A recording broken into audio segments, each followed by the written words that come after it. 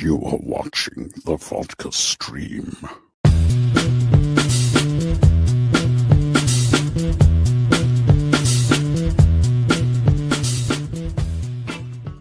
Happy New Year, everybody. What is happening? We're back, baby. That's right. Nice little break from live streaming, but we are back. That's right. Guess who's back? We're so back, as the kids say. You guys know I love it when people say, like, we're so back. Like, where'd you go? Where'd you go? Yeah, we're back. Well, we are back. You know, it is a new year.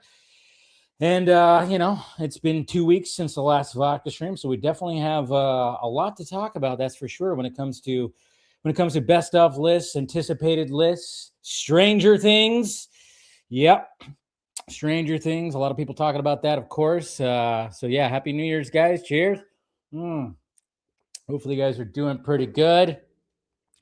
Let's put on a little bit of that mood music going on right here, all right? Let's see, make sure. There we go. All right. There we go. Some mood music. All right. Who's out there? Welcome to 2026. Good to see you, Monique. We had leftover steak and mashed potatoes to clean out the fridge. That's right. What's going on there, Mr. Phil? What? Let's see, Clone Avenger. I enjoyed the Stranger Things finale. I didn't think it was amazing, but it was solid. Yeah, I'm going to give my full review of it, obviously at the top of this. And then I'm going to give my two lists for 2025 and 2026. I just got to ask you, Dave, do you believe? Well, I'll get to that. And yes, there's going to be spoilers, guys. There's no way you can avoid spoilers for Stranger Things. There's just no way. Because everybody's talking about spoilers, and obviously that being one of them. So, just saying, what's going on, Antonio? Good to see you. Happy New Year. All right, we got Taladia Plays. We got Mama Film Junkie here. We definitely got Mama Film Junkie here, and I want to raise my glass right now and dedicate the show to Mama Film Junkie. Cheers, because today we had to put her dog Cali down today. So yeah, kind of a little bit of a rough day, but I went with her to put her dog Cali down. Cali girl, 16 and a half years old, young, whatever you want to say. But yeah, today was the day to do that. She will be big time missed. We're gonna miss the absolute hell out of that dog. And so I just want to give a little cheers. And there's something about dogs, man. And it's obviously never fun to do something like that. And it was pretty brutal, but we did it. We put her, she's in no more pain. That's always the good thing. And so I just want to raise my glass to Mama Film Junkie, and of course to Cali girl, 16 and a half years.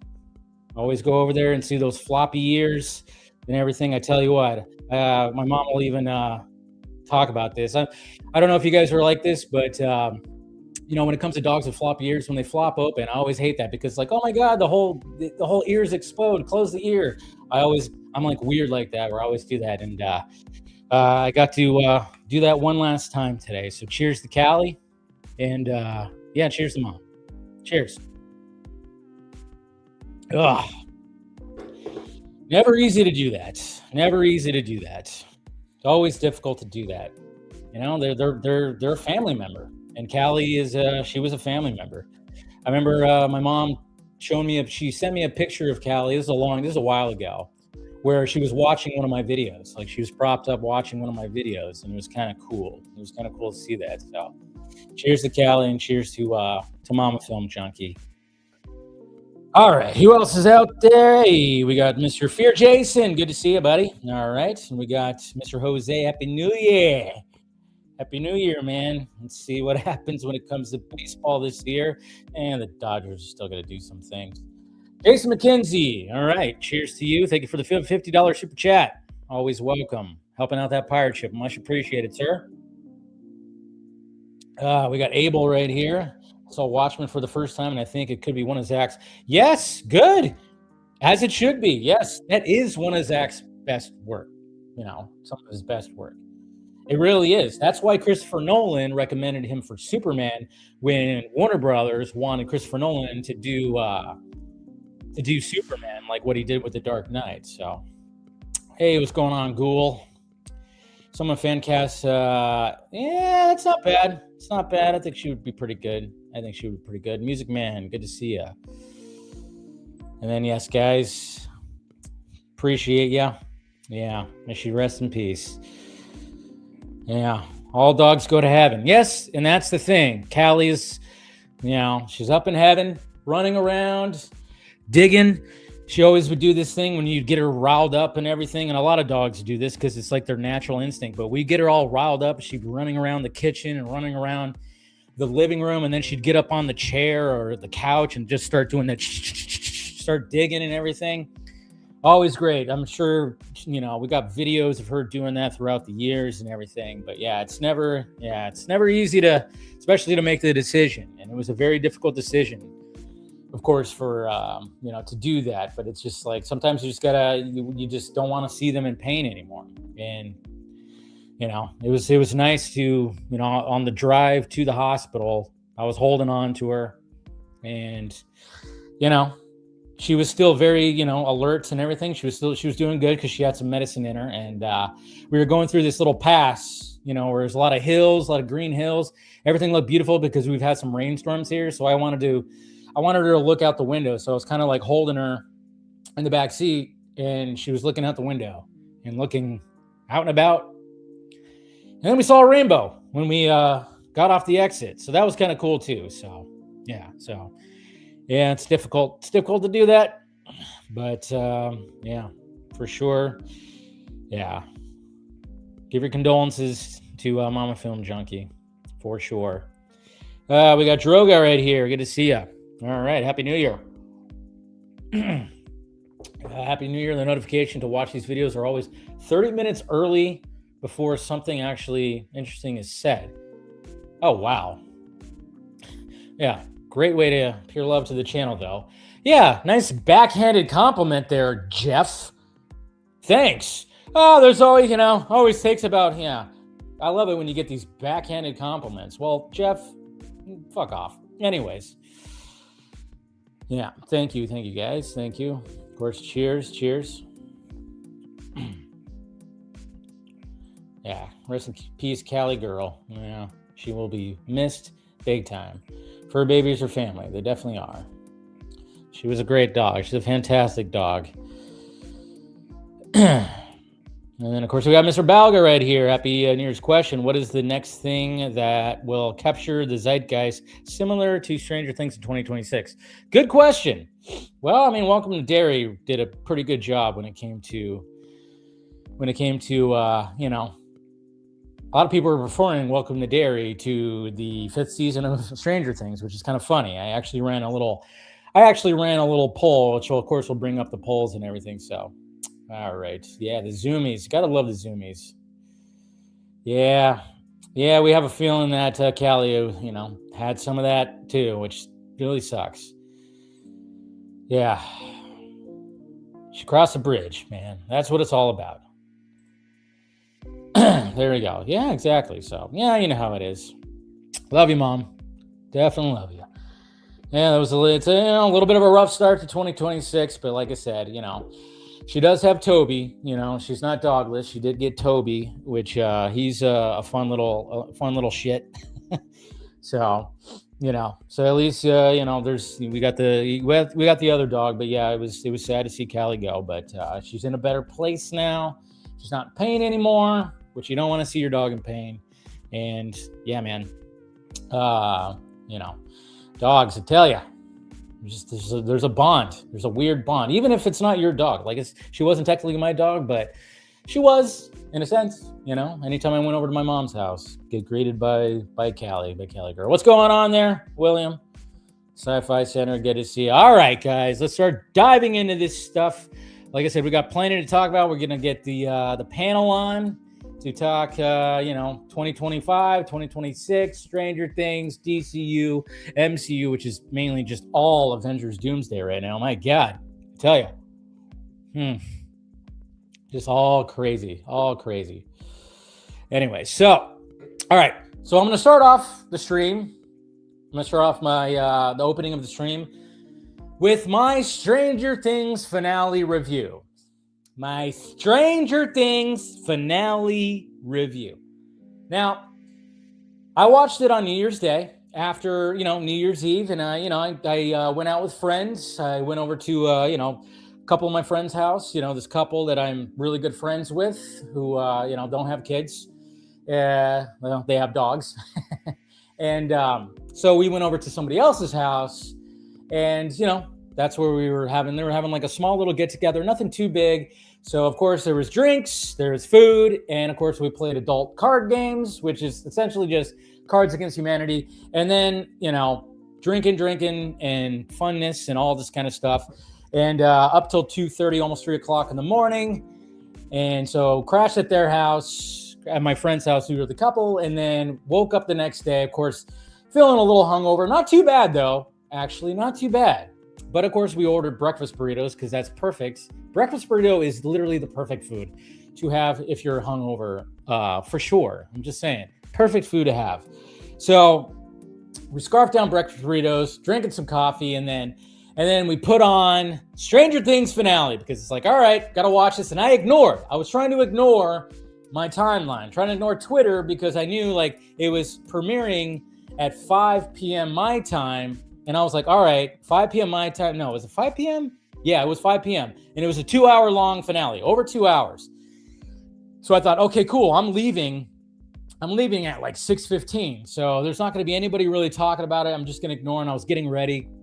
So I got to ignore it. Wasn't looking at my timeline until like the next day. And I'm like, even when I woke up, I didn't want to look at my timeline. I didn't want to get anything spoiled for me when it came to Stranger Things. And like I said, there's going to be things spoiled tonight. For anybody who's watched it, we're going to talk about it. And I'm going to talk about some things too. I'm not going to go into deep spoilers, but whatever. So when it comes to the finale, it was fine. It was fine. As a lot of people are saying, I think that's the common consensus. It was fine. Because it was. And we already were seeing that this season was the weakest season because there's so much. I mean, the sad fact of the matter is when you have a show like this that has lost its charm, because it has. Stranger Things lost its charm. And the main reason why is because it's been 9 years when it's only supposed to have been 4 or 5, and the kids are no longer kids.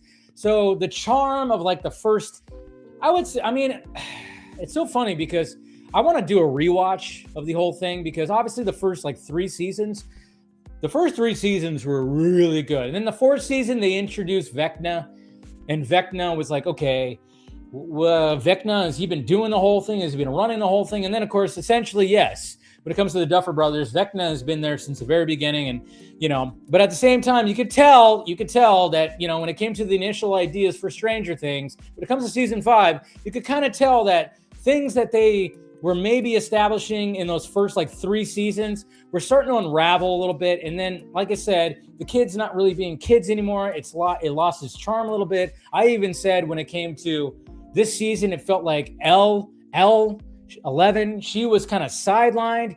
Joyce was sidelined. Mike was sidelined. It just seemed like there was some characters that were sidelined, and and then people were put to the top, which of course was Will. And, Will, and then Holly was big time up there too.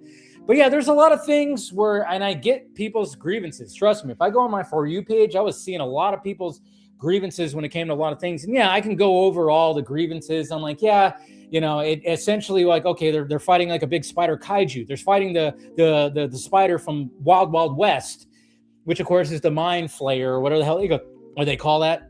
Which came back, and I was like, all right, cool. They're fighting that. But at the same time, why do we have to have these fucking emotional check-ins? Why do we have to have these emotional check-ins with characters while they're trying to save the world? They keep on doing that. That's what they've done. They've done that. Yeah, we got to have this emotional check-in. How are people feeling about each other or about themselves? It's like, yeah, you could do that. There's a way to do that. And they just didn't know exactly how to do that because sometimes it's like everything's happening too long. What are we doing here? But I will say the epilogues, because yes, epilogues, my God, epilogues. Just when you think like an epilogue is going to stop, there's like another epilogue. There's multiple epilogues that are happening. in Stranger Things. And when it comes to the initial story just ending and then, hey, okay, Linda Hamilton's character, she's just gonna go home now. I'm just gonna go home now. I'm kind of tired. I'm just gonna go home now. I'm like, what the fuck? Like, all of a sudden, Linda Hamilton's character was just meaningless. They just slapped a wig on her that looked like Matthew Modine's character. I forget his name. They're like, why did you just make her look like him?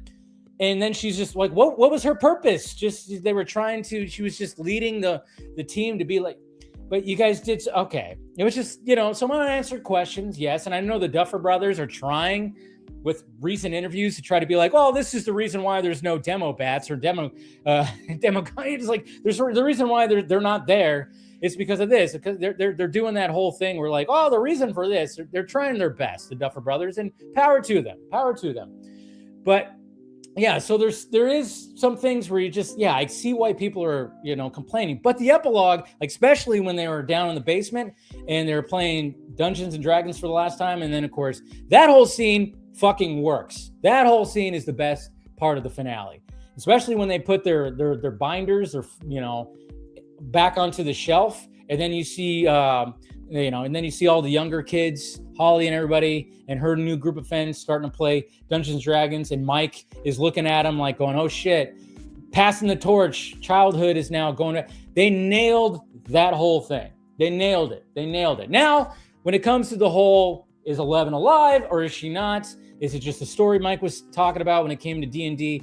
Or is she really alive? I think she's really alive, because I guarantee you guys, that whatever the Duffer Brothers in the writer's room were trying to maybe do, or they had ideas, were like, no, we're going to kill off, all this, because they played it safe. They played it so safe, because we're all going, who's going to die? Who of the initial characters are going to die? And nobody did. Really. We knew that Cali was going to, come on. That was easy. But it was like everybody else just kind of, okay, we're all still around. Cool. And it's like, oh, okay. I'm wondering how many times, I'm wondering if Netflix pushed back on, hey, yeah, we have plans to off, this character, that character. Like, no, you can't do that. Because you know what Netflix is going to do 100%? In about 4 or 5 years, maybe 5 years, there's going to be a sequel series. The gang is coming back. There is no way that does not happen. Now, there is a spinoff that is happening with Stranger Things. The Duffer Brothers have already talked about it. There's going to be a spinoff that's going to take place in a different time period, that's going to have a completely different cast, but at the same time, there's still going to be connective tissue. And, that little rock, that Henry found in that case that turned him into Vecna, we didn't know what the fuck was going on with that. That's gonna play heavily into this series. So I'm thinking it's a prequel spinoff, and they're gonna start connecting the tissue. And I guarantee you that Netflix is gonna start pressing the Duffer Brothers, and of course they're gonna do it. They're gonna bring the band back together. It's going to happen. Don't think this is gonna be the end. Like, they did good with the epilogues, with the ending, even with the older guys, with Steve and all them at the end, Jonathan, and I'm trying to remember the characters' names off the top, on the top of the roof of the radio. Yeah, that was great too, but it's going to happen. Okay. They're going to have spinoffs. They're going to keep this thing alive. And then there's going to be a sequel series in like 4 or 5 years. I guarantee you. There's no way. But at the same time, you know what? I want to know more about what was happening in this little rock and everything like that. I'm all for it. I want, delve into the world more. I'm totally okay with it.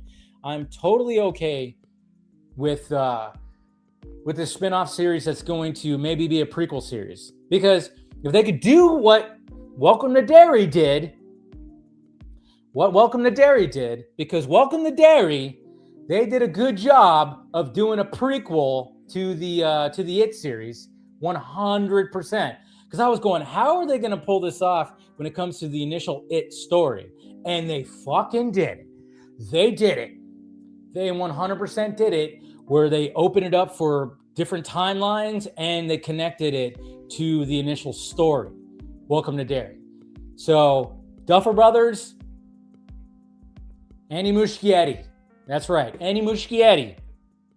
He's going to be your blueprint now. He's going to be your blueprint now to do something like that where you can connect things. But of course, who knows? Anyways, there you go. That's my thoughts.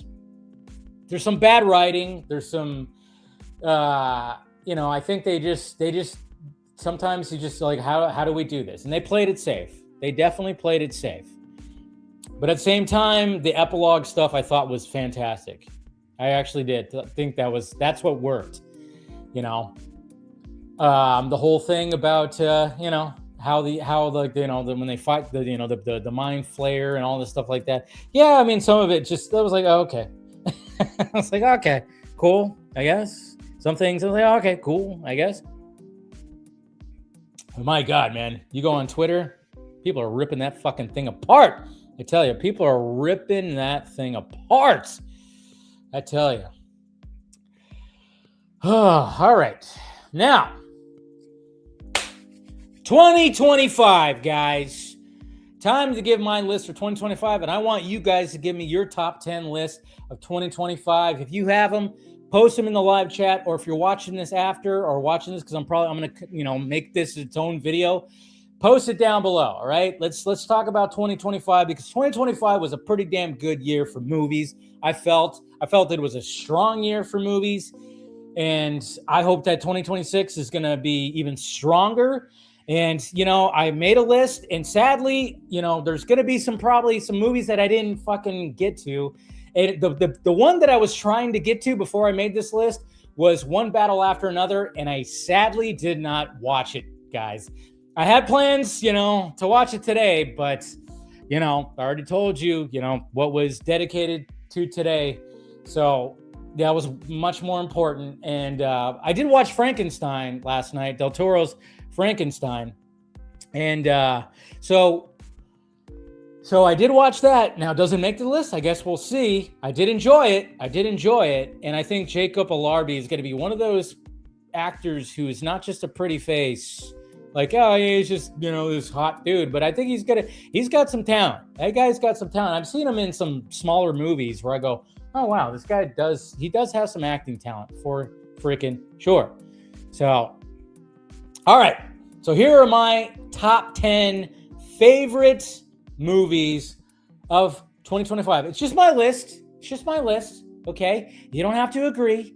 Okay. I know there's I saw people giving Jeremy Johns some shit on Twitter because he put Kill Bill and the whole bloody affair as his number one. But he was like, this is my list. And he was talking about theatrical experiences, which, yeah, I think only one movie I did not watch in the movies.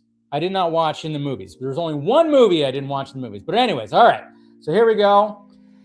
Number 10, when it comes to favorite movies of 2025, Predator Badlands. Yes. I was very impressed by Predator Badlands. Fun movie. It's a great movie. Come on. I mean, they spun the Predator franchise on its head by making you root. He's the protagonist. Now the Predator is the protagonist. And I just really enjoyed it. It was a very enjoyable movie. And, I know some Predator purists out there, which my cousin Gary was one of them when I talked about it over, during his Christmas party. He was like, yeah. I'm like, oh, you're a Predator purist. You want him just to kill people. He's like, yeah. I'm like, oh, see, but that's what was cool about this. Predator Badlands, number 10. Number 8. Or number 8. Geez, I'm already moving into number 8. No. Number 9. That's where I'm at. I'm like trying to remember here. Number 9. Eddington. Oh my God, did this movie frustrate the absolute shit out of me. My God. That movie frustrated the absolute shit out of me. And if you watch it, you'll see why. Because, of course, it takes place during COVID. And then you got both of the political parties when it comes to this in this little town. But I think Ari Aster, he just did a very great job. He did a fantastic job to kind of just show both extreme sides when it came to all that. And it's very frustrating for both sides when you're looking at it, because not everybody is like being tribal when it comes to this. So when I was watching it, I was like, this is and not to mention it ends so batshit crazy. It is so well acted. And I just really, really enjoyed this movie, but it's very frustrating. Like I could watch it again, but I know if I want to watch a movie that's going to frustrate me, I'm going to put on Eddington. 1000%. All right. Number 8. Superman. That's right. Superman is number 8 on my list. And I'm sure some people out there are like, oh, what? She's going to put it at number 1. No. I enjoy the shit out of Superman. I like it. This was the movie I saw the most in the movie theaters. I saw it 3 times in the movie theaters. I saw an advanced screening. I saw it with my dad and my brother and nephew and my nephew's friend. And then I saw it with Mama Film Junkie. I knew it was going to be on the top 10, but I was even kind of worried because, again, I'm not trying to be biased. I'm not trying to be like, because some people are like, oh, yeah, you're just all about the DCU and James Gunn. And like, no, I'm not going to be like, yeah. I know some people will put it at number 1, and that's perfectly fine. It's their list. It's whatever. It wasn't going to be number 1 on my list. I knew that wasn't going to be the case, but when I was making my list, I was like, yeah, I think it fits right there at number 8. So Superman, number freaking 8. Number 7. And this is a movie that I just, at the beginning of the year, that I just thought was just so fantastic, and I just really enjoyed it. And I've watched it a couple times, after, because I just really enjoyed it. Companion. That's right. I just really enjoyed this movie. Really, really enjoyed this movie. And it's scary because it does feel like a Black Mirror type of story that's like very long, and it's like whatever. But man, this movie right here, I don't know. The way that it played out and the way that we already knew that she was a robot, but so naturally they had to sell it like that. But the way that things play out within the movie is just like, and then I have a new crush, which is Sophie Thatcher, by the way. All right. What number I'm on? 1, let's see, 1, 2, 3, 4, 5. Oh, wait. I'm like totally lost. 10, 9, 8, 7. All right, number 6. Sorry, I was like, what number am I on? Jesus Christ.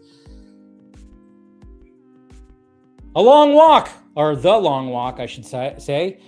This movie right here, I mean, I had a feeling it was going to be a good movie, but man, I didn't think I was going to be in love with these 2 characters. These 2 right here is what really makes this freaking movie work so well. Their chemistry is so well. Obviously, I forgot his name, but I know it's Phil Seymour Hoffman's kid. And then, of course, Mr. Johnson, I can't remember his first name, but I just really like, that was just like one of those Stephen King stories where you go, oh yeah, it doesn't need to have like this like big horror element or anything like that. It's just the movie is about this. And there's a lot of questions when it comes to the world that this is establishing, but at the same time, you're just more about the characters. And the chemistry between those 2 leads, even with all the other characters too, were just very well done. So I don't know. I just really liked, that movie so much. Number 5, and I think this is on a lot of people's lists. Boop. Weapons. Oh my God. This batshit crazy fucking thing of a movie. My God, this movie right here. This movie had the ultimate hook, okay? And I think this is why horror is like really good, because you could really hook people just by a 30-second teaser if you wanted to. The hook of Weapons was so well done. Was so well done. Because when you saw that trailer, all they needed to do was show you that these kids were running at 2:17 a.m. They were just running out in the middle of the street, and they disappeared. That's all you needed to do to sell this movie. And then when you watch the movie, I love the fact that it's chaptered out like a Tarantino movie. You're seeing the different perspectives of these characters. And then it has a batshit crazy ending. Oh my God. It's so freaking good, the ending. The ending is so freaking good. Some people had a problem with, but hey. Whatever, right? Okay. Number 4 in this movie. Oh man, just so satisfying, this movie. F1, baby. Yes, F1. This movie was a 1990s blockbuster type of movie right here. Come on. F1 was just so satisfying because, yes, it felt like a 90s blockbuster movie. And I remember just going in like going, is this going to be predictable? And it wasn't. It wasn't predictable because I was going like, Jesus Christ, what's going to happen? What's going to happen here? And the soundtrack from Hans Zimmer is, Brad Pitt. You just fall in love with Brad Pitt again. It's like, oh my God. And it's just like, oh man, so good. And then and the way they filmed it and everything, I don't know. F1, which is one of those just satisfying blockbuster movies that's not an original IP. Of course, it's based off a real sport, and it took off, and it's just absolutely fantastic, man. It was just so freaking good. So freaking good. Number 3. And this is one I saw recently, and Jesus Christ. Marty Supreme. That's right. I am now a Timothée Chalamet fan. What the fuck? I've always been a little hesitant on good old Timmy Chal. I just never really, I was like, I mean, when I saw the Wonka movie, I went, okay. And I like him in Dune. It's so funny because he's like been in like these movies, and I'm like going, but I'm not there yet. He's impressed me, but it's just, I still think he's overrated. I still think Timothée Chalamet is overrated. But when I saw Marty Supreme, I went, okay, there it is. Here's his best performance. This is Timothée Chalamet, in my opinion, his best performance. This movie moved so quickly. It is pure chaos. It's shot in it's supposed to be 1953, but Mr. Sadfree, I forgot which one, Benny, I don't know. Anyways, pure chaos, which is what they know how to do. And the fact that they had this like 80s score synthesizer over 1953 worked so well. I was very impressed by this movie and very impressed by Timothée Chalamet. So there you go, folks.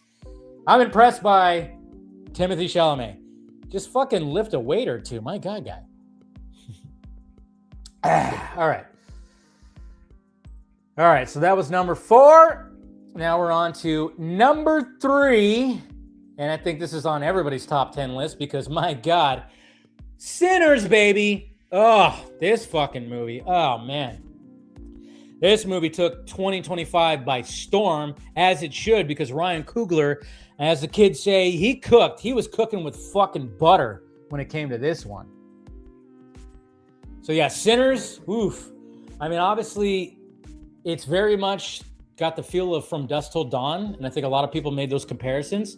And I love From Dusk Till Dawn, but of course, you're taking like that concept, a similar concept. Similar because you have this whole movie that leads into the whole horror type movie because it's like 2 movies. It is like a historical drama before it leads into a vampire horror movie. I mean, that's what's kind of cool, and that's exactly what From Dusk Till Dawn was. But I would say that Ryan Coogler did a little bit better for sure, especially that scene where they're going through the different genres of music. Just chef's kiss right there. So yeah, I put that at number 3. I think I'm wrong. I tell you, wait a minute. I think I'm off here. See, I messed up. I think I messed up. 1, 2, 3, 4, 5, 6, 7, 8, 9, 10. Okay, so that was actually number 2. I messed up. I skipped the number. I should have labeled my tabs correctly. That's actually number 2. So everything, you bump it up a notch. I knew I was going to mess up tonight. That's actually number 2. So Marty Supreme is number 3. I think I messed up maybe right here because I think I did say F1 was number 4, right? Okay, so Marty Supreme is number 3. Sinners is number 2. Okay, so what is number 1, guys? Can anybody guess? Anybody out there going to guess what number 1 is? like a movie that you might have saw my first reaction or even saw my opening review on the Vodka stream, yeah. Is it going to be Frankenstein? I see Ghoul out there, War of the Worlds. War of the Worlds.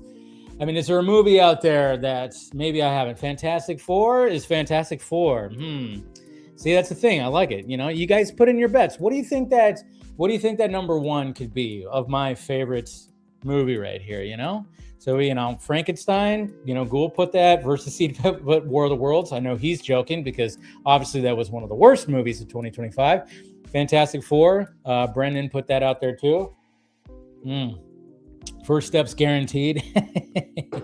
Elio. Oh, come on, guys. You guys gotta pay attention a little bit more when it comes to all this. But here we go. My number one favorite movie of 2025 is, drumroll please, Begonia. Come on. This movie had everything my little fucking crazy brain just absolutely loves right here. And I suggest everyone to go see this goddamn movie. Please. This movie, and I'm not going to reveal spoilers because I know, not a ton of people saw it. Not a ton of people saw it because, and the reason why I chose it as number one, because it just fit. It fit in so many things. It fit in. I'm a conspiracy guy, guys. I love going down rabbit holes of crazy conspiracy. You can ask some of my friends. I have a friend out there, Amanda. I know I see her out there, who's been, she's been a friend. We've been friends for like 2 decades, probably longer. I don't know, but she can contest to this. That I've even said that sometimes, like when in my TikTok feed, my algorithm, not even just my TikToks, I like to go down conspiracy routes, and I love alien stuff. Like when the 3-Eye Atlas thing was happening, and it's like, oh, is aliens going to show up? What's happening? All this kind of stuff. So the question, and again, this is what sold this movie to me, and I think to a lot of people, is always the question: is Emma Stone's character, is she an alien or not? And that's the thing. Is I loved that question. I loved the conspiracy. I mean, and Jesse Plemons, the performances were top notch. It's a very contained story, which I love. And I think it's great. So it's on Peacock that Gould just put in there. Go watch it. And that was just my favorite movie of the year. I just walked out of that movie satisfied. And I almost feel like that's revealing too much, but I'm just going to say that was such a satisfying movie. I just really enjoyed that movie. The tension and the performances are what drive that movie. I'm just saying. So I was hesitant to put that. Sinners was my number one for a long time, but there was something about Begonia that would just totally I don't know. I just really enjoyed that type of movie, the way that it was shot, the way that it just, everything, the way that it just all came about. So there you go, guys. That is my top 2025 right there. My favorite movies. Like I said, I didn't see one battle after another. I do still plan on watching it. I'll probably watch it this weekend, and then I'll probably be like, yeah, that would have been in my top 5, or maybe it wouldn't have been. So I'm just saying, but that's my list right there. Yeah, no more, Fantastic Four, I did enjoy. So I enjoyed Thunderbolts. Didn't really enjoy Brave New World. When it came, obviously you can guess. You can guess. You can absolutely guess, the ranking when it comes to my favorite, when it comes to the ranking of superhero movies or comic book movies of this year. Obviously Superman's number one because it was in my top 25 list. My second favorite comic book movie of this year was Thunderbolts. It was Thunderbolts. I think Thunderbolts was actually stronger than Fantastic Four, even though that could do this. Because that second act of Fantastic Four was excellent. That second act, when they go to Galactus for the first time, and then Silver Surfer is chasing them when they're going through like light speed, and she's trying to steal the baby. That whole sequence is fucking fantastic. But I still think Thunderbolts was a little bit better than Fantastic Four, sadly, because I was hoping that Fantastic Four was going to be better than it actually was, but it wasn't. So, I didn't see Roofman. And I wish I would have watched Roofman before I made this list, because I hear it was great, and it might end up being on my list too. See, that's the bad part when you don't watch all the movies, and that's why when it comes to 2026, I want to make sure that I watch every movie I can. I mean, I did a good job in 2025, but I want to do it better. And then, of course, Brave New World would be at the bottom of the CBM list, because that movie just was ripped to shreds and just forgettable, and it was, I don't know. I didn't like Brave New World. I think Brave New World was just fucking a convoluted, shitty mess. All right. 2026. What is my top 10 anticipated list for 2026?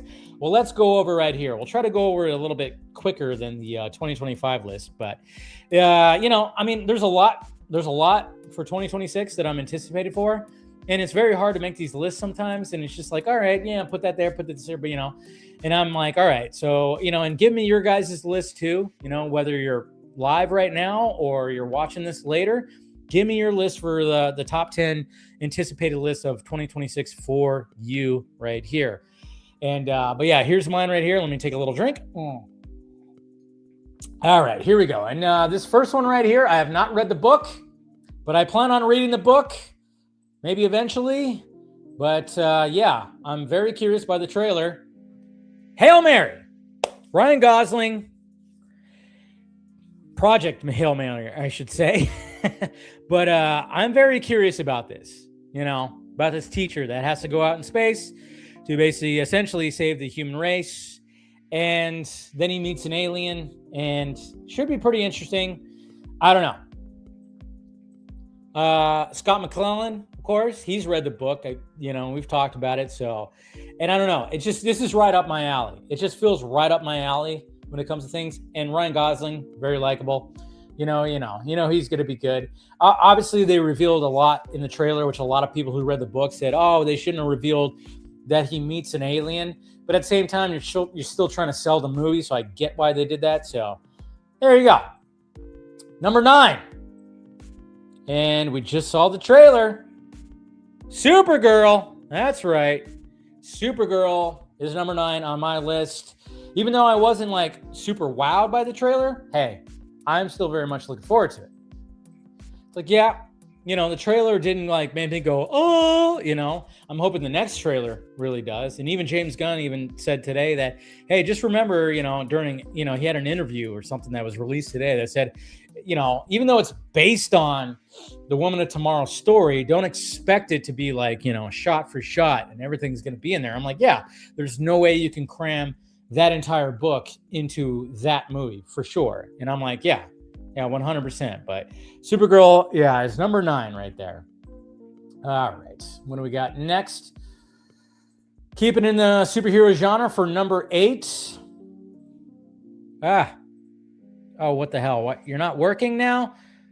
Oh, there we go. Avengers Doomsday. So obviously we begin getting all the trailers. And yeah, the trailers are great. Hopefully this ends up working out. But of course, naturally, I think a lot of us are looking forward to it. Now, I know there's some people that are just like, I don't care. I'm done with Marvel Studios and whatever. Fine. It's perfectly fine. But hey, I think everybody's still very much intrigued by what's going to be happening in Avengers Doomsday. I really do. I really think that a lot of people are going to, they're still going to go watch it. It's still going to be probably the biggest movie of 2026. I mean, I think there's no doubt about that it's going to be, that. So, and with these trailers, especially with that X-Men one, oh my God, pretty crazy. So 10, 9, 8. All right. Number 7. And I'm just, because this movie looks batshit crazy, and I played the video game as a kid so much, and I'm and when that little sneak peek came out, I was like, oh fuck, they're doing it. Street Fighter. Fuck yeah, man. Come on. Yes. Jeez. After that sneak peek came out, I was like, oh my God, they're just leaning into the insanity. And I don't know. So I'm anticipating that.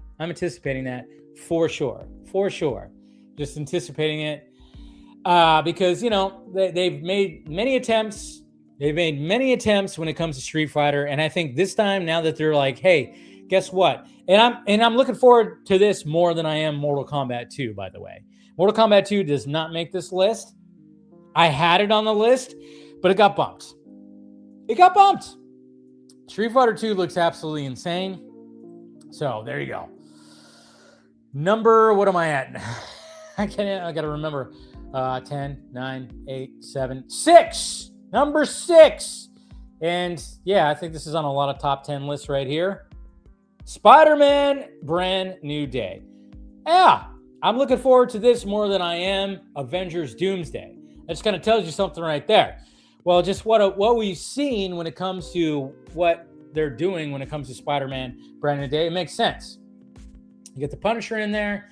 You got Sadie Sink, who might be Jean Grey. I don't know. There's going to be some interesting things and concepts. And I think that Mr. Cretton, who's going to be directing it, the Shang-Chi director, I think he's going to do something pretty phenomenal when it comes to this movie, this sequel right here. So good stuff. Hey, good to see you, Steph. By the way, Steph, if you're wondering, this show is dedicated to that little furry creature that we lost today. So, all right. So let's see. 10, 9, 8, 7, 6. All right. Number 5. And it's just strictly because this director, he never misses. Werewolf. Robert Eggers' Werewolf. I am a Robert Eggers fan. This guy is one of the most unique directors. So fuck yeah, I'm looking forward to his next piece of work right here. Robert Eggers creates a tone that no other directors can do. I don't know. At least right now. And anytime that Robert Eggers is making a movie, you go, okay, it's going to take place in historic time. And he's going to somehow create the tone and create the coldness, create the atmosphere. That man never misses when it comes to his movies. So yes, when it came to The Northman, when it came to Nosferatu, when it came to The Witch, I mean, come on. Those movies, like, there's just something different about it. There's something different about his style right there. All right, what am I on right now? 10, 9, 8, 7, 6, 5. Okay, we're on number 4. Number 4, because I'm a Batman fan,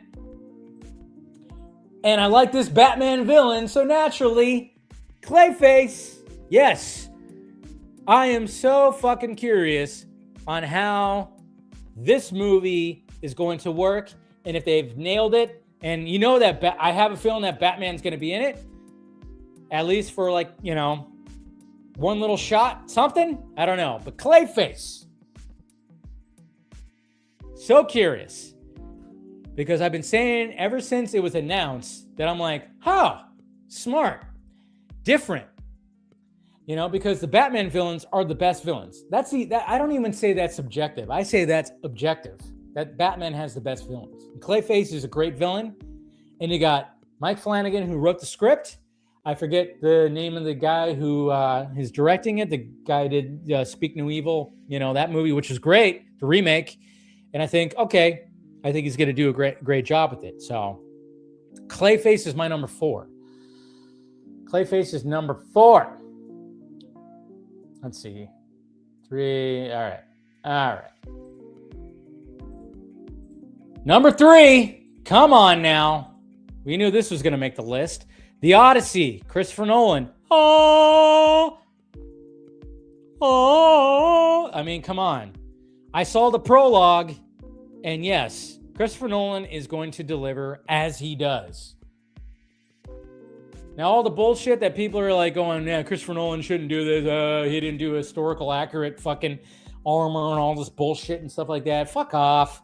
That's, I hate it. I hate it when people say that. But Christopher Nolan, I saw the prologue. You see the trailer. This movie is going to be like something else. The cinematography, every shot looks pristine as it does. It's just absolutely beautiful. There's just, oh man. I mean, when I was watching that prologue, I was like, my heart rate was going up. My heart rate was going up when it came to the prologue. You kidding me with that?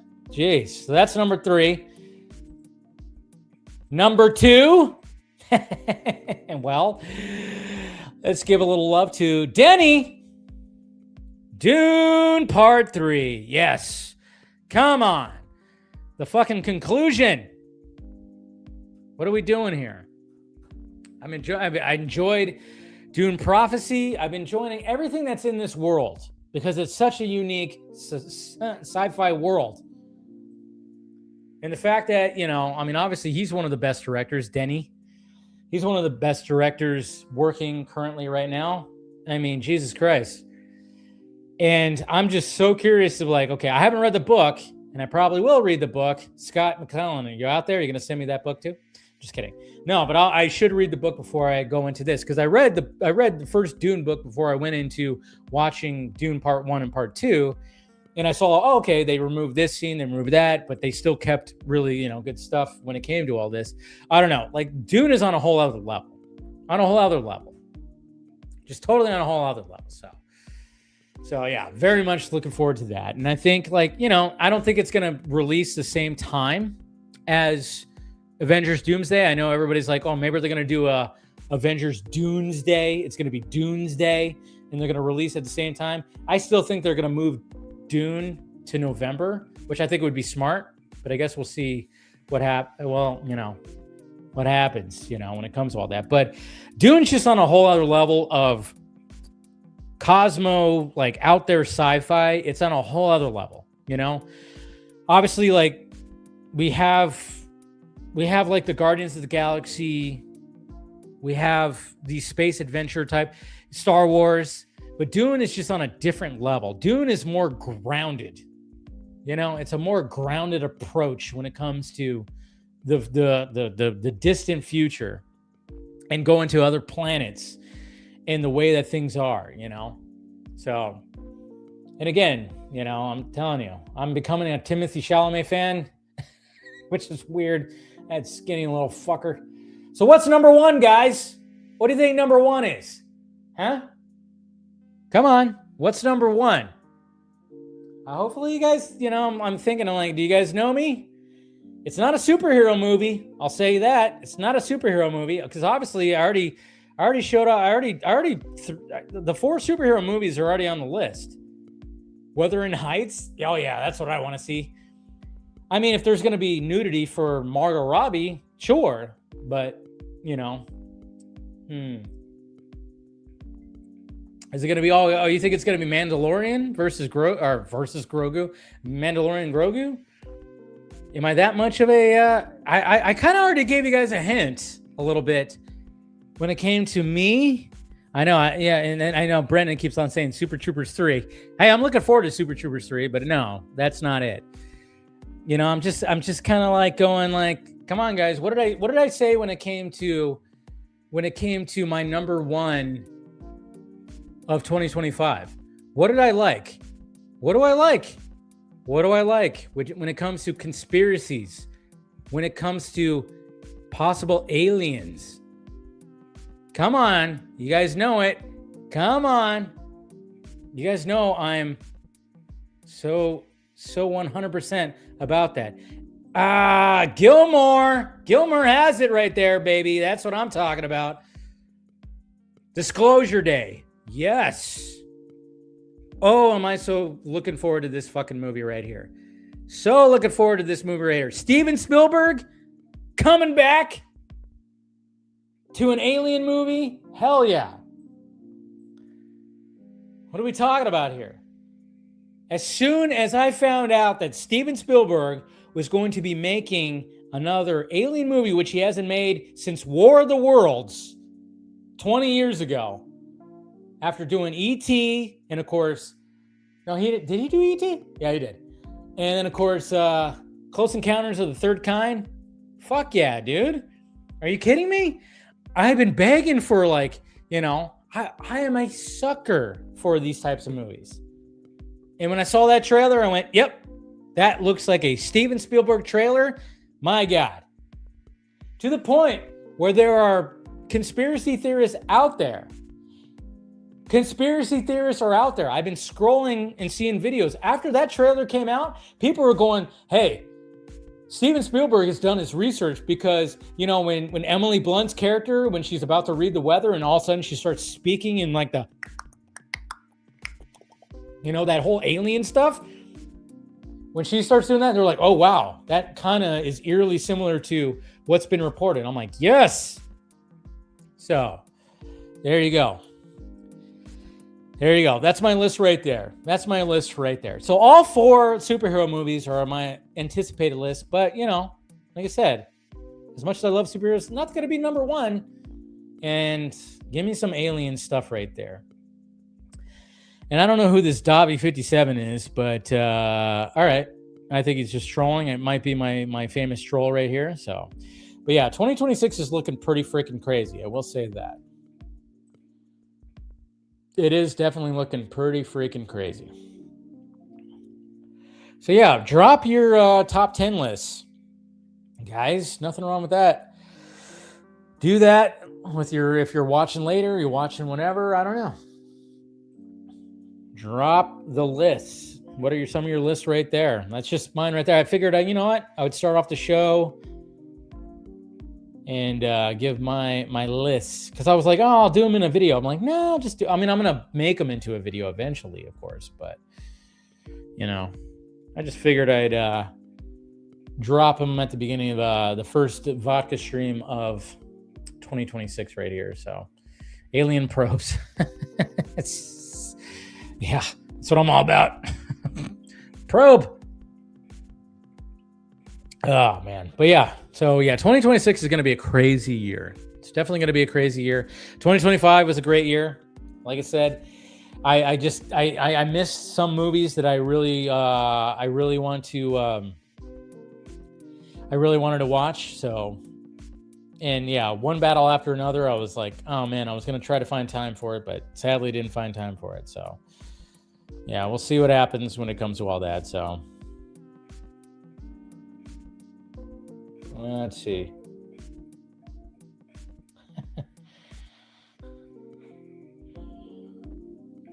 All right. So what are you guys talking about? All right. Let's see. Originally, Robert Kirkman from Dusk Till Dawn was supposed to be part of the Tales from the Crypt trilogy, Demon Knight, 1995.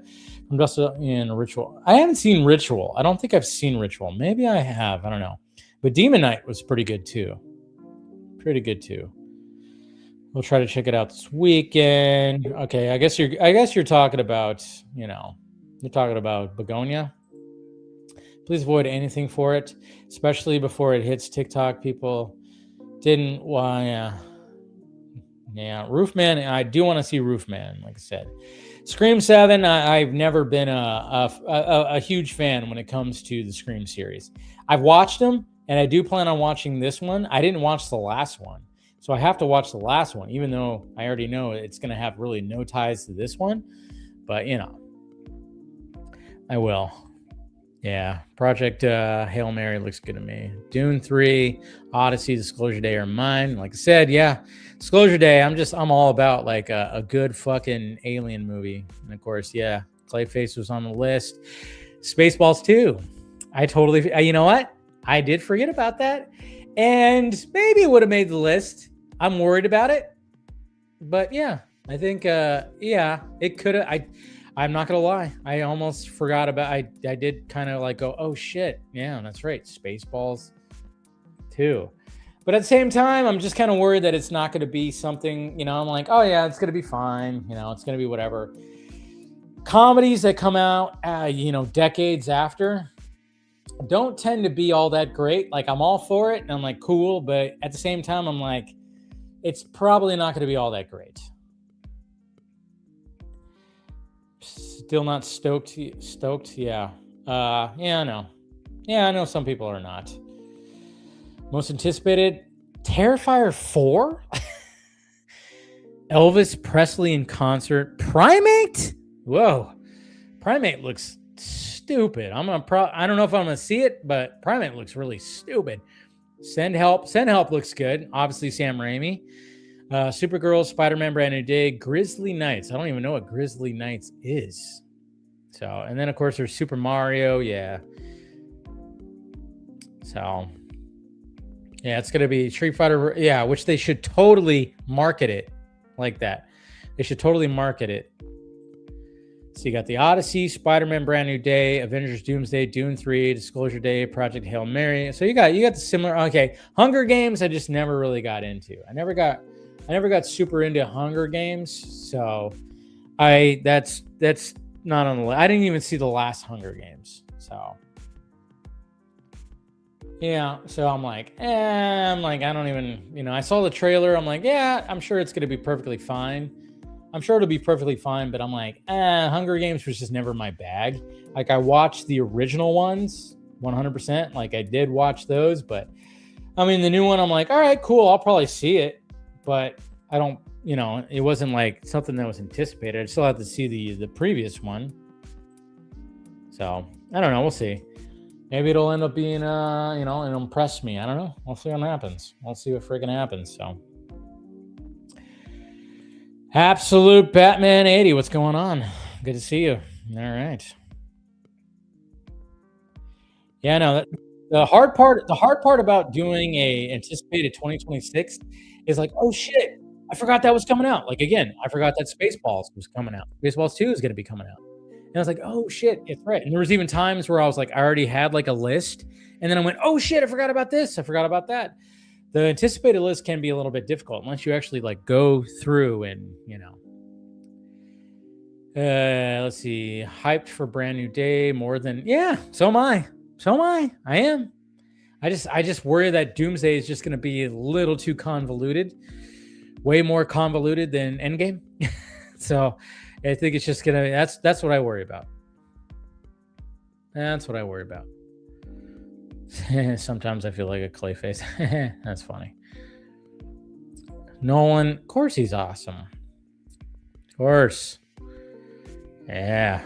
Paramount is a circus now for putting Avatar the Last... Oh, yeah. I saw that too. Yeah, who knows what Paramount's doing. They try to get Warner Brothers and they're throwing a whole bitchy fit. Wuthering Heights. I'm sure that movie's going to be great. Maybe.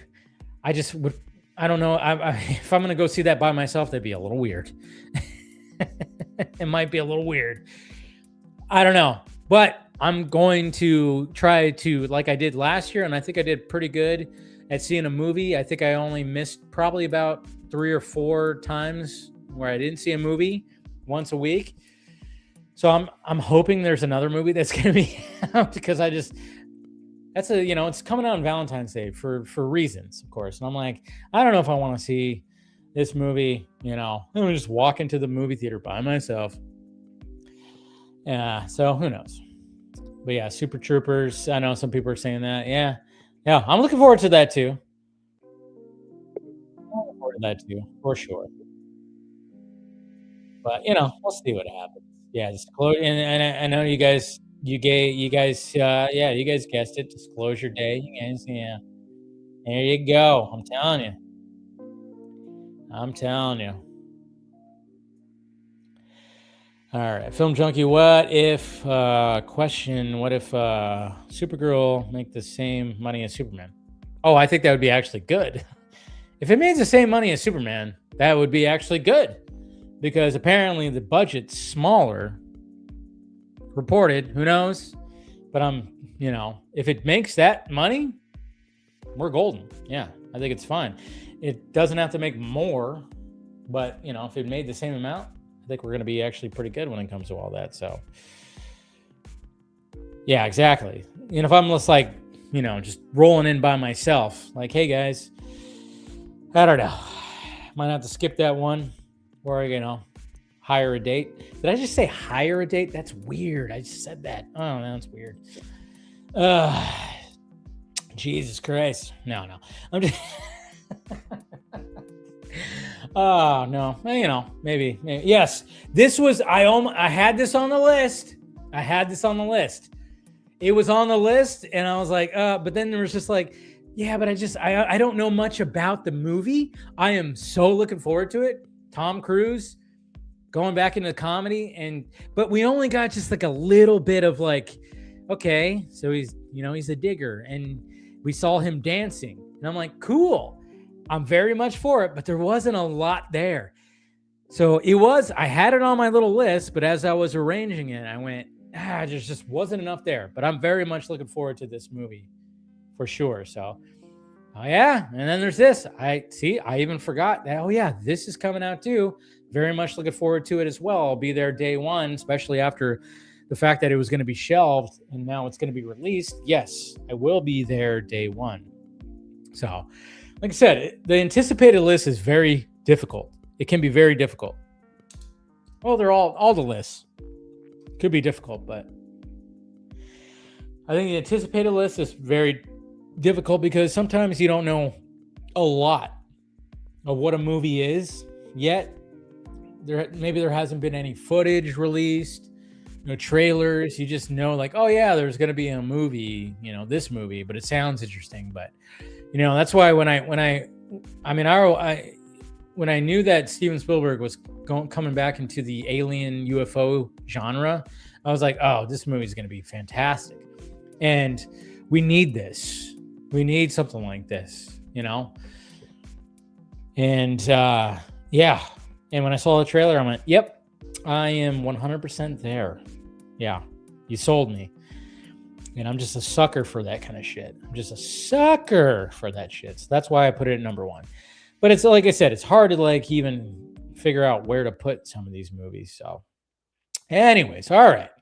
Start bringing in some peeps to start having some conversations about things that have happened in the past couple of weeks. And then of course, hey, we'll get some of the what they're looking forward to when it comes to 2026, what they liked about 2025. I mean, that's what it's really going to be about.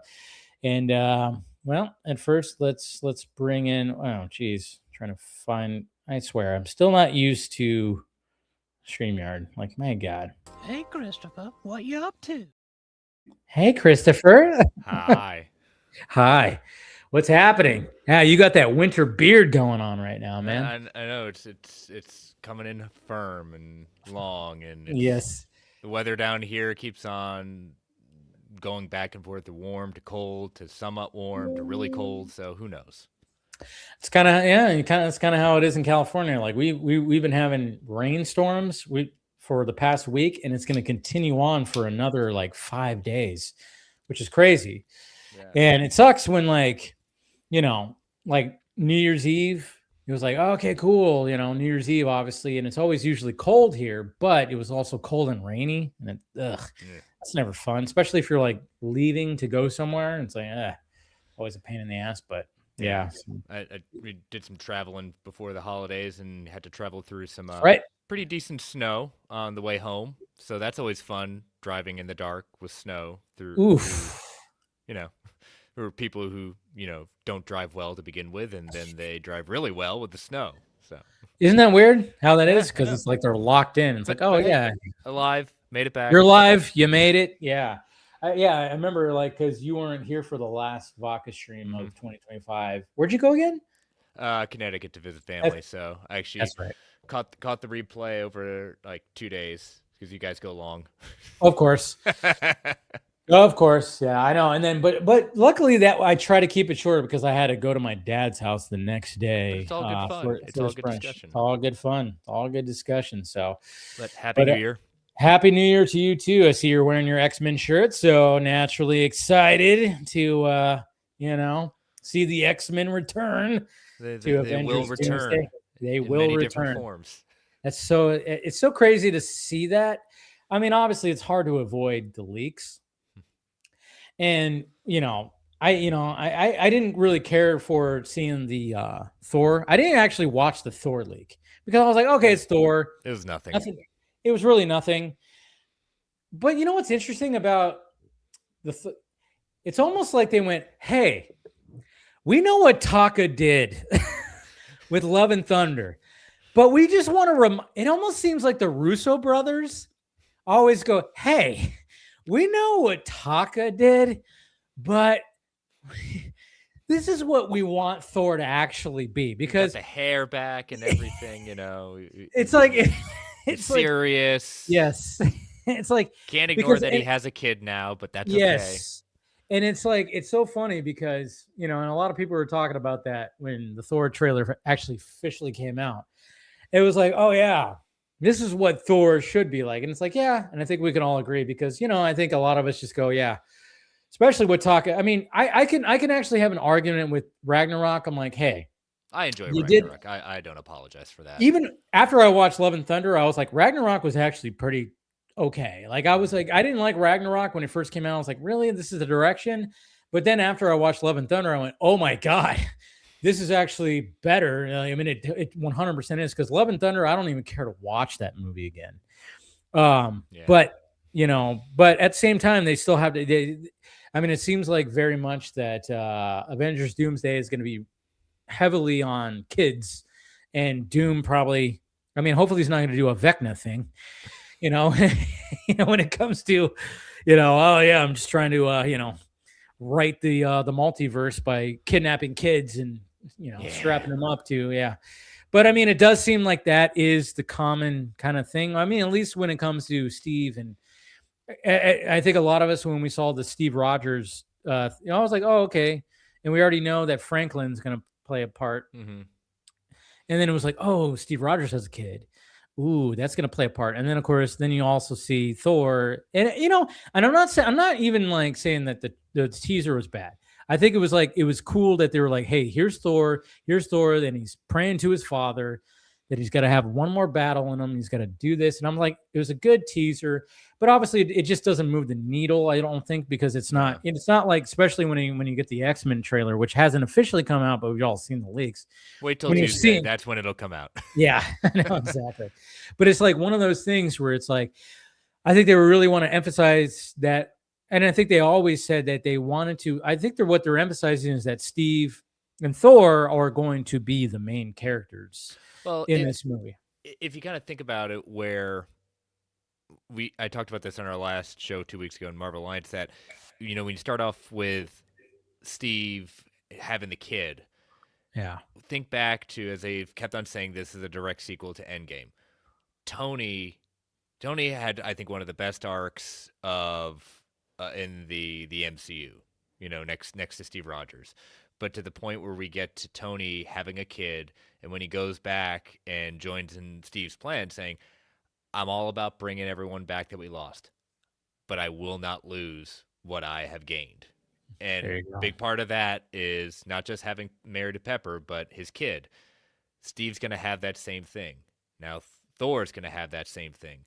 And I genuinely think, and I know I'm not the only one who's thought this, so I'm not going to claim it as an original, but Steve going back and creating his new life is what ends up destroying and causing the problems for what this Tony variant that's going to become Dr. Doom. This will be a Tony that probably was Iron Man, lost everything, and became this Dr. Doom. And he's going to use Franklin as, if we're going to go with comic origins, at that point he's an Omega level mutant, reality warping. He can use him to reshape and get back what he lost. Yeah, I mean, I think like what we're seeing when it comes to that, I think you're spot on when it comes to that. But again, we all worry. It's like, are they going to be able to? It's so funny too, because I even tweeted this out when people, because I saw so many people say like, I'm sorry I doubted the Russo brothers. I'm like, wait. So the Russo brothers, who essentially who gave the MCU their Dark Knight, and the reason why I say Dark Knight, and I do that in air quotes, because everybody always refers to Winter Soldier as, the best MCU movie, just like they do, like, best since, the Dark Knight when it comes to the DC. That's why I did that. And I remember posting that tweet. And of course, there was some discourse that was underneath it. And I was like, okay, yeah, what? On Twitter? You poked the bear of fandom? But then I was like, these are the guys that gave you that. Civil War, yeah. I mean, some people have mixed reactions when it comes to that. But Infinity War left people walking out of the theater going, holy shit. And I still think, I was surprised. I mean, as much as I love Winter Soldier, I was actually I was like going, wow, they pulled Infinity War off. Endgame, yeah, there's mixed reactions right there. But when people were saying they doubted the Russo brothers, I'm like, well, I mean, this is where their strength is. I mean, they tried to, make movies outside of Marvel Studios, and it didn't quite work out all that great. So they came back. I applaud them for trying different things, and Electric State I can enjoy. I enjoyed Electric State. And I know some people are like, that was the worst movie of 20. I'm like, really? It one of the most expensive movies. Yeah, it was very expensive, but I honestly did not think it was all that bad. It made me it felt like almost like a Spielberg-y kind of movie. I don't know. It was like, I remember me and my brother watched it, and we actually both were like, wow, this movie actually wasn't that bad. Like, it wasn't like a movie that I was going to watch on a repeat, but I actually was, when people were shitting on it constantly, I was like, this actually is not that bad. Sometimes people just like doing that just because it's To fun fit. and Yeah. it tracks and it gets those clicks. So. Yeah, and I don't care that, if people want to like come at me and be like, oh Jesus, you fucking wrong. I'm like, fine. This is just how I felt. It's a subjective thing. It's art. Like, and I know they produce, they do better when it comes to producing, I will say, because a lot of stuff they produce maybe is like better where they're just producers, and then the stuff that they actually make hasn't quite hit. So naturally, but I love the fact that when you hear, I mean, you've heard it from Kevin Feige, you've heard it from, when it comes to Doomsday, I think they even said, I even think the Russo brothers said like, oh yeah, it was always going to come back to Steve Rogers. Like, really?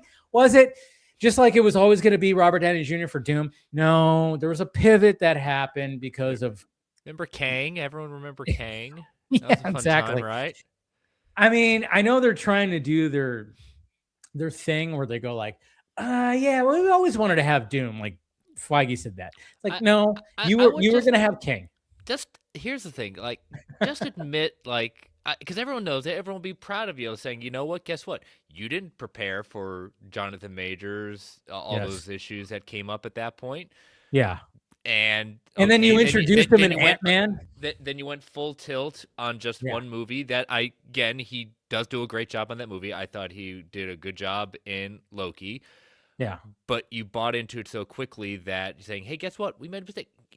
Own up to making the mistake. Exactly. Where people will think higher of you than just saying, oh, this was no, just stop. Just you make yourself look foolish. Exactly. I mean, and everybody sees right through it because it's like, okay, yeah, you were leaning in Kang, and yeah, he was great in Loki, but I think Kang as a character in the comics has proven time and time again, like just like Doom, like it's a good character to go in on. So there was nothing wrong with him. They're going to lean a little bit more in Kang just on the idea and on the performance of an actor.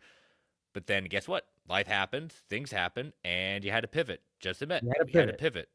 You had to pivot, and there's nothing wrong with that. And then, of course, especially with carrying a couch, pivot.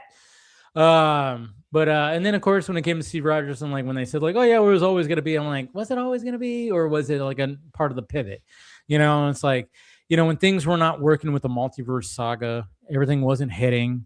So it's like, and I'm not saying it's a bad thing because, like I said, I watched Avatar with my dad, and I was like, oh, you're going to see a teaser. And you're going to be, and of course he was like, what is it going to be about? I'm like, yeah, I'm not going to tell you. And then it finally showed up and he's like, what? He's back. And I was like, he was very like excited. And I'm like, cool. That's the kind of thing that you're going for right there. Fine. But don't tell me that was always going to be the idea. It's like, come on. Was it always too much of their own Kool-Aid? Yeah, exactly. All right. We're going to bring on Ronan. What's happening, brother? What's up, muchachos? Happy New Year. Happy New Year to you. How you doing, man? I survived the New Year's Eve night. There was a bunch of fireworks and shooting, and I was like, just please don't aim here. And I was like, fireworks and shooting. Yeah, I was hearing it the whole morning, and I was like, God damn. So yeah, but pretty good. A lot has happened since last week. It feels like it, right? It's like, yeah. Dude. Really has, yeah. And then we got Talati also joining right now too. What's up? Happy New Year! What's up, guys? Happy New Year! How you doing, man? I'm doing good, man. What can I say? I mean, it's been a hefty week of news from not only from DCU stuff but other news as well. Yeah, trailers and all Yeah. kinds of things. And of course, we'll talk about the Stranger Things finale. If people have watched it, I mean, that was like the big news when it came to that. My God, I know. Look at that shirt. I mean, yeah. Ronan came prepared. He's wearing the Hellfire shirt. Spoil away. I stopped after season 2. You're not going to ruin it for me. Okay, so you're one. It's funny because my brother was the same way. He's all, yeah, I kind of fell off after season 2. I was like, yeah, okay. I mean, I was all for it. I mean, when it came to Stranger Things, I was like, it was my bag from the beginning. And yeah, it kind of went into a very big direction. But I don't share the same, a lot of people are just like, this is the worst thing ever. I'm like, no, it's not. No. You're overemphasizing. It was always going to get bigger. It was always going to get bigger. Yes, yeah, there were some things where like, yeah, I have problems with. But God damn, did they nail that epilogue of all of them in the basement? I was like holding back. Yeah. I was holding back. I was like at my friend's house, we were watching it, and I was just like, I was like swallowing, like, Jesus Christ, when they were putting their little binders, that, and then, you felt the real emotion. That's the goodbye. thing. Yeah. Yeah, because that they shot that. That was like one of the last things they shot. And you could tell that every actor was feeling like, oh, yeah, we're hanging. Even though I don't think they're hanging it up, I think they're all going to return in some form 5 years from now. Come on.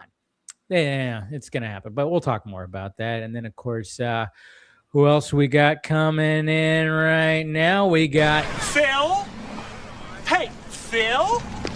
Phil. What's up, Phil?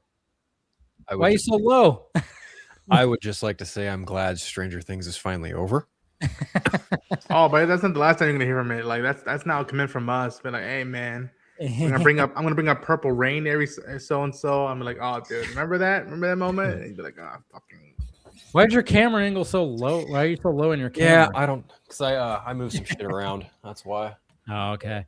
I was about to say, it's like we could only see your head. Yeah. There you go. That's better. A little bit better. Yeah. Yeah. No, I moved some shit around. I've got Yeah. my long way monitor here now. I've got a different monitor here because one of my other monitors was starting to go out. There's the Batmobile, the Batman Beyond Batmobile. Nice. The full circle poster that you I think you have one, right? What? Don't you have a full circle poster? Oh yeah. I got 2 of them. Yeah. And then Joker and Batman. But yeah. Cool. Clean up my room too, but that's besides the point.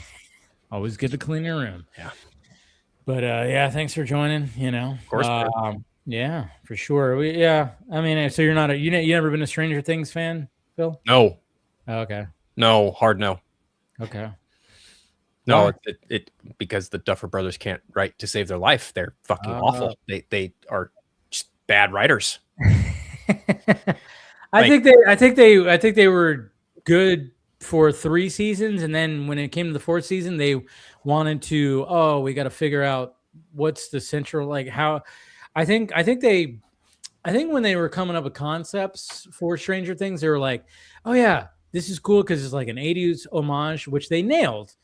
I think in the first 3 seasons, and they were like coming up with concepts, and then they didn't. Then they were like, "Oh, we got to keep going. Then we got to figure out what is causing this thing." So then they created Vecna, which is not entirely a bad villain when he was introduced, but I don't think they knew exactly how to fully, hey, this is the guy who's been pulling the strings, literally, and. So I think there was like a little bit of issue when it came to that, because there's no way in hell with that the first couple of seasons that they were like, oh, this is all being orchestrated by one particular character. All of it ending up being a fucking wormhole. I was like, this doesn't make any sense at all. The wormhole thing was interesting.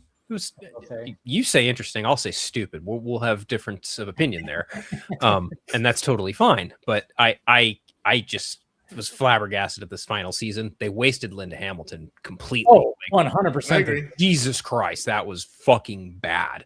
Like, why are you here? That's right. Weaver and the Defenders. I was like, oh no. It's like I've seen this before. I've watched Terminator Dark Fate. I've seen you do this exact same thing in that same fucking movie, minus a shotgun and glasses. It's just not great. I don't know. Like you know me, like I've always said, I like Eleven and Hopper, and to that end, I think they were handled rather well. I also think that Mike is one of the most useless characters ever written. Period. Straight up. This man-child character does fuck all for 5 seasons, and then finally, in the last half hour, he lets his friend know, like, hey man, don't worry. I love you. Fucking what? You couldn't do that at all over the course of 5 seasons?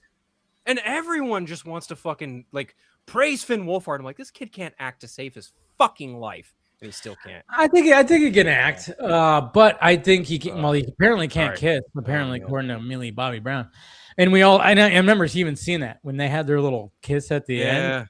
Like, well, that looks awkward. And then I see the Variety thing where like they literally asked her when she was strapped up to the liar detector thing, and they're like, can Finn kiss? And she said no, and everybody was like, yeah, it shows when they have their like little. Yeah, that whole part right there was like, this didn't hit as well. I think Finn is good comedically, dramatically. He does need to work on that. I think when it comes to, I think he was great. I think he was great in It. I think he was good. I think he was also good in the Ghostbusters movies. But I liked him more in the first one, not the second one. The second one, he was just kind of there. They really didn't know what to do with this character in that second movie. Yeah, I think he, I think what happened when it came to him, he was like, oh yeah, he was like this cute little kid, and then he grew up into this. Jesus Christ! I mean, when he grew up, he needs to like, he's like this skinny little, how when puberty hits, you don't know what's going to happen, and I think like he's still trying to, find that where it's like, oh yeah, do people, do girls find him cute now? Is he like this, is he going to have any kind of career after all of this? Is there going to be more? I mean, but at the same time, he did, he was the it kid because he was like this cute, funny kid in Stranger Things who was leading like the group, and then he went to It and then Ghostbusters, but then now I'm kind of wondering, okay, is there going to be anything? And he actually made his own movie, that slasher movie that he I'd seen that he made a movie, and I was like, oh, he wrote that? I'm not going to watch it. I didn't see it, but I didn't hear like it didn't do it like much, so I don't know, if it did well. I don't know. I have to watch it, but I was like, that's cool though that he has the ambition to already make a movie. Oh, sure. Yeah. Respectable. I just have no desire to see much of anything. I get it. I get it. No desire. Same with Duffer Brothers. I mean, honestly, if they honestly if Stranger Things was the thing that it is, and these guys are as creative as they are, why aren't they working on anything else outside of Stranger Things? Why is Sean Levy doing a fucking Star Wars movie and a bunch of other shit? And why are these guys still just Stranger Things? Even though we've heard that they've had other things. It's a Russo brothers. It's like a Russo brothers thing. It's like they come back to, and like, again, I'm a Stranger Things fan, and I think like it was pretty strong, but the 5th season was the weakest for sure. But whatever they do when it comes to furthering it, hey, I'm gonna watch it. I'm gonna check it out. I'll be intrigued.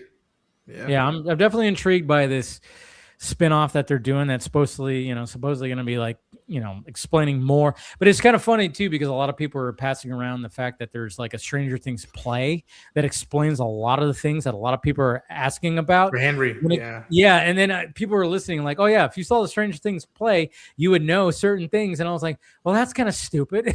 Like, why is there a play that you have to watch to explain certain things? When it comes to this, nobody's going to go watch this play. There's going to be a limited audience that are going to watch this play. Well, that's interesting, dude, because like I heard that like you could watch the show and not see the play and like be like they're just enough hint at it. But if you want, it's the way I do like tie-in novels or graphic novels. Like you want to learn more extra, there's their material. And like it's only played in London and in New York. And I'm like, God damn it, come to LA. I'll go watch the play. I heard it's really good. I'm like, but like, I don't want to fly 1,000 miles and just pay, I don't know how many dollars now theater, tickets go for. But like, I was like, yo, come to LA and like put it out there. And again, they hinted at it here and there, but I for sure thought they wanted to dive into it more because the writer who did the play, she also worked on the show as well. And I'm like, okay, that's cool.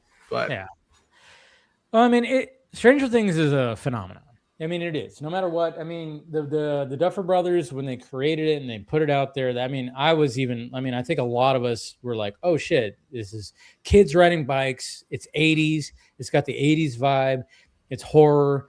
And that first season was, yes, that was. But once it becomes this phenomenon, you go, oh shit. All of a sudden you got to go, we got to continue it. We got to fucking go, go, go, go, go. And that's where things are going to start falling off. I mean, that's the thing. I mean, no matter, how anybody feels about the finale and everything like that, or even season 5, it's like, yeah, no matter what, it was always going to be rough. Especially with the time period. And all the kids are now fucking in their 20s, but they still got to be high school students. That's a little difficult. I mean, I think Will was he's like him growing up the most, and that deep voice that he has now that sounds very, hey, I hit puberty, and now I was like this squeaky little kid who was like the main, like, I got captured, and I was screaming and crying a lot in the first season, and second season, dealing with it. Then all of a sudden he's like this guy, this man who's like, it's like, Jesus Christ, it's jarring. And I think that had a lot to do with, not just the concepts that they were trying to like maybe put in there were kind of questionable, but at the same time, it's just like, I think that has a lot to do with it losing its charm. The fact that if they had like a full on, and they just went, here's like 5 seasons in 5 years where you actually saw them fully on, but then at the same time, I don't know, there's certain things that maybe wouldn't have worked. Like again, the epilogues worked big time. Oh yeah. Me. I thought the epilogues were good. It's my favorite part of the finale. Yeah, that's my favorite part of it. Like I like the final passing boss. of the baton to like the younger kids now playing the D&D, and Mike was looking at it, and then of course he just walks up the stairs of the basement, closes the door, and then it just kind of fades out. And I was like, oh yeah, it was good. But yeah, I mean but you can't tell me that they're not gonna revisit the gang in like 4 or 5 years. I mean, I think the Duffer Brothers were, and I think Netflix were like, you can't kill anybody that are like the main, and they played it safe. Because I'm sitting there, I was like, watching with my friend, and I'm like going, they better not kill Steve, because I love Steve. I think he had the best arc of the entire series. Steve is the best arc. I don't care if they kill Jonathan. I think a lot of people are like, who cares about Jonathan? But but it was like, there was like, who's gonna, but they played it safe. And then of course they're like, did 11 die? And it's like, well, no, we kind of left it open. But is she alive? That whole thing. And I'm like, no, you guys left it open because you're gonna revisit this in 5 years. If they don't, I'll give him props. I will give him props. If they don't, cool. But I just think like, I think the Duffer Brothers, if they're going to be held to this, just like the Russo brothers, because like the Russo brothers try to, like, after Endgame, they're like, okay, we're done. We put a little bow on our little Marvel story. And I think we did a good job. We made $2 billion. Well, we made more than that. If you combine it all, we're like, let's try to do some other things.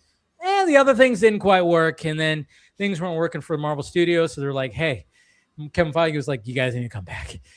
And now they're back, and they're doing. And I think the same thing is going to be happening with the Duffer Brothers, even though they're technically not leaving Netflix because they still have the spinoff, which they're not like really involved with, but they're creating the concepts for it. And I'm just kind of going, yeah, you guys left it pretty much open for this whole gang to come back. And I think that it eventually it's going to happen. In like 5 years, we're going to see Hawkins and all the characters coming back. I just do. I think they played it so safe to have that, in my opinion. So I leave it open, yeah. But the Stranger Awakens or something like that, like in 5-10 years, and yeah, it's gonna be something like that. But hey, it's okay. It was fun to watch. By the way, I got a flux capacitor for Christmas. Nice. Look at that. So now I'm almost complete. I got my time circuits, and now I got my flux capacitor. You need Mr. Fusion.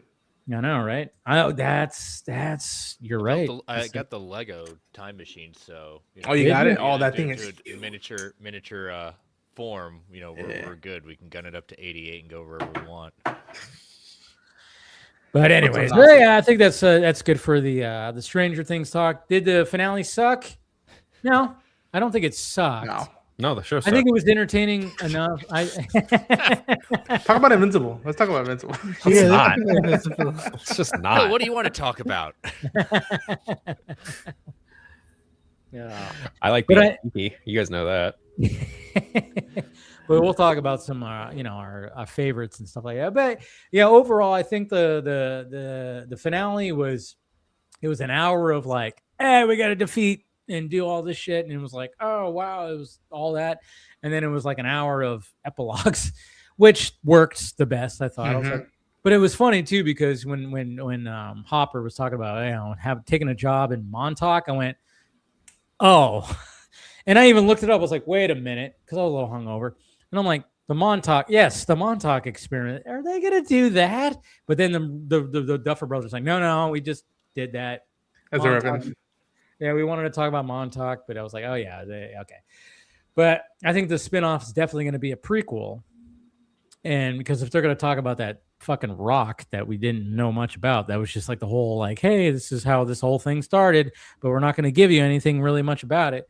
I think they really, I wish they, when it came to Henry, I wish they really delved into more of him. I think like when they handled Pennywise and Welcome to Derry, I think they did a much better job of showing kind of like more of the origin of the entity as well as who was Pennywise, because obviously it's two different things. So I thought they did a little bit of a better job, when it came to Welcome to Derry, but I'm just going, hey, Duffer Brothers, look over here at Welcome to Derry, and you don't have to go as R-rated, of course, but just look at what they're doing right here, when it comes to timelines and different things when it comes to your world.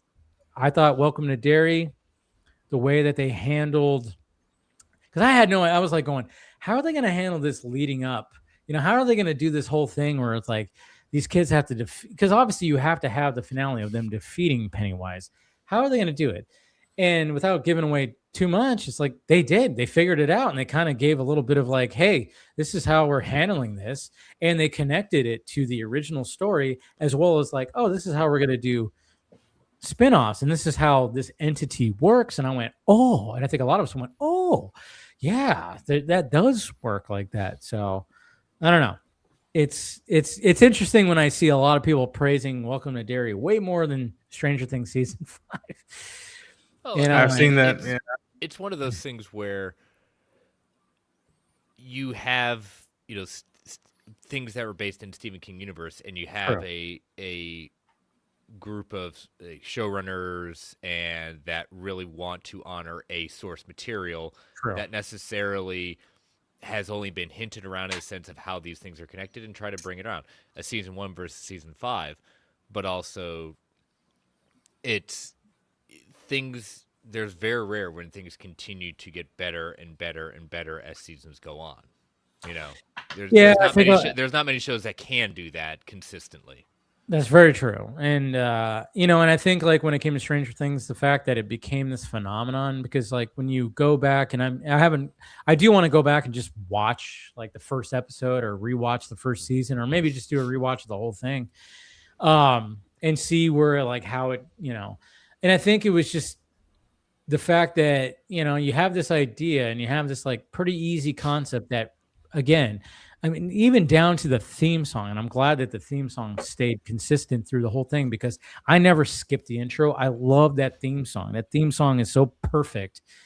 I remember I had it as my ringtone for after I watched like the first episode. I'm like, dude, nice. So fuck. I had it as my ringtone for like a year because I loved, and I still love it. It's still so perfect. But at the same time, when I think about that theme song, I just think about like those first couple of seasons. When it came to this season, yeah, everything just got so much bigger and so much, and then it's like, part of me goes, I get why it had to always get bigger, but at the same time, I'm like, I just wish it didn't get so big. Simplicity. Like when I watched the first episode of season 5, I'm like, Jesus Christ, this opening sequence cost more than most movies, because you had this opening sequence of showing Will as a kid. So you had to do visual effects to have his face on another kid's body to look really good. And he's in the upside down, and you're showing like, and it's so VFX heavy, where you're just like, oh my God. I mean, that's how big this show got, where Netflix was just saying, here, take all the money you want. And it just kind of took away that the charm of the original series, because it's just so much. But at the same time, can you blame them for not accepting that and going bigger? No, you can't, because they had to expand, and that's where things get muddied, in the water. So it's like, ugh. In terms of music, dude, the kids theme, that was the one that I was like, it'd be nice if they play them out with the kids theme, and it was a rendition of it. And I was like, that was the piece of music that always hit for me. Oh yeah, geez, that finale had so many like so many like the sprinkler. That was cool too, when they reenacted essentially the first shot of like them and everything, like in the basement, and they did all that. Skeptic right here, thank you for the $5 super chat. I think some directors will refuse to work with WB but at the same time, I mean, there's the window that people are, that was more of a speculation. Like we're all, I mean, I know I even quote tweeted it when Discussing Film posted it, and I was like, oh yeah, here we go. But it was more of like, it was Deadline speculating that they're going to do that. Maybe they won't. I don't know. It's kind of like an interesting thing. No, it was littered in an article regarding the revenue from Stranger Things, and it was what it was. It was a quote from someone close to, I think, either Netflix or Warner. I don't remember which one specifically, but they are talking about. Yes, they're talking about it. That they're talking about it. It's being talked about. It's not just something that's being like whispered. No, like they're avidly talking about doing a 17-day window for Warner Brothers after, I would imagine, after 2029. Because you can't. I don't think you could fuck with anything pertinent to their release date. Especially with IMAX. Yeah, you can't. Yes, exactly. Because they have that deal with IMAX. So, yeah, that was a big thing that was talked about. And yeah, you might be right. It's not going to be something that's going to be happening soon necessarily.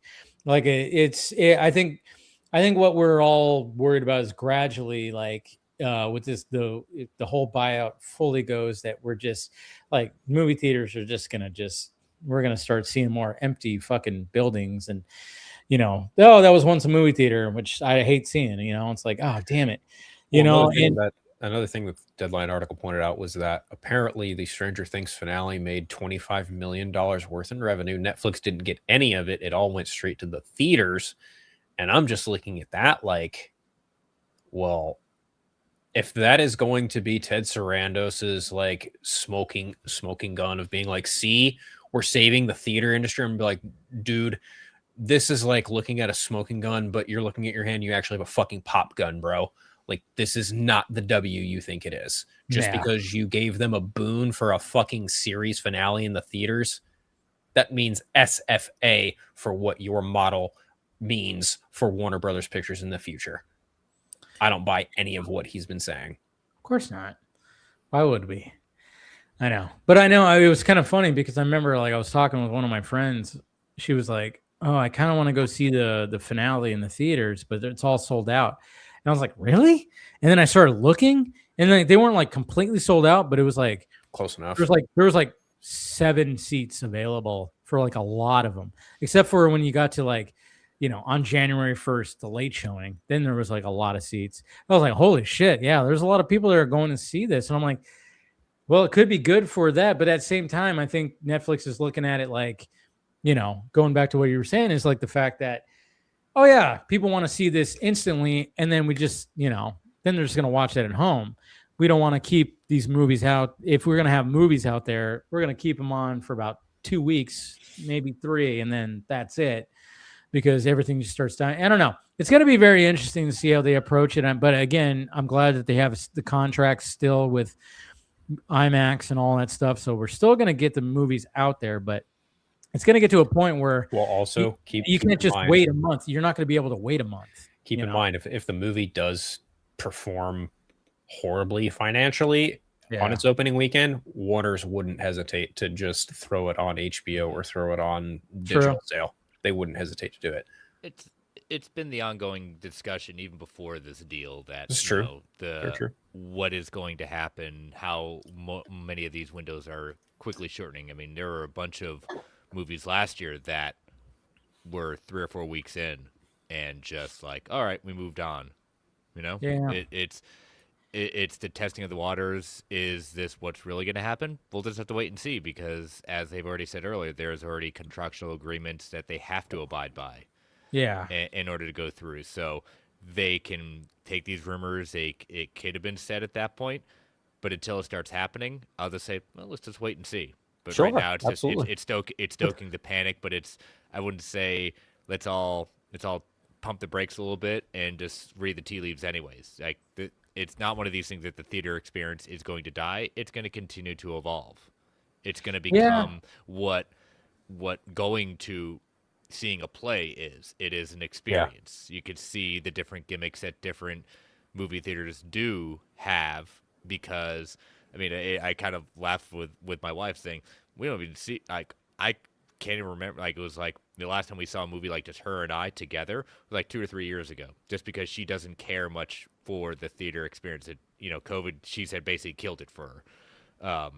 And so the only time we really go to the theater together is with our children, you know, because it's fun to see them and enjoy that, and we're fine to do that. But we've already talked about how expensive it can be. But it's the gimmick of, what is this experience going to be? Is it more than just watching a movie? It's like, I've loved going to the theater. I have no problem going to the theater by myself, enjoying it, because that's what I like. I like that experience. I like seeing those moments. I like having those end game moments where we're all cheering.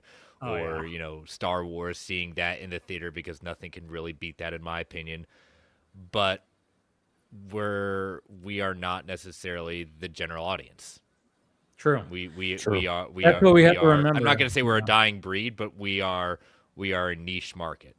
Yeah. Sadly, yeah. Yeah. I mean, it's I mean, it's funny because, like, I bring, when people say like, oh, I can because I have to take the family and it's costs money, and I'm like, but like you said, Chris, it's like, oh, you love going by yourself, and I always bring up Scott McClellan. I like it, but I mean, I would love you to can't always do it. But again, it costs money to have a babysitter, and she says, Exactly. I'm happy to wait. I like being, I mean, on shows like this and things like that, it's part of what I enjoy, being part of that conversation. Yeah, and I mean, the thing that sucks about it, I mean, yeah, again, people like us, like, if we're excited for a movie, we're there day one. We're gonna be there day one if we're excited about it. We're not like the casuals out there who go, oh, wait until the fucking crowd dies down. And I think with certain movies, they're probably going to give more of a window. I wouldn't be surprised. They'll give more of a window to the bigger blockbusters. But but at the same time, when it comes to something like Sinners, it's like, okay, are you gonna when there's something like that kind of movie that, makes does good at the opening, but it doesn't do like Avengers numbers. Are you gonna let it breathe a little bit? Because that movie like had low drops, box office drops week by week, and then they kept re-releasing it because it was doing so well in the movie theater. So I'm wondering when it comes to that. But then I was kind of hoping too, like I said, when we were talking about with Stranger Things finale doing so well, doing pretty well, like 25 million or whatever plus. I was Netflix going, we should definitely be releasing more. The only thing I worry about is like, because when Frankenstein came out, there was nothing around me, and I live in Southern California, which is weird. There was no screenings around me, and I'm going, why was there no screenings around me? Like, I usually get like some of the the deep cuts that are not everywhere, and I didn't get a Frankenstein screening in the 2 theaters that I frequent all the time. Did not have it, and usually they do have something like that. I finally did get to see Frankenstein, and it was fucking great, and I wish I would have thought on the big screen. I mean, it was, Del Toro made some interesting choices, but what I took from Frankenstein was, first off, it had the Del Toro aesthetic, and it was beautiful, absolutely beautiful. I think Jacob Elordi is going to be the. After seeing Marty Supreme and Frankenstein, I'm going, all right, you two motherfuckers are now, you two skinny motherfuckers are now impressing me because I'm like, you guys aren't just pretty faces. You guys aren't just pretty faces. I'm coming around. I was already coming around with Timothy Chalamet with Dune and I forgot what the other one, but Marty Supreme, I was like, Jesus Christ. All right, this guy, yeah, this guy's doing it. Jacob Elordi, I was already kind of coming around because I saw him in like some random movies on Hulu. And I was like, I think this guy can act, but he's always plays a douchebag. But man, when I saw, very good at it too. He's very good at playing a douchebag. But I was like, yeah. And I know he tried to get Superman. He was like on the short list of Superman. I was like, I'm glad he didn't get that because I don't think he would have been I don't see him as Superman, but I'm going, when I saw him as Frankenstein's monster, I was like, oh shit. I'm like, all right. I mean, but at the same time, I mean, I could see why people were like, what did Del Toro do? Because there were some times where I was like, oh, wow, he went there. Okay, he was going there with like certain things, but I appreciate it because that's Del Toro. And I'm like, he wanted to tell a different story. And overall, I really enjoyed Frankenstein. Didn't make my top 10 list. I didn't enjoy it as much, but it was up there. I had it on the list, but it just got bumped. Like it was on the list of movies that I did like in 2025, but I actually want to get some of your guys' favorite movies of 2025. Like you don't have to give like a top 10, but what are some, maybe a top 5, top 3, like Chris. Yeah, do you have Frankenstein is in that year. Yeah, like that really hit. And again, maybe it's just because of the background with Del Toro and the notion of what he was tackling, and I'm like, ooh, I needed to hear that perspective on that story because I got some stuff with my old man. So that helped out. And I know I'll say this, that the Predator franchise went 2 for 2 last year and in live action and animation, and I was just like, yo, what they did, you rarely see nowadays with the big IPs that are from like the 80s, and it's not just a reiteration. It's a different twist, and they stretched their muscle of what they could do, and I was very, very impressed with that franchise. And then I guess of the mainstream like comic book films went out, I really was surprised and happy surprised that I had such a blast and connection with Thunderbolts. Oh, okay. Yeah. Play the cards right. That might be the wild card of the year beyond Superman FF and Brave New World. But I was so happy with what they did with that film, and it's one that I'm like, you know what? Before Doomsday, I'm gonna go back and revisit that. So, yeah. No, I even said that too. Like when I was talking about the CBMs that came out this year, I put Thunderbolts second. Like it was, I actually enjoyed it more than Fantastic Four, to be honest. Fantastic Four for me, that second act was stellar, like literally interstellar. Which was, I was like, wow, that whole sequence was the best part of the movie. But I thought the first act and third act were a little weak. But when it came to Thunderbolts, even though like I was kind of like, oh, okay, there's some things that I wish they could have tackled a little bit more in the final act, but I get what they were going for, and I rather enjoyed it more than Fantastic Four. So, but yeah. Commendable. Yeah, I agree. Yeah. And also, I just watched today a documentary that came out. It's weird how Netflix promotes their stuff. It came out on the 28th. I didn't know until I went back and checked on Netflix. I'm like, oh, shoot, it's out. It's a documentary called Cover Up about a reporter named Seymour Hirsch, and it's really good. It's riveting. It's bleak, but it is worth watching. And I was like, you know what? I saw it today, but it's came out in 2025. I'll put it up in that list as well. Okay, cool. What about you, Chris? What do you got for like movies? Yeah, Thunderbolts ends up being my favorite Marvel movie of the year for, just I enjoy good character studies. I enjoy taking that's what I liked about it.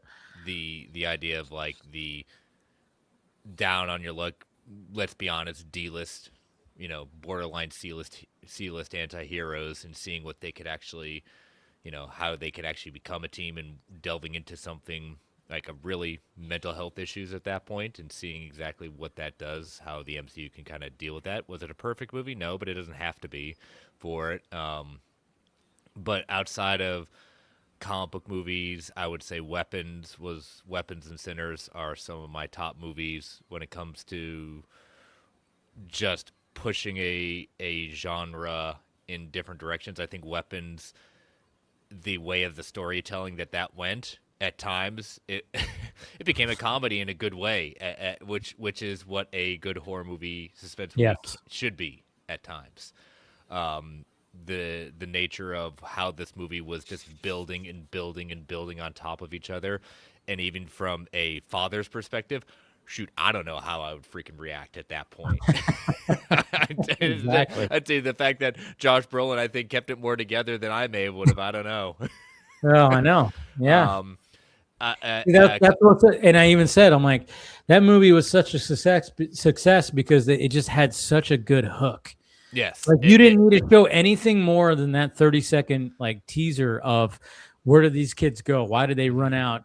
And you just hooked so many people with that. Creepy as all get out. Yes. Like just like, and it just kept on getting to the point, and when it finally came to, it had that, man, I was rooting for the villain to finally go down, and they built it up enough at that point to be supernatural, but not, I mean, cliche, grounded, but still, yeah, it worked for that. But two ones that kind of I really connected to a lot in this was The Life of Chuck.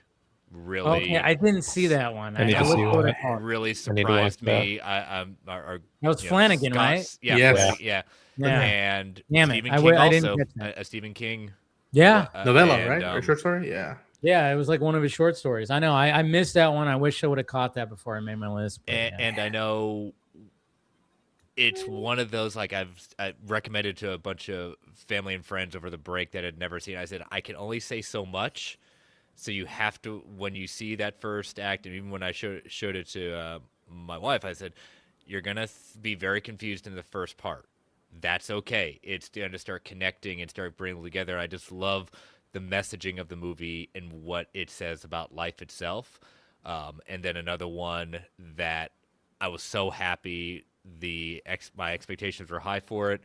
It met them, and I was hard pressed not to be tearing up at the end, was the documentary I Like Me, the one about John Candy. Yeah. I still have not watched that. Another one I haven't. Hey, to make you feel better, one battle after another, I'm probably gonna at least try to see this weekend. Yeah, I know. That was the one I missed too, which was on a lot of people's lists, and I was like, I gotta watch this before I make my list. I was gonna watch it last night, but I was like, it's 2 hours and 45 minutes. And I was like, I'm kind of tired where I'm like, so I put on Frankenstein instead, which that's still 2.5. That's like that's fairly long too. But I was like, I think I was more in the mood for Frankenstein than I was for One Battle After Another. And then I was going to watch it today, but today ended up being a pretty busy day and stuff. So, but like, I was like, I didn't catch it. So it's not going to be on the list, which I was like, all right, that's fine. But I wish I did watch it because it might be one of those, oh yeah, that would have been on the list, but maybe not, who knows. But hey, you can't watch every freaking movie. So I'm glad. I'm a little apprehensive for that Chevy Chase one, just because they're saying, oh man, my God. all the stuff. It's like, well, I already knew a lot about this, so I'm not necessarily as, I've never been a huge Chevy Chase fan per se, in the sense of that I've enjoyed like certain movies and that, but I absolutely adore John Candy. Yeah. And I'm so glad that. Well, he wasn't a douche. Well, I mean, I'm not saying everyone's the same, but like everything that people consistently had to say about him, and it showed a perfect journey from beginning to end to really understand him as a person. And the way it ended was just like, they did such a good job. Ryan Reynolds and Colin Hanks did such a good job with that movie, with the documentary. I gotta watch that. And I've seen clips from the Chevy Chase jock, and I'm like, that's good all I God. need to see. That title, isn't it? I am Chevy Chase and you're not, or something like that. It's just like, well, I mean, that's what he would say on SNL. So yeah, when he was on Weekend Update, that was like his tag was like, "Hi, welcome to Weekend Update. I'm Chevy Chase, and you're not." But at the same time, it's like, I mean, I've always liked his movies. Christmas Vacation's like my favorite, fucking Christmas movie. I like Fletch. I've liked movies that he's been in, but it sucks when you hear and I've seen the clips where the person making the doc is like arguing with him and he's being like the biggest douchebag. And you hear about these stories about Community. Was it Community? Yeah. Yes. Yeah. The cast, they always talk about how it was very difficult to work for him. John Apparently, McClure fighting him twice, I think multiple times, and it's just like, what the fuck? Yeah, when it came to the wrap up of the series, they like literally like at the party, I think they were like yelling out "fuck Chevy Chase" or something like that, or something in that vein, where they just, I mean, it sucks because he does have good comedic time and he does, like, when he's performing, it's great and everything. But I mean, when people even like I remember seeing pointed this out too, where Three Amigos is an iconic fucking movie. I love that movie. And I remember he was on a podcast that I watched and he said that was his favorite movie, and he loves Steve Martin and Martin Short.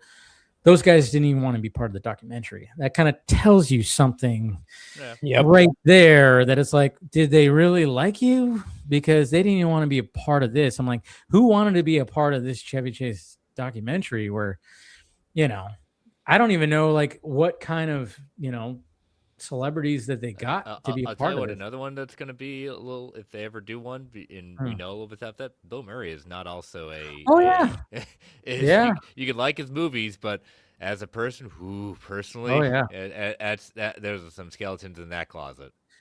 Yeah, that's going to be another interesting one. But at the same time, it's like, is Chevy Chase even care because he's like 80 years old now? Does he even fucking care? I think he cares somewhat in a sense of just a little bit, but it really, that's the problem with documentaries when it comes to this kind of stuff, because he's claiming like, I wish they were a little bit too harsh and things like that. So it's the view of what you sign up for with this, but it's also in the sense of what they're slanting it towards. Like, they could have slanted it to a better opinion, or they didn't have to be. Again, that's always the problem with documentaries. That's true. There's always like the way that it leans. I remember like in the mid 2010s, there was like 2 Kurt Cobain documentaries that came out, one that Courtney Love produced and one that she didn't. And let's just face it, one favored her and one did not. It's like there's always that whole thing where it's like you watch those two. I remember watching it back to back and I went, oh, okay. We could tell which one she produced because it put her in a nice light.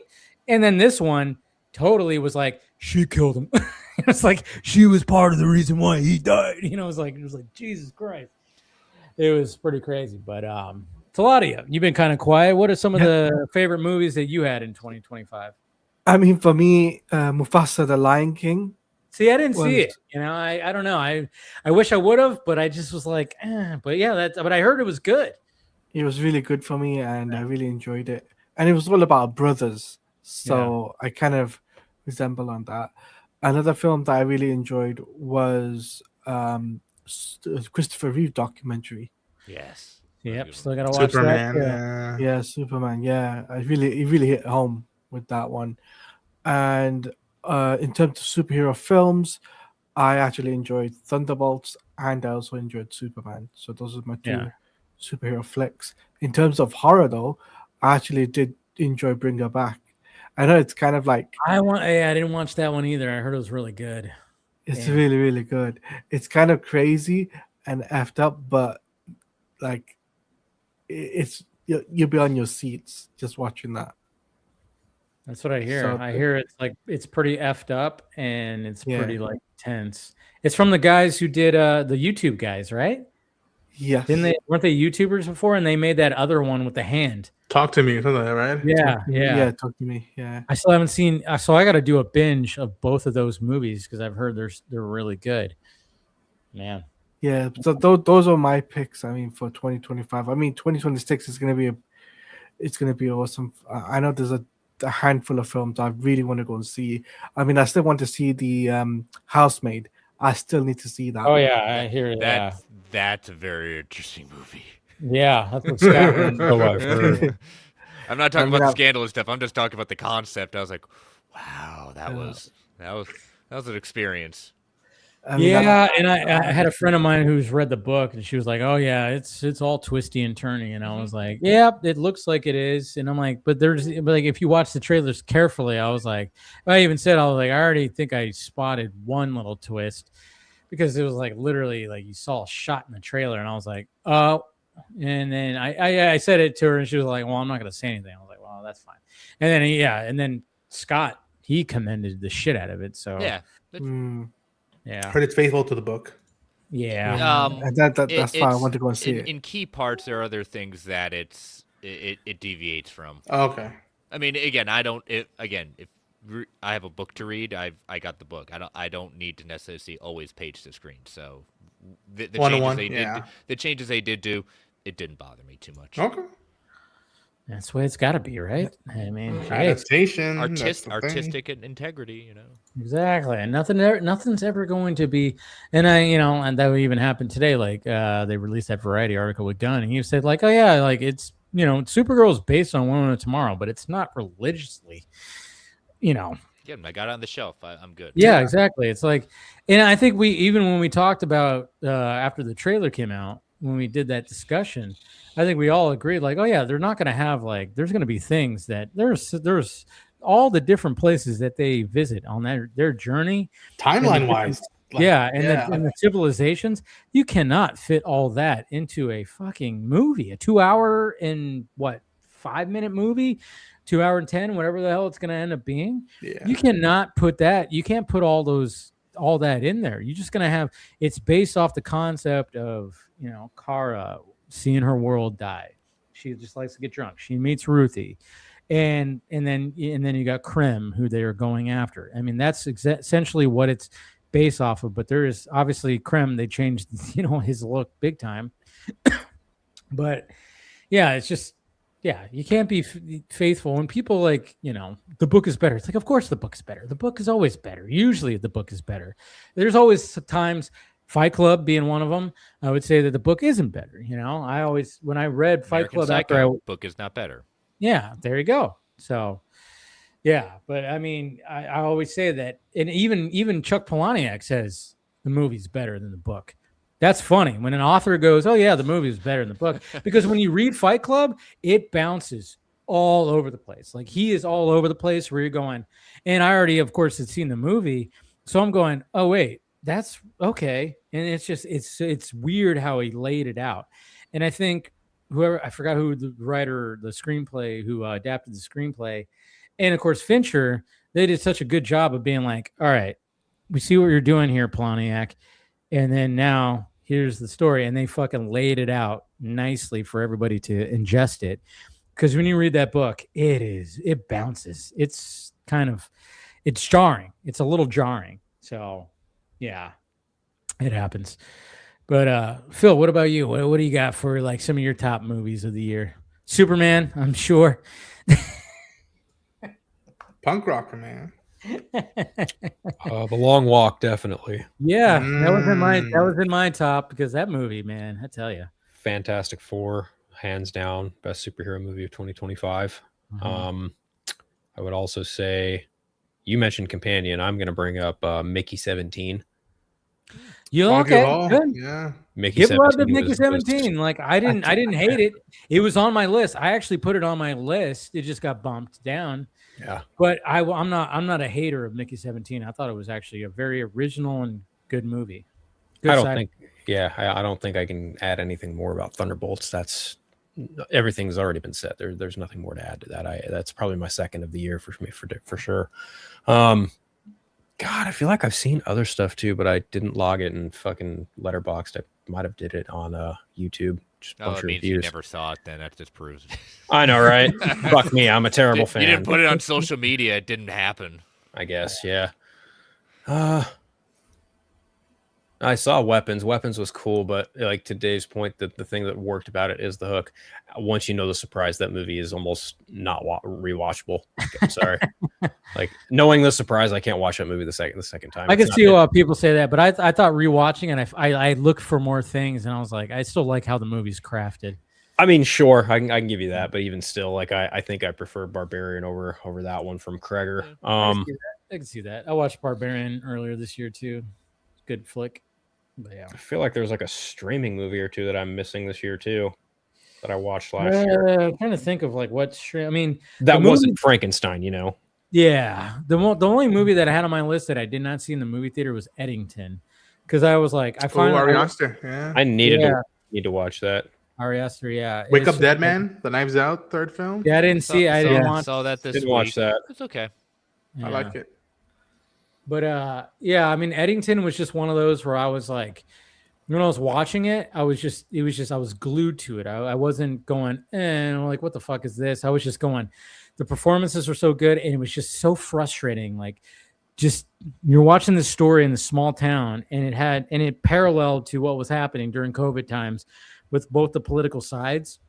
And when you're watching it, I mean, no matter where you subscribe to on the sides, you're going to be frustrated with both sides in this movie. And I think Ari Aster did a very good job of balancing that. And just, and then of course he's like, well, and then just like how Weapons is like, once you're like getting to the initial things, then he's just going to end it like batshit crazy, which he fucking does. And I'm not going to spoil it, but it's like, I remember just when it ended, I went, fuck. Really? I was like, that's how I was like, Jesus. I was like, oh my God, and that's, when I'm trying to figure out like these, my favorite movies, I'm like, does it give me that, Eddington's not going to be a movie and I'm going to go, oh, I want to watch Eddington. No, Eddington is going to be a movie if I'm in a mood, I'm going to watch that movie, but it's not going to be a movie I'm going to put on. Like I'm going to put on, Superman or fucking, or even Weapons, where it's like I could just I enjoy like the craziness of this. No, Eddington's like a mood, Mm-hmm. but I like that. I like it when a filmmaker can make me feel that, even if I was extremely frustrated. But I'm like, you crafted something that made me, and such a small story too, where it's like, yeah. So I highly suggest Eddington. And I even had Warfare on my list at one point. Who made that? What's this? Alex. Who's the guy who did Alex sci-fi movie? Who did the robot? Fucking Alex. Anybody? Anyone? Not Alex Garland, is it? No. Yes, Alex Garland. He co-directed that. Oh, movie that's with, right. That soldier yeah. movie with Yes, Joseph Quinn and with Joseph Quinn and those guys. Yeah. I had that one on the list for a bit because that's a movie that is so real. It's not a movie. It's a movie you had to be in a mood for too, because it's not a happy movie.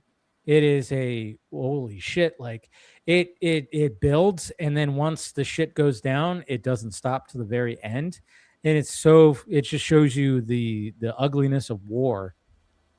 And yeah, I had that on the list for a bit, but then I was like, yeah, it's just not one of those movies that I could just put on like Predator Badlands. Like I could watch Predator Badlands. I could put that on at any time.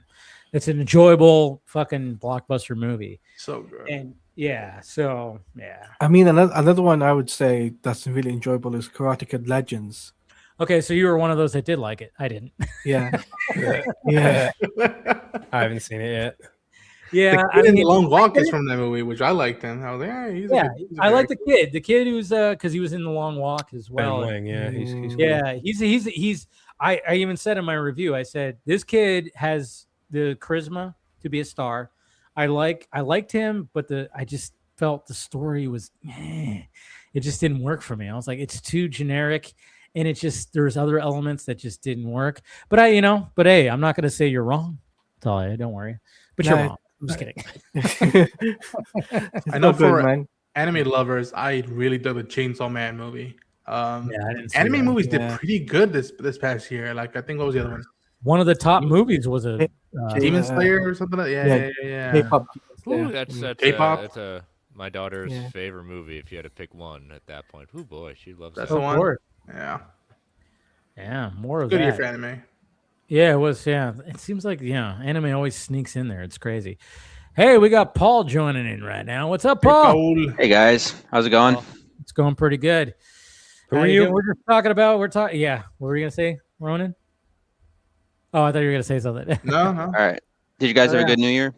Oh yeah, I had a pretty interesting New Year. Yeah, hung out with friends. Had a Nice. friend fall over a table very funnily. It was like one of those things where I watched him fall over the table. He was drunk, of course. Mm. Okay, so he fell over the table, but it was slowly, and it was one of those, oh shit. And then somehow he managed to break open 2 beers in the process. So when he fell, With he did it in style. such a way where he did it with slowly fell over it, and then 2 beers broke open and shot up like all the foam, like fountains. Mm. It was remarkable. Like I couldn't believe, like you could not reenact that ever again. Science. And we all just like laughed and went, "What the fuck just happened?" Yeah, it was. Yeah, it was one of those kind of moments. All right. So, Well, that is impressive. Yeah. I have yet to live a moment like that recently. So no, I'm an old man. I basically was just at my house and Already in I watched bed. pretty much, man. I'm just I spent most of my 20s. My place was like the party house for like a long time, but then you sort of realize, and it's not anything against my friends in the area. Like there's a lot of decent people, but a lot of them just like show up at the party house. They kind of take it. They kind of take it for granted, I think. And then once you say that the party house is sort of done, and then no one, everyone's just like, oh, okay, and then that's it. And Yeah. it's done. So it's like, all right, but Yeah, I'm You grow up. yeah, I guess in that sense. But yeah, no, it was fun while it lasted. But no, I just watched the ball drop, and then I was like, all right. Then I threw the phone, later on my thing, and just went right back to bed, basically. So There you go. yeah.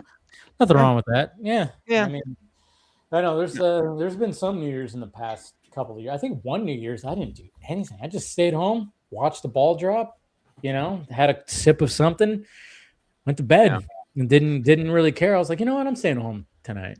But Yeah. yeah. But that's- I'm somewhere between an introvert and an extrovert, and Yeah. my roommate was the one who was always kind of setting the party scene up. I need to be invited out or told to make a thing, because I just don't have any of the effort to want to do it, basically. So I don't know. I was raised by an old man, so I am kind of an old man. That's just basically the way I look at it. Yeah. So yeah, we were talking movies before I came in, basically, right? We were So, just talking about favorite movies of 2025. I don't know. oh, You wanna Karate talk Kid about Legends. You like? Yeah. No, Well, I Talati actually really. I was down the middle. Yeah. I didn't Yeah. I didn't love it, and I didn't hate it. I Okay. thought it was fine. I'm a huge fan of Cobra Kai, because Yeah. Yes. I had seen Karate Kid 1.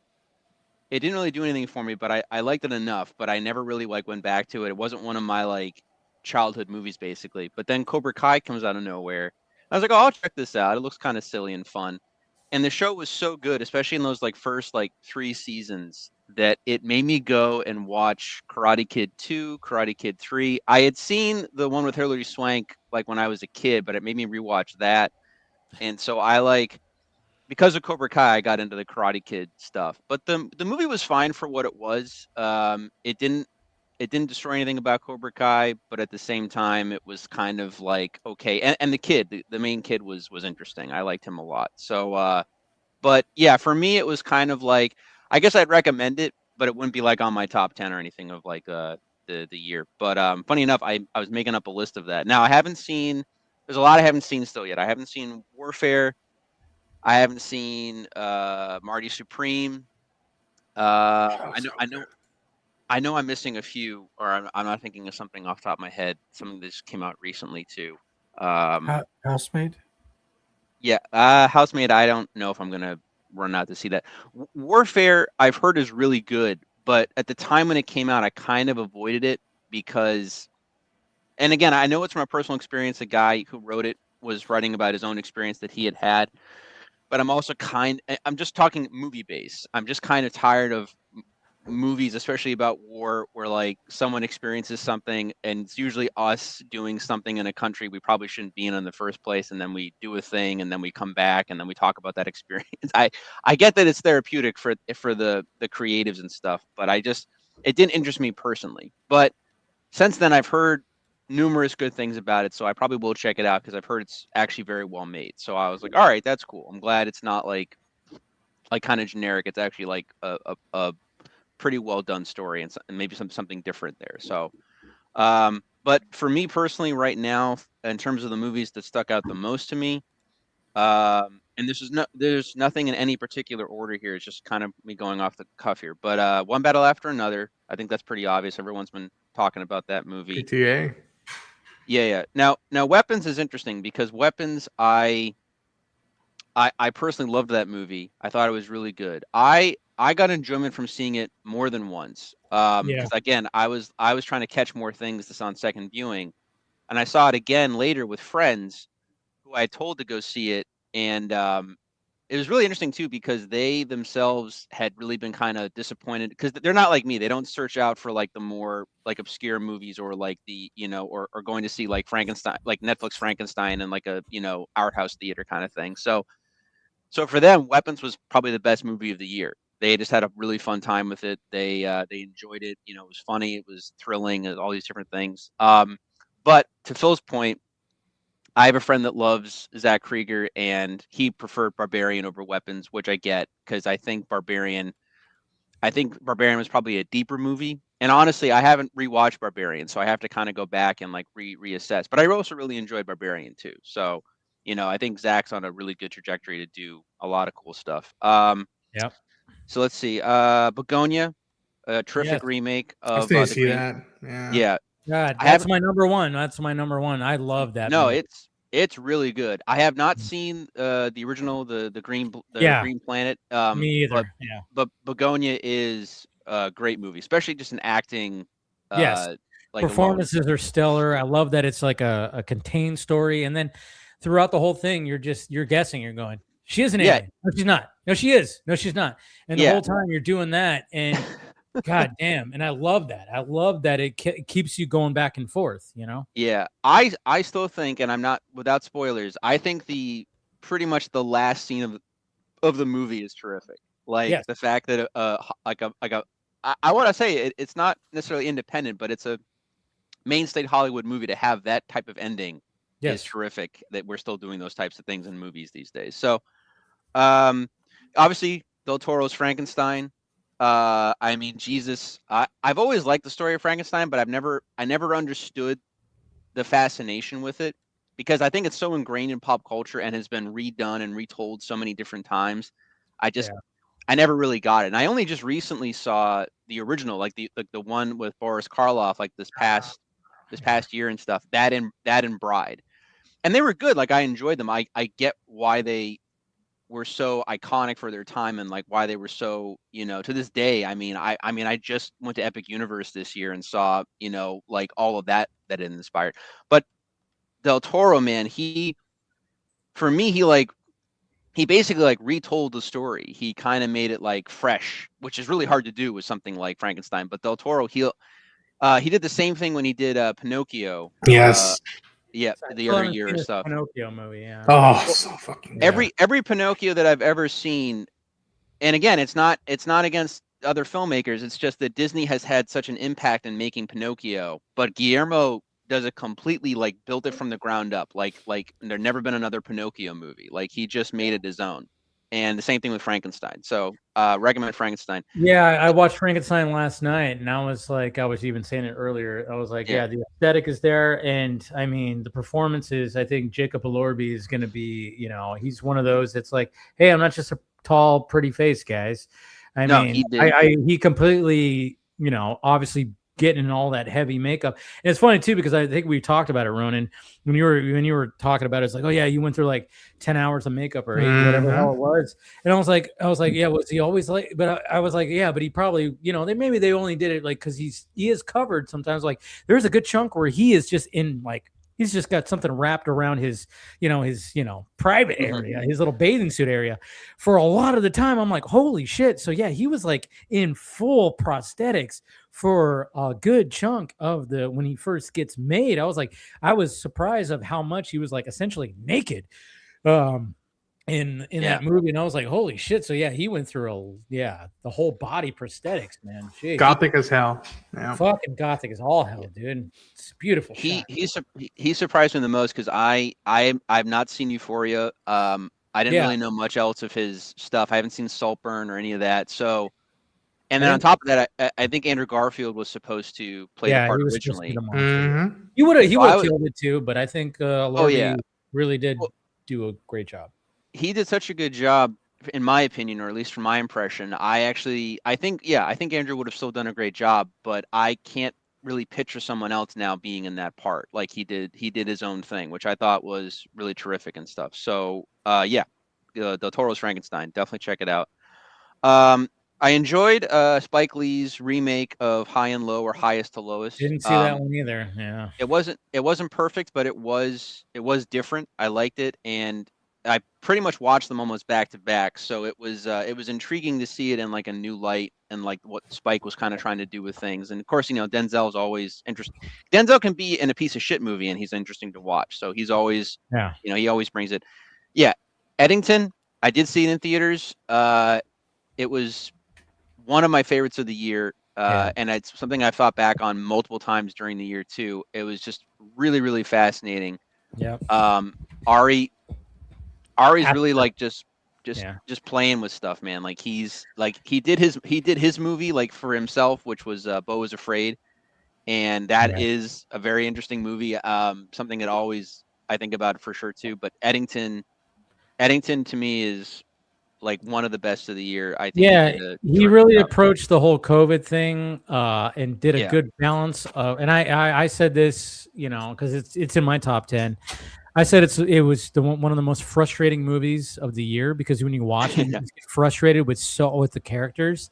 Yeah. But no matter what side of the political spectrum you are on, because he balances a pretty good, both sides of the, and then in the middle, and I think he did such a good job where I remember just being so fucking frustrated. And then of course he has to end it where you just go, what the fuck? It's like, the way that it ends, no spoilers because not the ending. Yeah. Without giving anything away, from what I've seen of Ari stuff, I still haven't seen. I know this is crazy to say, but I still haven't seen Hereditary or Midsommar. But I do know, especially with Beau, I definitely know that Ari has a really sick, dark sense of humor. And that ending was right back to Beau. I was like, oh yeah, there he is. This is Beau. I need to see Beau, but I saw the other two, and they all Beau, end really fucked up. Yeah, Beau. Don't go into Beau is Afraid looking for answers. And you gotta wait for you gotta wait till like the third act of Beau for things to kind of start to make sense, or at least like kind of line up a little bit. But even then, you're still going to be kind of scratching your head. I think for like a regular moviegoer, I mean, I've seen enough. I don't consider myself by any stretch of the means like a cinephile or cinema snob, but I've definitely seen a lot more artsy types of movies and stuff. And Beau is definitely Ari, just like, this is the movie that I wanted to make. Like, let's just go a little nuts here, and the show don't tell kind of aspect. But no, Eddington is much more clear focused and stuff. It's clearly like got a reason of why it's there and what it's trying to say and stuff. But yeah, it's special. I loved it a lot more than I thought I was going to. I thought I was going to go in and kind of have things be a little more up in the air, but no, there's some things where he's just very like in your face about. But Eddington, definitely check out Eddington. I feel terrible because I can't pronounce the correct title, but the Wes Anderson Phoenician Scheme. The one battle after another? No. No, no, right, that's the Phoenicians. Is that the Phoenician Scheme? Yeah, I think so. Yeah. Phoenician Scheme. Okay. What was that? Wes Anderson did a movie with Benicio del Toro. That's right. Yeah. Different Anderson. I get the Andersons mixed up. Yeah, Wes Anderson, Royal Tenenbaums, Wes Anderson. So Phoenician Scheme. Right. Yeah. With they also had Benicio del Toro. Yeah, I saw that. I thought it was one of his best performances, and then he's also in One Battle After Another, which is another one of his best performances. So it was like back to back this year for him. And funny enough, with both directors' last names Anderson. Also, Michael Cera being in that movie, like him being in a Wes Anderson movie, it's like why is this only the first one that he's in this? So I was just sort of like surprised by that. But it's like hot fudge on a sundae. Him and Michael Cera and Wes Anderson should have been working together for years. He's great in the movie. But Phoenician Scheme, it's still very much Wes Anderson. Well, it looks very Wes Anderson, and it kind of just like showed up and then it just went away. Like, well, Yeah, Wes Anderson's movies have a short run. I mean, I'll say this: when I saw Asteroid City, I liked Asteroid City, but that was the first Wes Anderson movie I'd seen where like it felt like he was trying to do like a hat on a hat. It was just like him being too Wes Anderson, if that makes any sense. So I felt No, I this was can see him. that. I felt this was him pulling back a little bit and just letting it kind of breathe a little bit more. So I appreciated it for that, and I definitely liked it enough to put in my top 10. Well, that's Um, good. yeah. Before you continue, we got Taladia. He has an appointment Oh. tomorrow. He's got to check out. Yeah, I've got to check out, guys. Thanks for having me on, Dave. Always Great discussion. great. Subscribe to Taladia Plays, guys. See ya, bro. All right, take care, Okay. guys. Have a great night. Take care. All right, too. bye. All right, continue on, Paul. What else you got? Okay, I mentioned Sinners, right? Talked Yeah, I think.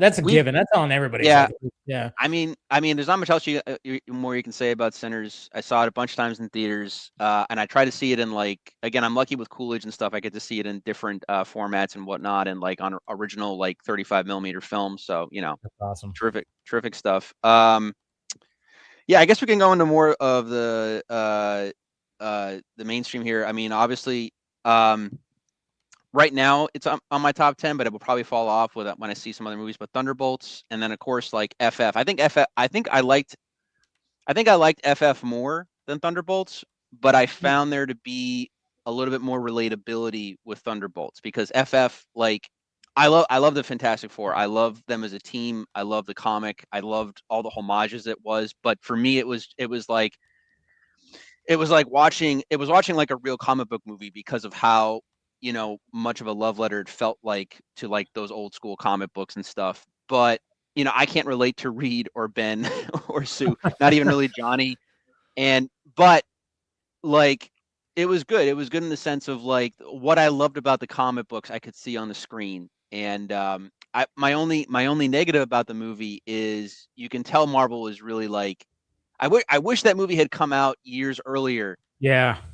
Because I think they would have let it be a little bit longer. And I wanted to spend more time in that 1960s utopia world that they're in because I loved it that much and that in that way of what they created. But Silver Surfer was great. Galactus was great. The aesthetic, I mean, practical effects. I mean, it looked and felt like a solid, like, they spent real time on this, which is what I appreciated. And Thunderbolts,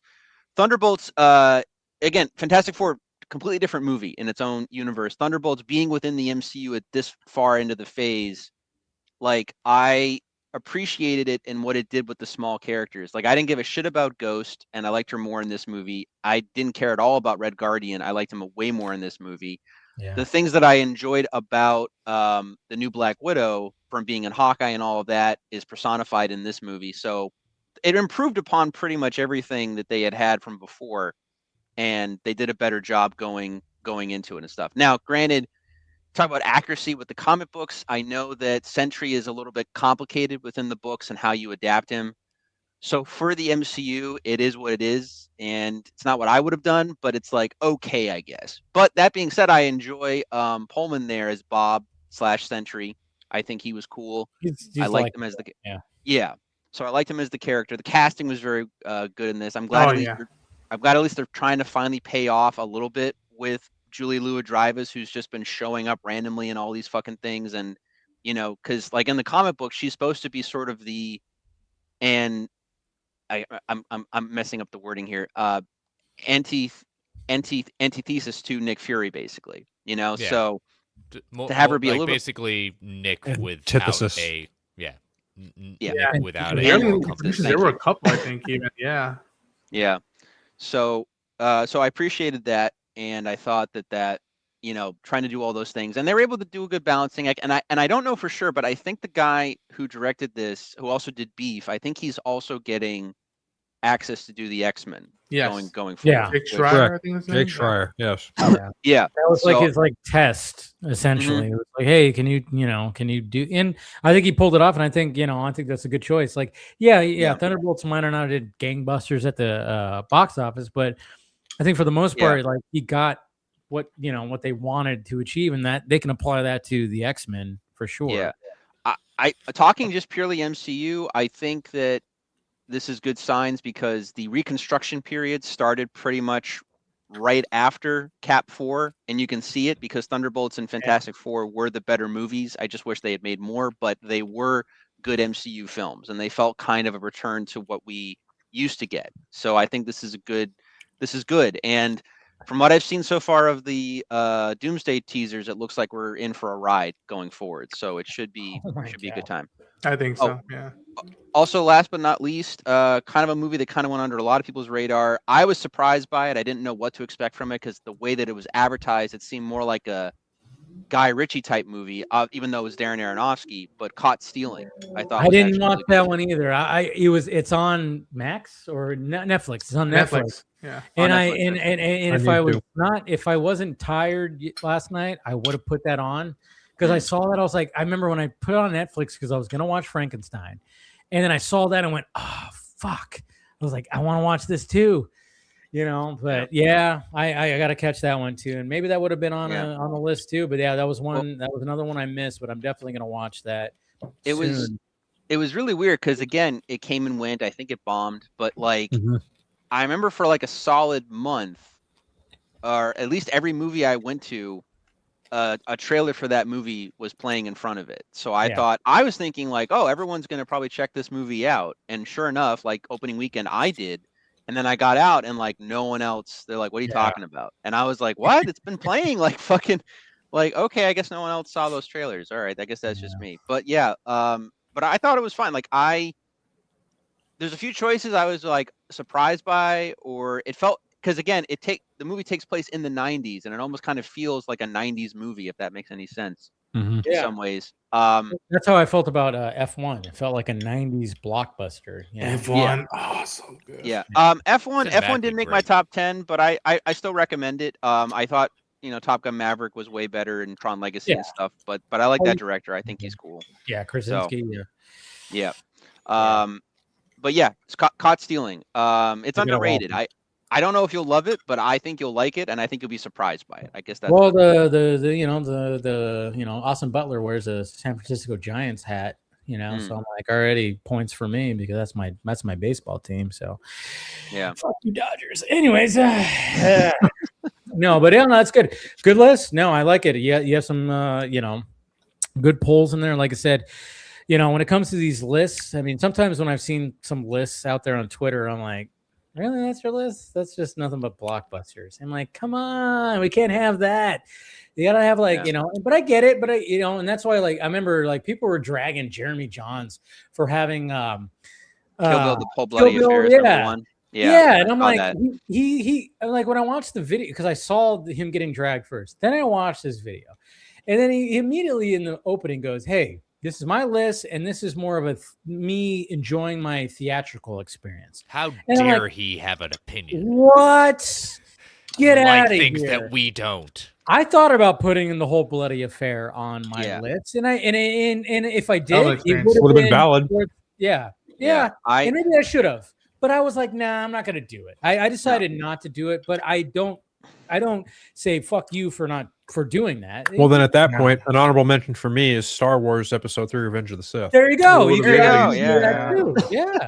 Which I had a good time watching that as well. Jeremy's reasoning behind it, and I get it because I saw it in theaters. I saw it at the Coolidge. 5 out of 5 stars experience. It was great. So great. It was fantastic. Wonderful intermission. Well cut. You get a little extra footage here and there.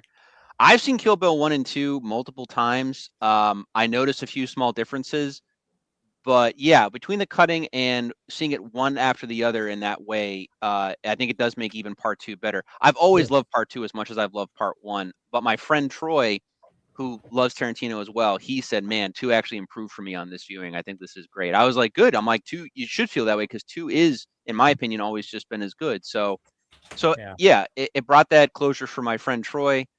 As a whole experience, it's pretty much a 10 out of 10 film and experience. I get Jeremy's reasoning because new cut of the film together, it's a new movie for him. And so I get that. But me personally, a lot of people. Yeah, but for me personally, it's still like 95-98% still Kill Bill 1 and 2 put together as a film. You know what I mean? Like it's not complete. It's like Zack Snyder's Justice League. That's a new movie. You know, like 80. Oh yeah, like that's not even. Yeah. yeah, like the theatrical of Justice League, 80% of that footage was reshoots, and it was a 2-hour film. Whereas like Zack Snyder's Justice League is 4 hours, and it's like all this new footage and all these new effects. Like, you know, that is a different movie. That is what I would consider. So, but I get Jeremy and why he did that. But I mean, Yeah. on my list, I would put Whole Bloody Affair as a recommended viewing if Oh and yeah. when it does come out on physical. If you haven't been able to see it in And theaters, and the that's what I thing, would and say. I think one of the things he said too, it's like it just like I mean he expresses like that like Quentin Tarantino. Like when you watch that, you go. I mean, I remember walking out with my friend. I'm going, "Fuck, man! I mean, this might be." I'm almost thinking this is Quentin Tarantino's best work. You know, when you watch that, maybe not, Yeah. because like I still like Pulp Fiction is still just up there, but like, you know, it's just there's something about especially watching all that together, and it's separated. I mean, he did a good job, even though like it works as one story. It's still like one half is a kung fu movie, one half's a western. You know, Yeah. it really does have those elements, and one of them is more action, one of them is more dialogue. And you know, and we know that Tarantino is just he's a master when it comes to dialogue. So like even though they're still distinct, it's still just when you watch them both together like that, and you see them cut together, it's just.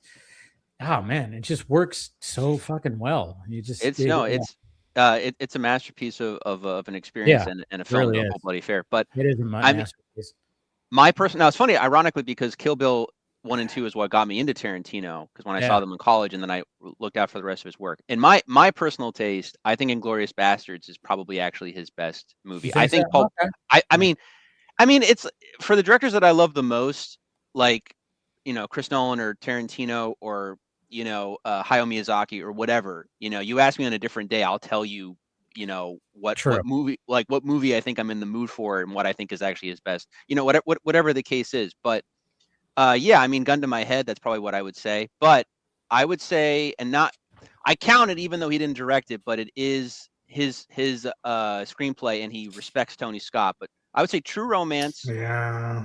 Kill Bill 1 and 2, and Once Upon a Time in Hollywood are probably his most personal movies because they Yeah. reflect his soul probably the most. You know what I Yeah. mean? Yeah. I would agree with that.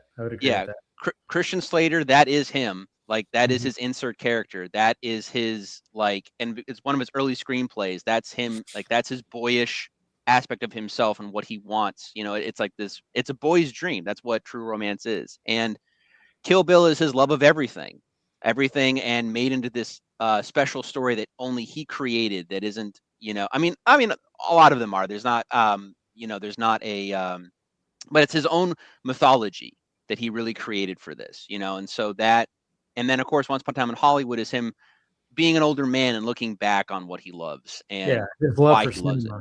Yeah. Right. And just, well, that, and that particular time, because the 1960s Yeah. is his childhood. And so that's Yeah.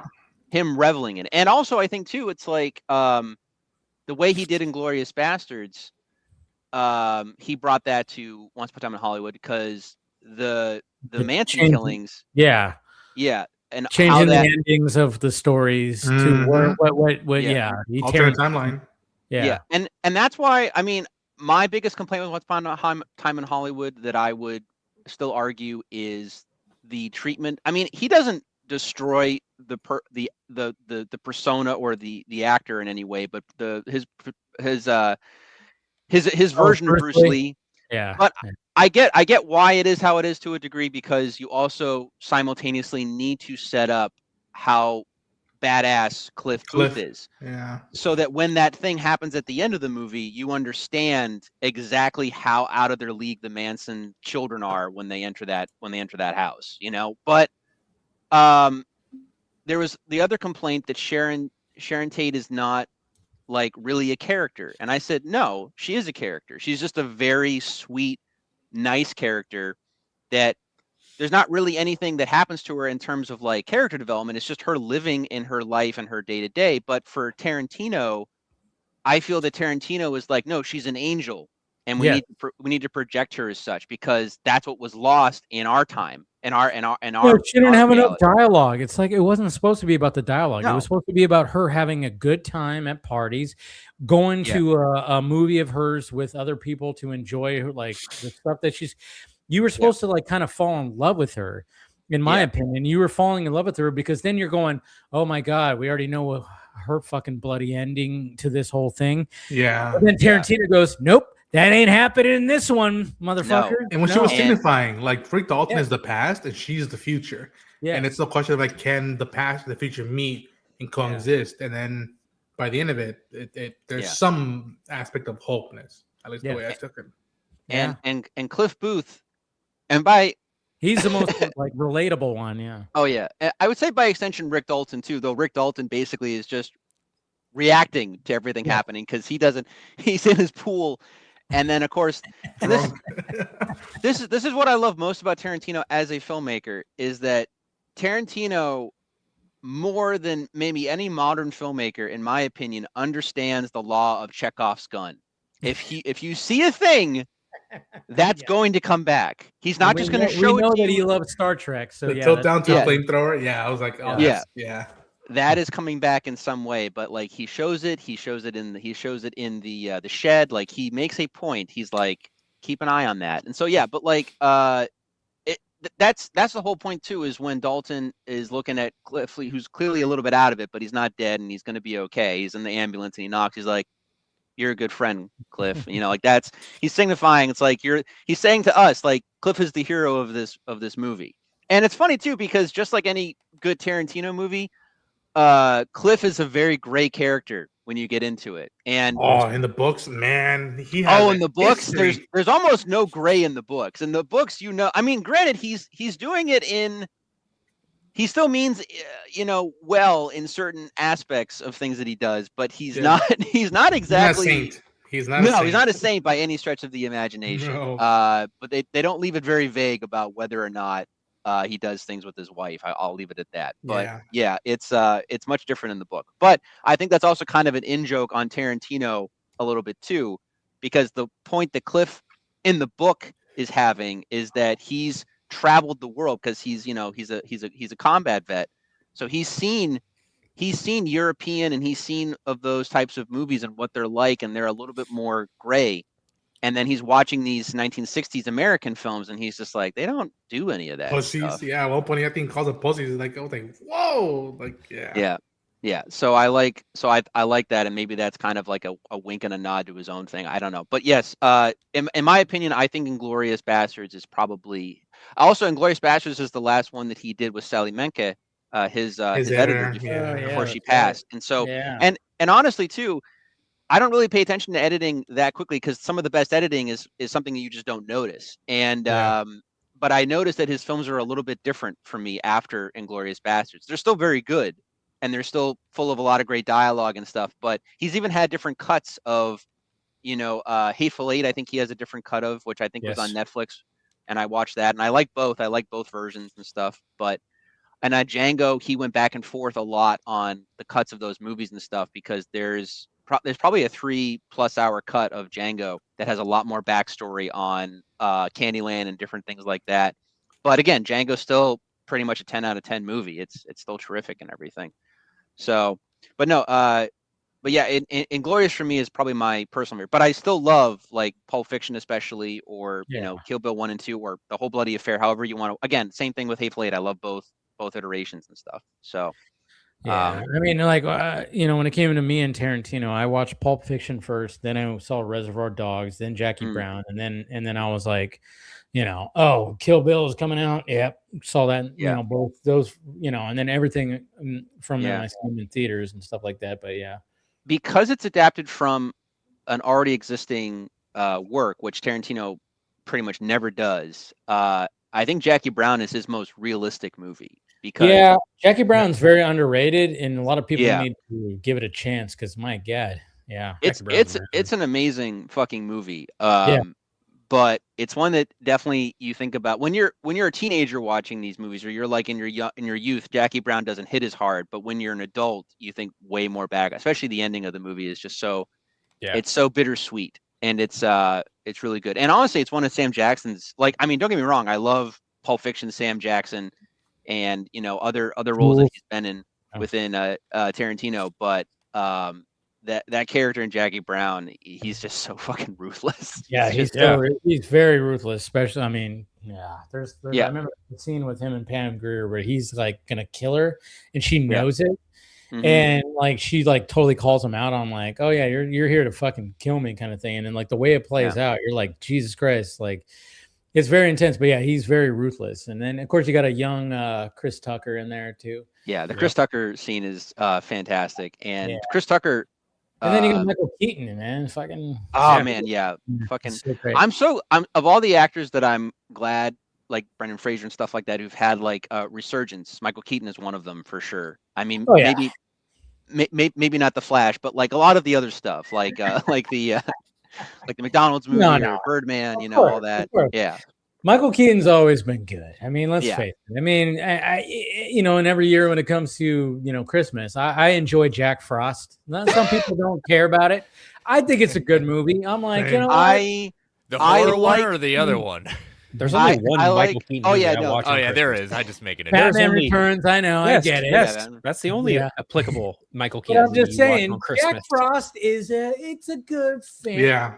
Come on. I think there are good moments in Jack Frost, but I know too much about like because I was fascinated by it a little bit growing up, and so I would look into like the trivia and the fact that it was supposed to be George Clooney and that you can tell it on the snowman. So it's funnier to watching it in hindsight, knowing that, and they couldn't change the snowman, stuff like that. They couldn't get that Batman, but they got the original Batman. That's funny. That's hilarious. But I'm just saying, but like, there's something about Michael Keaton. His mannerisms are they're great. I mean, like he even has. I mean, that's the thing. It's like if George Clooney wasn't Jack Frost, I probably wouldn't like it as much. There's just something about there's the charisma, there's the mannerisms of Michael Keaton that I love. That's what I mean.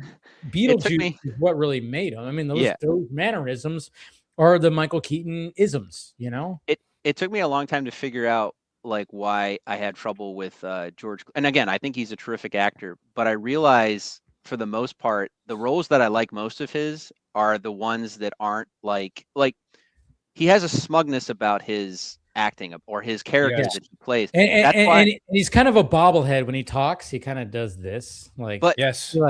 But when he's in the Coen Brothers stuff, they make him a complete idiot most times. And then on top of that, you have From Dusk Till Dawn, where he's actually like a competent badass. And that's like I was surprised because I hadn't seen Dusk Till Dawn for like ever. And he's awesome in that movie. Yeah, he is, I should have done a rewatch before Sinners and stuff, but no, it's my kind of place. Yeah. I saw it like 10 years ago, and I was surprised because I was used to Danny Ocean, George Clooney. The suave kind of, yeah. But he's like unhinged. He's unhinged. I mean, Dusk Till Dawn. I mean, again, I even brought this up when it came to talking about Sinners being in my top.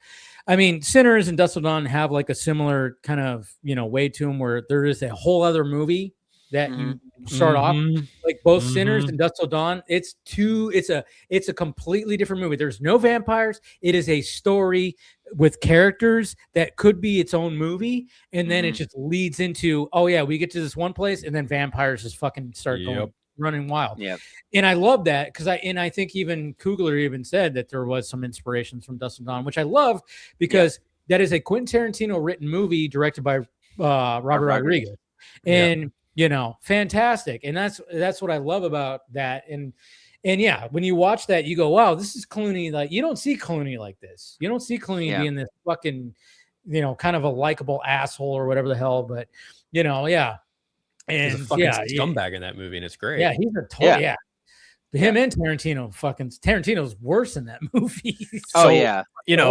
With everything awful going on in the other side of the world right now, and given Tarantino's ties, what I'm getting at is anyone who is like vehemently mad or pissed at Tarantino for his views, watch From Dusk Till Dawn. You will watch George Clooney just fucking clown him every step of the way in the movie, and 100%. and it's great because there are just moments where he's just like, "Come on, Richie, what the fuck is wrong with you?" And it's just his acting is unlike anything George Clooney does in other roles, and that's why it's even more satisfying to just watch him bitch-made fucking Quentin Tarantino in that movie, and it's even funnier because Quentin Tarantino fucking wrote it, and he's playing Richie. But Yeah. that's Oh, the thing. God. That's the thing. I found out later when everyone was shitting on Tarantino because of his, views or shitting on Paul Dano or whatever and stuff like that. I found out that like when Tarantino and Rodriguez were talking about Dusk Till Dawn when they were making it, basically, he was like, "Oh, I can play Richie because I think I could be George Clooney's brother." And I was like, "Okay, man." Like, and so he put himself in that role.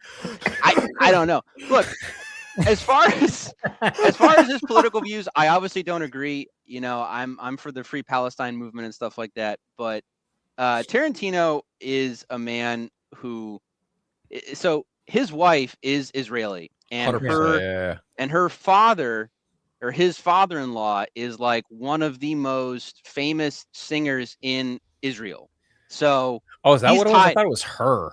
I No, thought she no, was no. the singer. It's him. Okay. No, she's just grown up. I think she's just grown up rich. That's how Tarantino met her because I'm fascinated with him like before all the other stuff, but I was fascinated with just like his life. So I'll listen to a bunch of different podcasts about because he'll tell you if you interview him and you ask the right questions and stuff. But he met her basically because he was on a cruise with rich people. Yep. And they basically set him up with her. They were like, "Oh, I have a friend who's looking, or it's just in the area and stuff." He's like, "Oh, that's cool," because he remembered meeting her from years before or something, and so they met up, they hit it off, and then that's it. Yeah, basically, I mean, I that's the don't thing. know. Is like when you see, Tarantino. Yeah, I mean, it's like we just want to just go like. I mean, I like that he just speaks his mind and let him speak his mind. Perfectly okay. Yeah. We don't have to agree with it. It's perfectly No. fine. I've Makes his movies, when he makes his movies, I mean, obviously, when I'm like, you hear Tarantino movies coming out, I'm like, all right, cool, 100%. I'm there. He makes great films, and he's one of my favorite directors. But yeah, sometimes, when he goes off the cuff, I mean, he goes off his whole the cuff. Polanski little fucking, dude, he yeah, defended no. Look, Polanski. I was like, man. that started coming around too, and I'm like, God damn. I'm like, sometimes I'm like, dude, you just need to shut the fuck up.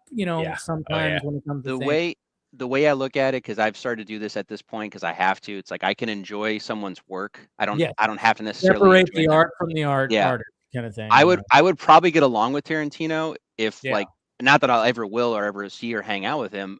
I don't agree with his political views, and I clearly don't agree with that shit. But like, at the same time, I have to separate unless it's about the movie or it's in the movie itself to a point where I have to point it out, kind of thing. Yeah, sure. But I try to separate the art from the artist because, like, you have to. I love Annie Hall. I love Midnight in Paris. But would I want to be in a room with Woody Allen? No. I'd probably punch him in the face. These guy's a fucking creep.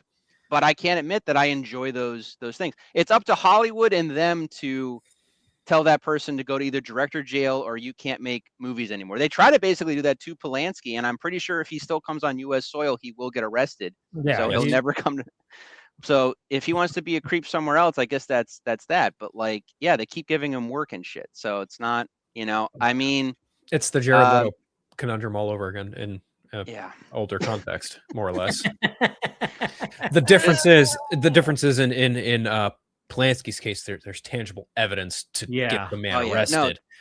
No, Polanski's a pedophile and he deserves to be in jail. 100%.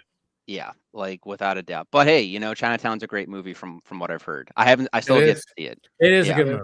I had to watch it. The dude knows how to make a good movie. Yeah, sure. At the same time, but I'm not sitting here going, "Geez, what Polanski movie do I want to watch right now?" No, nothing like that. Yeah, I'm not thinking like that. But I will say that about a Tarantino. I'll be like, apply that same logic. That same logic from fucking what Polanski movie were we just talking about? Fucking Chinatown? Rosemary's Baby. So that was the other movie I was getting at. You apply the same logic to Chinatown to Rosemary's Baby. The man is a fucking awful human being, but I had to watch both of those movies for my film classes, respectively. One for Rosemary's Baby for a horror film class, and then of course Chinatown for my other film class. So Yeah, look, I mean, Rosemary's Baby is like one of those slow build, like, Yep. oh my Yeah. god, like the tension and everything in that about that movie is like, oh my god, and then The last shot of that movie will leave you uneasy for at yes, least a week. very much so. Oh my god. yeah. Look, unfortunately, and we all know this at this point. This isn't like, and it's become even more prevalent, especially in the last like 10 years. It's pretty well known if you're a fan of entertainment that most creatives are fucked up or perverted Yes. or messed up in the head. It just depends, where is your line. That's kind of where it goes, Yep. like, Yeah. or they're just assholes, like I Well, we I'm- were just talking about Chevy Chase. Chevy like, Chase. I was gonna Yeah. say, I haven't watched the document. I want to watch that and the John Candy one kind of back to back. yeah, and we were just see talking about that because Yeah. before you came on, like I haven't watched the Candy doc or the Chevy Chase doc, but Yeah. I keep hearing nothing but great things about the John Candy doc, and I'm gonna watch Yeah. it, of course, because I love that guy. And I've only seen clips from the Chevy Chase doc, and it's just he's just a fucking douchebag. But at the same time, I'm like, Christmas Vacation, my favorite Christmas movie. I love Fletch. Yeah. And it's I like love there's just I love the original Guys Like Vacation Us. movie. I mean, Yeah. come on. I mean, there's so many classics. Three Amigos. I mean, he is a good performer, but I'm like, yeah, but I know he is a fucking douchebag. Like he is a douche. You know what's hilarious is I was watching just this past week. I was watching a clip from they were talking to Rob or Mac on It's Always Sunny, and he was talking about Danny DeVito, because I don't know if you guys know It's Always Sunny. After its first season, it did okay, but it didn't do the numbers it needed to do. And the FX president basically came to Rob, because he's pretty much the showrunner, even though it's kind of a collaboration between him, Charlie, and the guy who plays Dennis and stuff. And he was just like, look, we're going to need to bring in some sort of star power to the show to get more eyes on it, because like it's not, I believe in the show, but it's not doing the numbers that we needed to do. And if we bring in a star power, we can kind of change it up. And Rob was very like, this is my thing. This is our thing. It's like, bringing in a star is going to change up the whole dynamic. And that's not going to work. And the executive basically was like, look, you either bring in a star or the show's done, canceled. And he's like, okay, who is it? And so they brought in Danny DeVito. But Danny DeVito, got written into the show, and they had to film a lot of his stuff like up front and everything. And they had only a few days to do so. But Danny was extremely collaborative. He came in and he knew right away. He's like, he knew, he's like, look, yeah, technically I'm here to kind of save the show, but I'm in your space. So you tell me what you want me to do, and we'll see if this works. Like, we're gonna go back and forth, but we're gonna, like he wanted to, like the point was he wanted to make the joke. He wanted to live as the character, or, do what they had for him. He wanted to collaborate. And it worked, because he was like, look, I know what's funny, but he's like, I know what's funny of my generation. Because at first they were like, you just riff, you do whatever you want to do. You were in fucking Taxi, you're Danny DeVito, you can do whatever you want. He's like, no, I want to do what you guys want to do, and he's like, you guys know what's funny too. So, that was the thing. Comparative that to Chevy Chase, who comes in and like, the Community Show, which is also its own cult comedy show.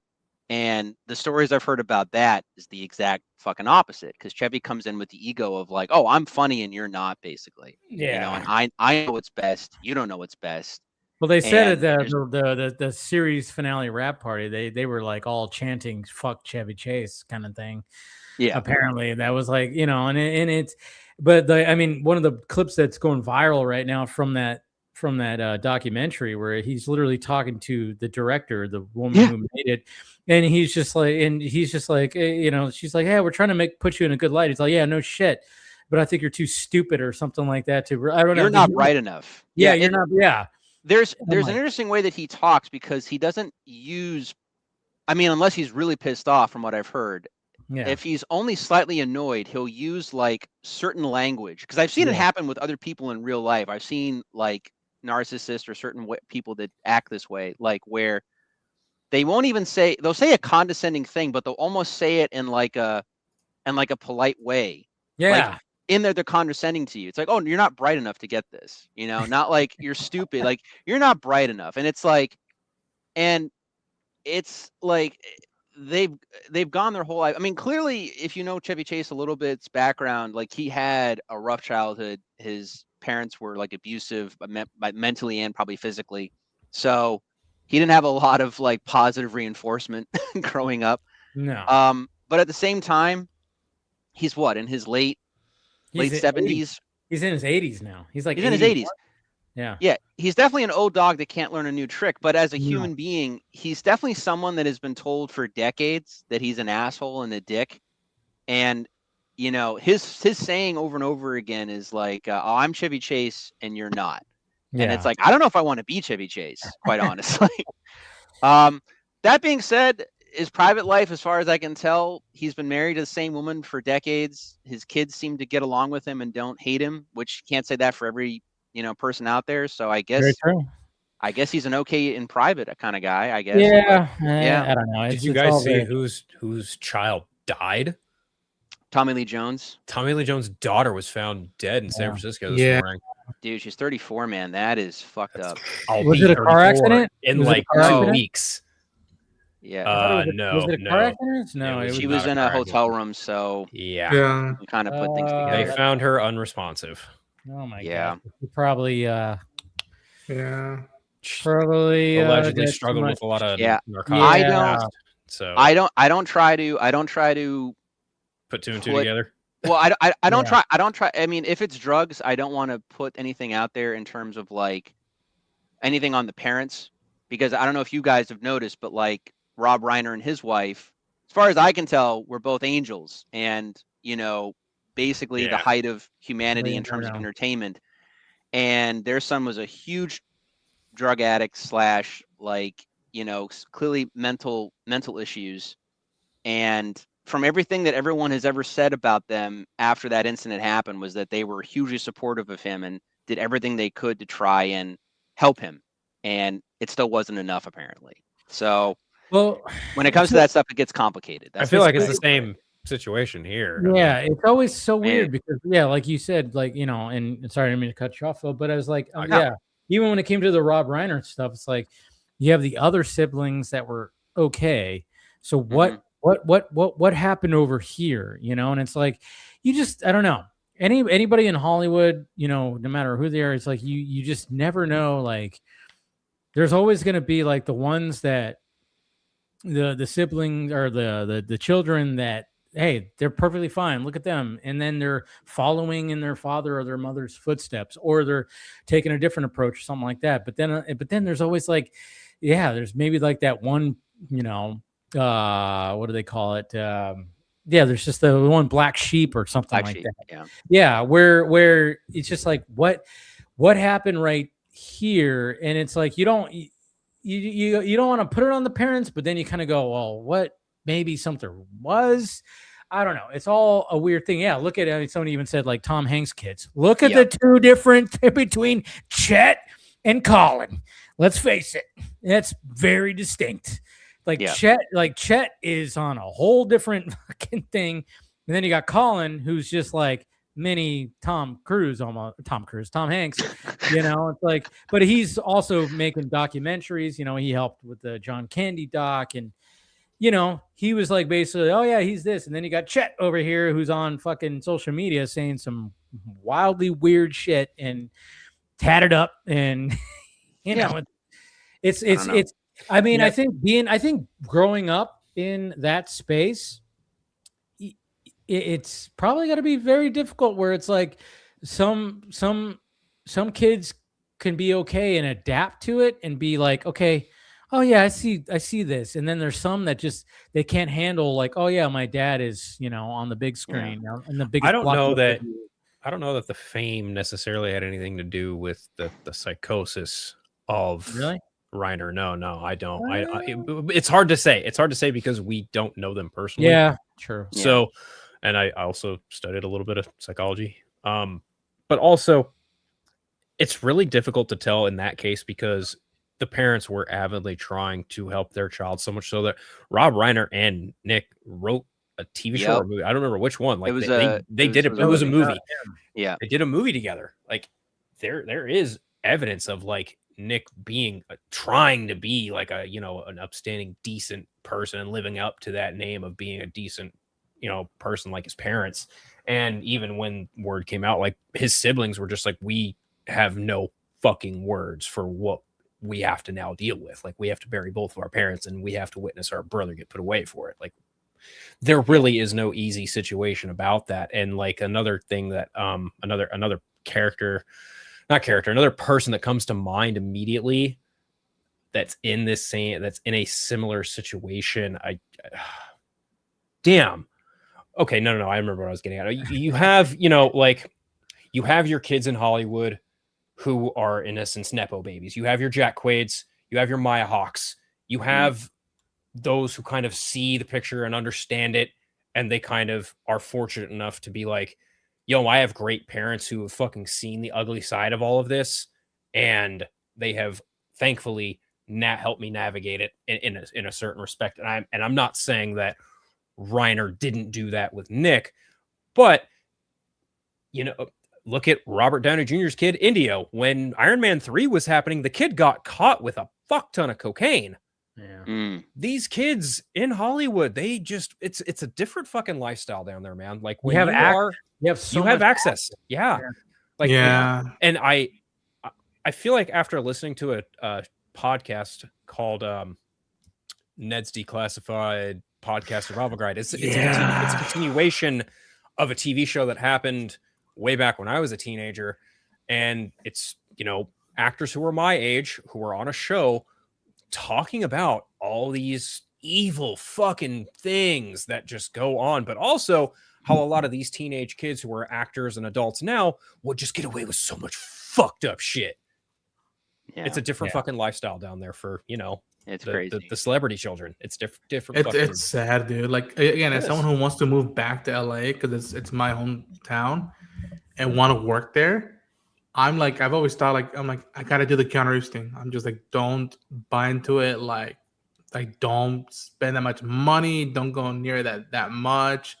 And like, I'm lucky that I have some family there, so I know that like, as long as you're close to them and I'm close to them, like, you should be able to balance it. But like, each one of those is different, especially even hearing that with Robert's kid and what they found with him. Just like, and then hearing what Robert has to overcome to see that now go into his kids. It's like, that's a mind fucker of a thing. It's just like, yeah, you don't want the hereditary. You don't want the sins of the past to come down. Like that's not.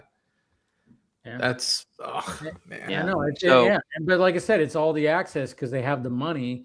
I mean, Robert Downey Jr. is like, you know, one of the wealthiest fucking actors, and you know, it's like not, and I think it is his son's like a musician, right? Now, yeah. I think so. Yeah. But I mean, This was back. yeah, This was been 2013. This is okay. 13 years ago. But it's Yeah. like, I'm like, I mean, I even saw I saw a video even recently. It was Velvet Revolver. I don't know if you guys remember that band. It was kind of like a you know, like a super band because it had Scott Weiland and Slash. Yeah. And a great band, but it had a couple other players, I think from Guns N' Roses and some other bands. And one of the guys was talking about it because when they formed that band, they were like pushing 40. So they were like, hey, if we're going to fucking do this and we're going to like go on tour and really push this band, we got to like just be healthy. No fucking drugs, no alcohol. Let's get in shape. Let's do that. And they did that. They went into this band to be like, hey, we're going to get in shape. And they did. They all got in shape and they were like, hey, we're going to tackle this like this. We're not going to do the bullshit like we did in our 20s. But then after they got so much success, guess what happened? The old habits came back in and all of a sudden drugs and alcohol started fucking pouring back into the whole band. Yep. And, you know, but because you just have the access, you know, and it's like it's being handed to you, you know, it's like, hey, yeah, let's go to an after party. And guess what's happening at the after party, you know? It's very, you know, comparable to, you know, kids who go off to school for the first time and have not had that kind of freedom. Oh, yeah. Per se. Yeah. You know, it's not exactly a apples to apples, but it's the closest thing to kind of compare it to when you have that, like you said, access. Not a lot of supervision, not a lot of people who are watching your back because you've got basically either a mix of enablers or people who are similar to you saying, "Hey, this is the first time we've had it. Let's just try it once." And there you go. That's all. That's all she wrote at that point. Yeah, Yeah. I still remember my friend's girlfriend at the time. You know, we went off to college. You know, we all went to different places basically, and this was like right on the verge of like Facebook. Like, it was still generating around colleges, but it was starting to go more public at the time. Yeah. And we shared an account together at one point, or you know, like we were friends and stuff like that. And she was a very, like, I could tell she was a pretty like decently repressed kind of girl and stuff. So then going from high school to college, like within like the first month, I'm looking at her Facebook and she was, you know, all the party pics and stuff. I was like, yep, she's gonna she's gonna feel that in a couple years. Like, it was just, That's a choice. you know, she was let loose, you know. And it's like, you know, unfortunately she became a drug addict later on and stuff, and that was a bummer. But yeah, it's what basically happens. Do you guys know? Are you guys familiar with Angela Lansbury? Do you know who that is? Yes. Mhm. Yes. Yeah, Murder, Murder, She She Wrote. Heard of her, yeah. Yeah. So in the 1960s, she very much, I think it was her daughter. She didn't like the friends that her daughter was hanging out with in LA. So she made it a point to take her family and her children and go back to the UK. The friends that she was hanging out with, the Manson children. Oh, wow. I've heard that. You're right. I've All the way heard back that. around. Yeah. Wow. I did not hear about that. That is crazy. Yeah. Yeah. Smart. Yeah, dude. But I'm just saying, you gotta just be aware. That's all, you know. Modern day Yeah. Cliff Booth. How about that? Murder, She Wrote. Yeah. Yeah, can you imagine Angela Lansbury coming and grabbing one of the girls and just going and like, yeah, you just realize- Actually, you know what? Yeah. Let's not speak that to its existence because we already know some douchebag is going to use AI slop to do that. Oh, Jesus. Yeah, I remember Charlie Sheen saying that like his dad had them moving around during that time because it was like, yeah, like I'm not, you know, we're living in LA, I'm working, I'm not risking it, and they put him like in the farther side of LA, and they're like, no, I don't want you hanging out near the Hollywood stage because Yeah, Charlie Sheen talked about that in the two-parter doc. Yeah. And but the thing is, like, Martin Sheen, he struggled. I mean, Apocalypse Now, he was dude, those scenes were fucking real because he was drinking and he was struggling. And so when you see him, like, you know, in that room by himself where he fucking punches the mirror, cuts his hand, it's all real. He's drunk and he's really doing all that shit because he said that was almost like therapy to him because he was like really fucking struggling through all that. Yeah, He didn't wasn't want that necessarily footage. too happy that was included. No, of course not. But of course, all of it, yeah. But it was real though. That's the thing. You watch that shit, you go, "Fuck, that's real." Yeah. I still have to see Hearts of Darkness because I've seen Apocalypse Now once or twice. It's pretty good, obviously. But Hearts of Darkness, I've heard, is just fucking wild, dude. From what I've heard, amazing Coppola still made movies after that. But yeah, like and now we have Megalopolis. So that movie. I give him props for going for it. Hey, it was an experience I'll never forget. Me neither. I don't know if it's one I want to remember though. I'm not really sure. Yeah. I'm kind of in the middle about it. There was something there, but you know, I don't know what exactly it was, but there was something there. Was something there. But did you see the making of the clips? Oh, I saw the mega doc. Yeah. Oh geez. I've seen clips of like him and Shia getting in arguments over things. I'm sure. Like, who's directing the scene? Who blocked the scene? It's like, I'm the director, and it's just like, oh my god. Oh yeah. Yeah. I don't know, but I mean, listen, the man sold most of his fortune to make the movie because he's old and he doesn't think that. Doesn't give a fuck. Which I appreciate. I appreciate that he did that. He's like he's been wanting to make this project for like 40 plus years. Yeah. And he finally did. Hey, power to him. Did it resonate and did it fucking blow up? No. People just shit on it like crazy. But yeah, I mean, you know, but hey, I got the movie to a degree. It's either completely you have no idea what's going on, or it's the most unsubtle movie of all time, and it goes back and forth like that for like. It really does. It's a ride. Look, I mean, I saw it in Coolidge. I got to see and be in the same room as as Coppola. So I mean, That's right, you Coppola. did see it in, yeah. Oh wow. Yeah, look, I mean, Coppola could have just made the Godfather movies and Apocalypse Now, and that's it. He didn't have to do anything else, but he just keeps making stuff. So I mean, and honestly, it's so funny because you would think from watching a lot of his things that he's this pretentious guy, but he's just a fat grandpa that loves food and his grandchildren. Like that's him. Like he's not. He's very approachable. I guess that's the best way to He also made The Outsiders. That's probably one of the most accurate adaptations I have ever seen in my entire film going. Yeah. I'm like one of like the 5 kids that didn't get that rolled out on like a TV. I think we were like cut for time, so we only got to see clips of it or something. And I've never sat down and we didn't even get to watch. I had to seek this out on my own. I had to read the book when I was in like 4th or 5th grade, 6th grade maybe. Yeah, it's a great book. It's a terrific book. Yeah, but I didn't get to watch the movie until I was an adult. I was in middle school or high school, and I was just like, those guys are cool. I'm like, God damn it! Like, I wish I was part of the outside. I was brother, a greaser. I remember watching Patrick Swayze in that movie for the first time, being like, "Yeah, that's the goal right there." Being like Derry. It wasn't Roadhouse where you go and you just grab people. See, Roadhouse came after. Roadhouse came after because Outsiders was teenager. Right. Roadhouse is adult. Right. So, right. So then it's a progression. Yeah, right? But when you watch Outsider, I mean, there's so many fucking stars that were not stars. Diane Lane. Yeah. Who doesn't age? No, that woman does not age. Ralph Macchio, Ralph Macchio. That's right. Yeah. Rob Lowe, Tom Cruise was in that. They like that. You're like hero, man. And it's with him with like the chocolate and shit. Like that's Ethan Hunt. What the hell? Yeah. I mean, you look at that poster with all of them on it. You go, Jesus Christ! There's like 90% of this cast went on to be superstars. Rob Lowe was in that. Yeah. Mm-hmm. Yeah, but it's why no one. No matter how crazy Coppola gets, it's why everyone just has so much respect for him because of all that he's made. He actually is. He's the inspiration for Han Solo. I mean, Luke Skywalker is George. I remember hearing about that. Yeah. But Han Solo is Coppola.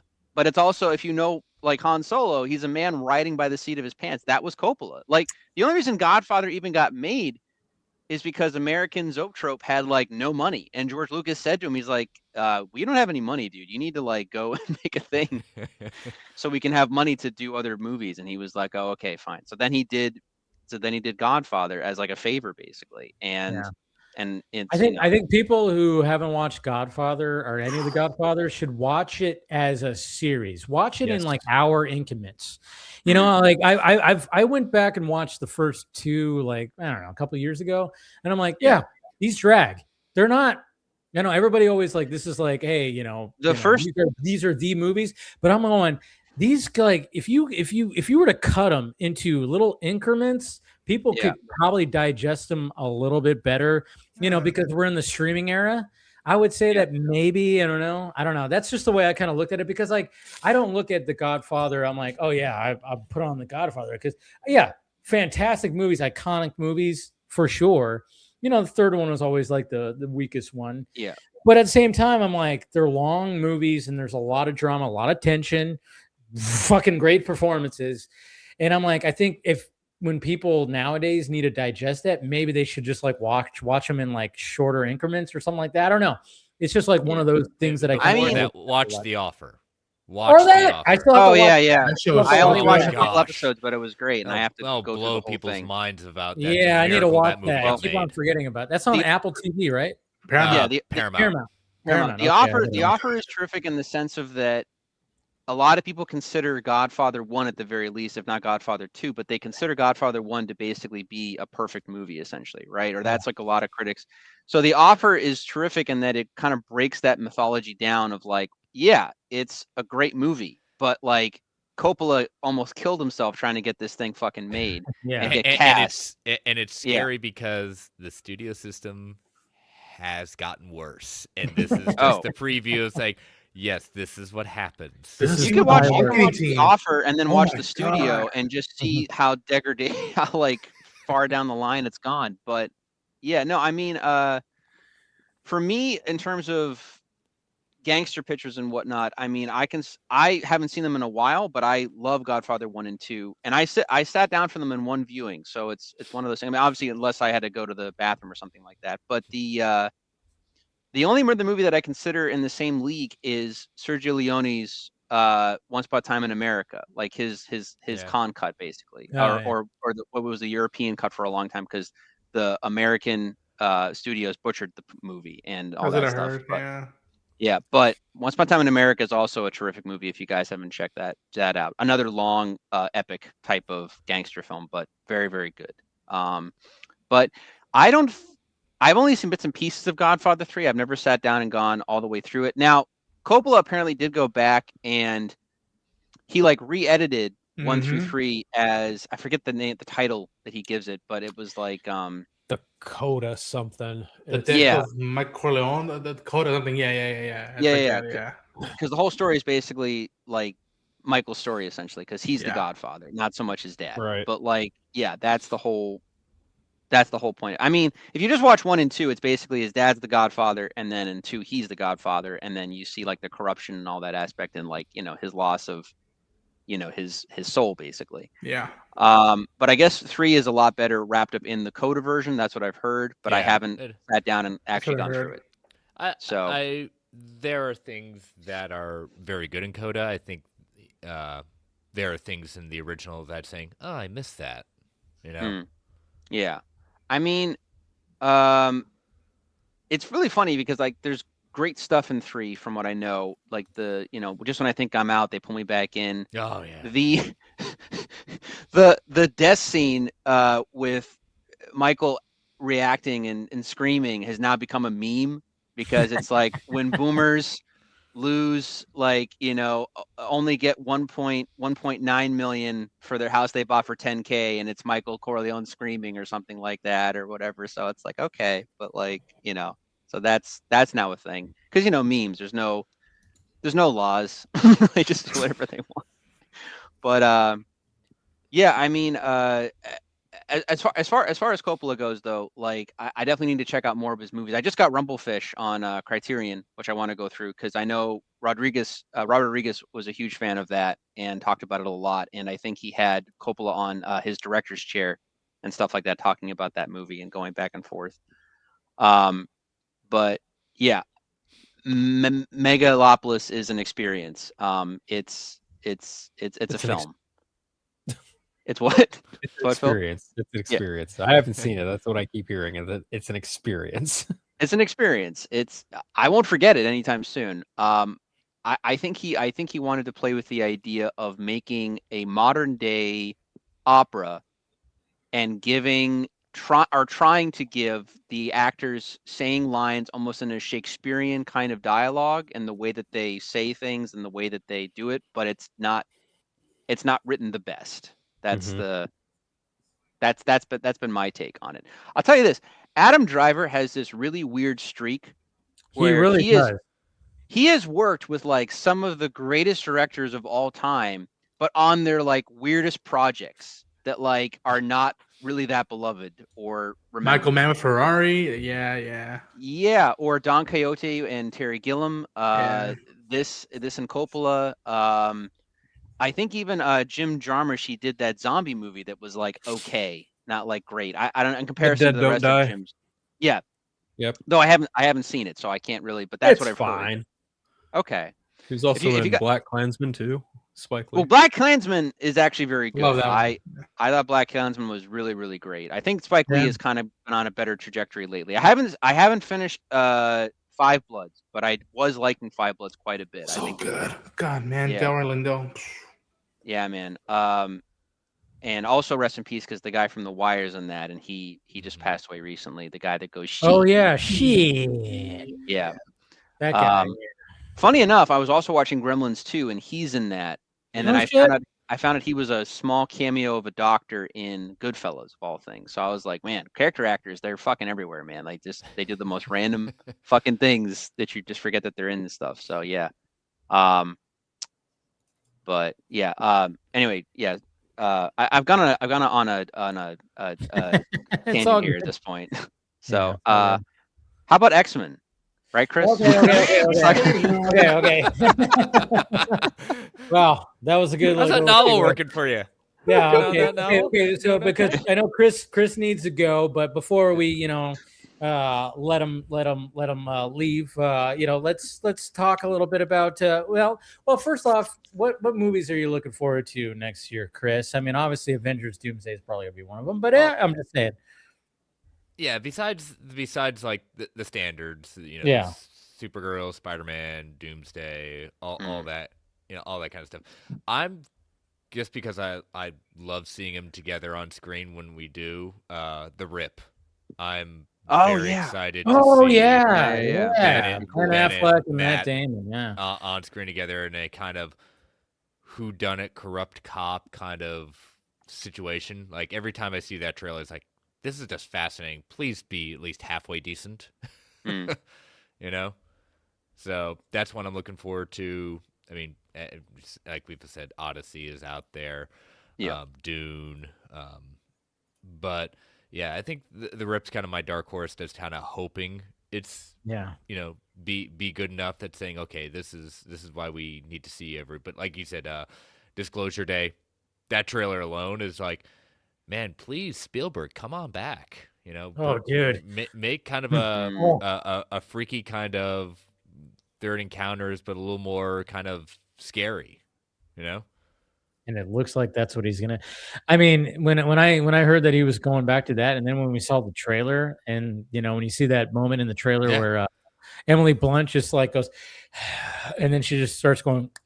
That's like that Signs moment where you see the alien for the first time. It's like, oh, dear Lord. Oh, fuck. Yeah.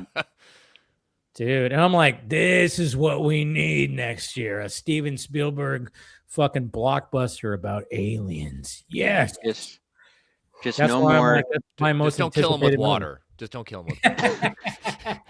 Just, or the common cold. Yeah. at this point, just no more historical dramas from Steven Spielberg for at least another 5 years. Like if I have to see one more about we have to tell the world what's happening here. Like I don't want it. I don't want it anymore. I'm living through these events. I don't want to see another historical event movie. Just please. Yeah. Just give us. I hate to tell you, Paul, it may not be Spielberg, but you're probably gonna get something. No, I mean, oh wait a minute. No, I mean, someone else is gonna. Well, look, first Odyssey is like mythology wrapped in some history, but essentially, like I know that other people are gonna make a historical biopic of something or other. I just don't want any more from Spielberg. Like he could have tapped out at like Saving Private Ryan. He didn't even need to make any more after that. Like he won. You know what I mean? Like, but dude, it's like. Yeah. I mean, they literally had to. They said that they had a program to any vets that were part of that war. They had a program to be like, we have therapy if you go see this movie because people were like, it was so real. And I remember seeing that with my dad. I was visiting my dad who was still in the Army at the time, in Alabama. What was like 1997. 8. I don't know when it was. It was, in the 90s, late 90s. And I remember just like watching that scene on the big screen, just like going, Jesus Christ. I mean, the dude knows how to make a fucking movie. And that's why, like, his last Alien movie was War of the Worlds. And that, I mean, obviously the War of the Worlds that came out in 2025, don't watch that piece of shit unless you want to just be laughing, unless you want to laugh at it. I mean, I watched it. Yeah. But when you watch the Tom Cruise version, that's how you do that fucking movie. When you see Tom Cruise, when Steven Spielberg and Tom Cruise go, hey, we're gonna do a running scene where you're running through people getting zapped into dust, and we're gonna do a one shot. Fuck yeah, that's what I'm all about. And but yeah, I mean, but Steven Spielberg doing another Alien movie, I mean, that's all you had to tell me. Yeah. It's like it's just like the same. I mean, that's what I love. The fact that Nolan and Spielberg and some of these directors, Tarantino, there still can be the director that go like, oh, they're making a movie in this year, and you don't know what it is, but you're going, well, I'm already there. No matter what it is, I'm already gonna buy a ticket. And there's already people that have bought their tickets for the Odyssey when it comes to Nolan. It's like, it's Nolan. I wish I hadn't said that when I went to go see the BFG done by Spielberg. After I left that movie, I was like, maybe the historical epics aren't that bad. Maybe I should have stuck with that. That was that was a rough time. No, but I liked Ready Player One. But no, the alien thing intrigues me because I like it more personally when he makes the aliens more mysterious or they're here for good purposes, like ET or something like that. War of the Worlds did not fascinate me. I was watching it. My friend had the portable DVD player back in the day where you could just prop it in and then there's like a small screen and you're watching it like in the car or something like that. And he had stopped by my neighborhood for a quick just like hang out basically, but he had that and we were watching it in his car and stuff. And then he got a call, he had to go. And I was like, all right, man, well, I'll see you later. And we got to the part where the aliens basically had shown up and we're starting to do shit on Earth. And Tom Cruise is all like, doing this and running back to the house or whatever the case is. And I remember just walking back to my house after my friend had left, and I was like, I don't need to see the rest of that movie. I'm actually okay. Like I don't know. Like, at the time, it didn't do anything for me, and it might have been because I'd seen it because I hadn't seen it in theaters. It was much later. The scary movie stuff I think had already kind of tapped into it at that point too. So I was seeing all of like the satire and the parody, but now in the actual movie. So it didn't connect, I guess. So there is that. I would sit down and try to give it like a rewatch now, though I've heard, and you guys would probably know better than I would, that I like her as an actress, but I've heard Dakota Fanning is like really bad in that movie in terms of like she's like annoying. She screams all the time when she's not supposed to. You know what I mean? It's like the kids who scream in like Jurassic Park when it's like there's a giant thing that's about to try and kill and eat us. Please don't scream. Or whatever the case is, but I don't know. Do you guys have any opinions about that? Because I haven't seen the rest of the movie, so I honestly don't know. Or whatever. It was what I expected for a kid to go through an alien movie. Okay, I mean, I wasn't necessarily floored, but it necessarily didn't distract from the overall thing of the movie for me. Okay. All right. Well. There you go. I mean, each their own. People have different. Yeah, people have different. I mean, Spielberg. I mean, you guys, if you haven't watched the Hulu doc about Jaws, watch that. That fucking doc is like, that dude went through hell through that movie. I mean, hell. Yeah. And and it's just like, and he made one of the most iconic movies ever with that, which is so crazy because it's with how the different iterations of that, and then the fact that that's a PG movie, it still blows my mind because there wasn't a PG-13 rating, it'd be 9 years later with Temple. He helped create the PG-13. Yeah. He helped create the movies that created that rating. Yeah. So it of course. So it worked out. But it would be hard PG-13 now. But I remember I watched E.T. after that, and I was like, man, God, there's some things even in here where it's like, I mean, I remember, when you see E.T. all fucking white and like fucking fucked up and like they're, I mean, there's things in there like it's like, God damn, there's some like shit in here like that could traumatize. Oh man, I even saw something recently. What was damn it, I can't remember what it was. I saw something on my timeline. Oh yeah, fucking Roger Rabbit. I mean, we're going to Robert Zemeckis right here, but I mean, the whole thing when Christopher Lloyd's character, I forget his name, Judge Doom.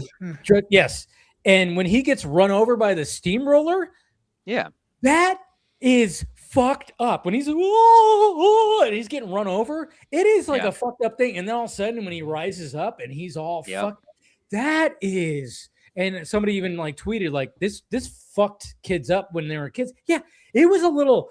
It was like, oh my God. Yeah, when he has the big red eyes that bounce out. Yeah, I remember running out of my living room, and I was probably 5 or 6 when I saw that for the first time. Scary. It was scary shit. Like, but at the same time, it was kind of like, these filmmakers were like, fuck it, let's do this, And Spielberg and Zemeckis were those guys. In the 80s to like the mid 90s, they didn't care. Like when my buddies were going through Stranger Things, I haven't finished the last season, by the way, but they they went through. I think it was season 3, and Dustin and his girlfriend are singing the Never Ending Story song, basically. Never Ending Story, which is a great movie. But my buddy's girlfriend is like 7 years younger than us, so she hadn't seen Never Ending Story. And I was like, "Oh yeah, you should show her that movie, dude. It's great." Yeah. And he was Sure, like, it's fine. "No," he's like, "Dude, I'm not gonna ever show her that fucking movie." I was like, "Why?" And he was like, "Dude, the scene with the horse." I was like, "That traumatized me as a kid." I was like, "Yeah." Yeah, What the? there's I was like, "The horse always comes gonna back be at those the end, things. though," and he There's was like, gonna be "No, no." There's got to be those things, even like Indiana Jones stuff and stuff like that. But before you leave, Chris, like, what are some of them? Besides obviously you got the X-Men shirt. You saw the leak. Yeah.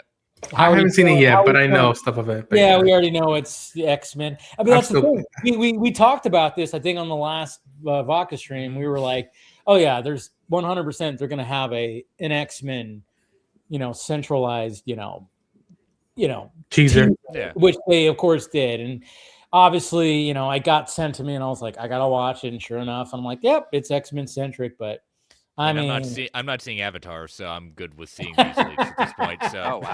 That Tuesday I have it off. I'm like, no, that Tuesday is first for that teaser. I'm like, I'm gonna be that's full on.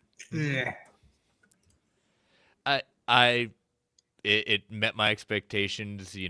Why not? I enjoy the. I have a thing about Cyclops. I'm not a fan of Cyclops, not because of the thing. I'm just not a fan of the character. He's always wrong in my opinion. No, he's always right, Chris. You know this. He is not. Yes, he is. Cyclops. Oh, sorry, Chris, go on. No, but I do like what's walking in the background at that point. I said, oh, please just Oh, let yeah. us get some. There's something in the background. There's something in the background walking, and I'm saying, please, give me a true what I'm expecting from animated series. Just bring it. I love the costumes. Bring on the costumes. Bring it all. This is the true swan song to these characters, and I just said, let's just have some fun. Let's just do it justice. I feel like not Professor. I'm like, Hercules. I know you are like that right now. Oh, Tuesday, please get here. Yeah. I will say this, and I say this as someone who is, I love Wolverine. I have Wolverine's first appearance. Like, I'm a Wolverine guy. But I've come to respect Cyclops more as I've gotten older, because look, it's the same thing that they do in every team. There's the the Captain America to the the Captain America to the Iron Man, the Superman to the Batman, the Leonardo to the Raphael, and you have the Cyclops to the Wolverine. He's always like more of the Boy Scout. He's the he's the guy. Cyclops more than Wolverine is the X-Man. Yes, I mean Wolverine is an X-Men, but like Scott is like he is Charles' son, adopted son, basically. He embodies the X-Men more than probably anything else. I think also too, if we're just talking comic books, not other, because again, X-Men 97 did, I think, a lot of redemption for Cyclops and for like public perception and stuff. But the comic books, especially after the Claremont era, just kind of slowly assassinated Cyclops as like a character, and they've made him like ridiculously bad choices and just certain things that have just made him more and more unlikable as a character, which is sad, because I think he has a lot of good things as a character. But yeah, I totally understand you not being a Cyclops fan, though. I'm just not. It's I get it. Has nothing to do with it. It's never been my favorite. I mean, I'm a Wolverine fan, but it's not like I'm Wolverine ride or die, because I can point to countless ways that Wolverine is also very wrong. Yes.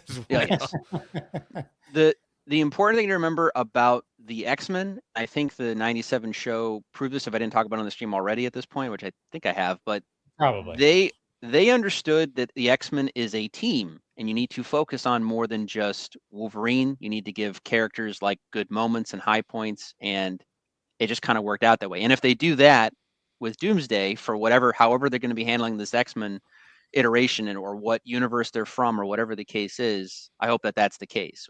Clearly, though, they're going through. I would say things. James Marsden is not coming back just to be another punching bag at that point. Yeah. No. I'm pretty confident that he's gonna get his flowers, and maybe just like Andrew Garfield got his flowers in No Way Home, I would love to see Marsden get his flowers as playing Cyclops again.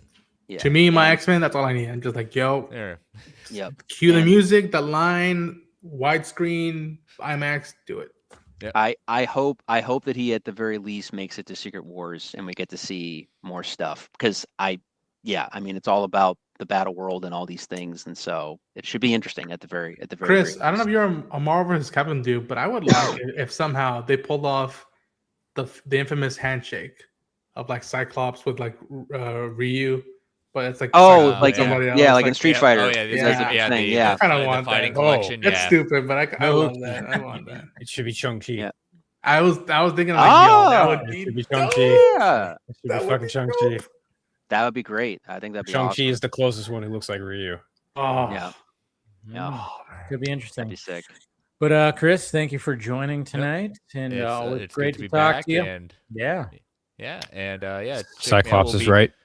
We'll be back next week on Marvel Alliance, coming back after our 2-week holiday break, breaking down Thor trailer, breaking down the official X-Men release trailer, and a little thing called Wonder Man. That is a thing starting off with the still is a MCU. thing. You know, watch that be something fantastic. I hope. I really, I have the lowest of low expectations, but Yes. I will be happy to be proven wrong. Absolutely Me happy too. to be proven wrong because I do Because like Yaya as an actor. So Because anytime I see a clip from him, I'm like, this looks stupid, but it actually might be the most meta fucking funny thing that they just poke fun at the MCU. But for a content creator, would all like 8 of these episodes dropping it on one day, it's like you're killing me here. I know, Forget you're yeah. dumping it at that point. That kills me too. That kills me too. Yeah. When is it all dropping? The 27th or 28th of January, so 3 weeks. Yeah. So, Cool. but yeah, we'll break those down and then we'll have some fun. But the following week we will do our big prediction show for I call it the Reckoning. We make our predictions every year. We see who is correct and who gets wrecked, and then putting our predictions out there for 2026 in 2 weeks. So, all right, nice. But gentlemen, have a Chris. great weekend, and I will talk to you later. Good night, Chris. Bye, Chris. And I know Phil, you got to go pretty soon too. But what are some of the movies you're looking forward to in 2026? Off the top of my head, Madden. Oh yeah. Okay. See, not a lot of people are talking about Madden. I know. Thank you for bringing that up because I know you commented on the video that I recorded because they dropped that 30-second teaser and like nobody was talking about it. It's funny because I showed my dad the teaser or the trailer for the Odyssey, and the first thing out of my dad's mouth was, "Why the fuck did you show me a trailer for a movie that's not coming out until the summertime?" And so I was just like, "But it looks good, right?" He goes, "I don't fucking care how good it looks. Like, I just want to watch the damn movie, and I can't watch it for another 6 months." I was like, "Dad, it's the Odyssey." He goes, "Yeah, it looks building up." right." And he's just like, "I don't fucking care."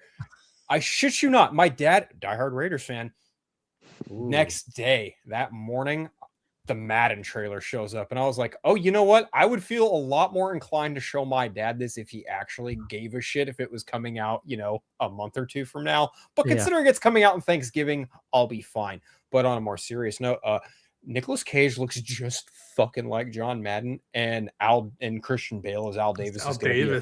Dude, that is one for the books right there. I'm like, if he can pull off fucking Cheney, which he did, I've got no doubt in my mind he can pull off Al Davis. No, I think the biggest thing that everybody was talking about was like, okay, because I was like, what does Nicolas Cage sound like as John Madden? Because John Madden has a distinct voice.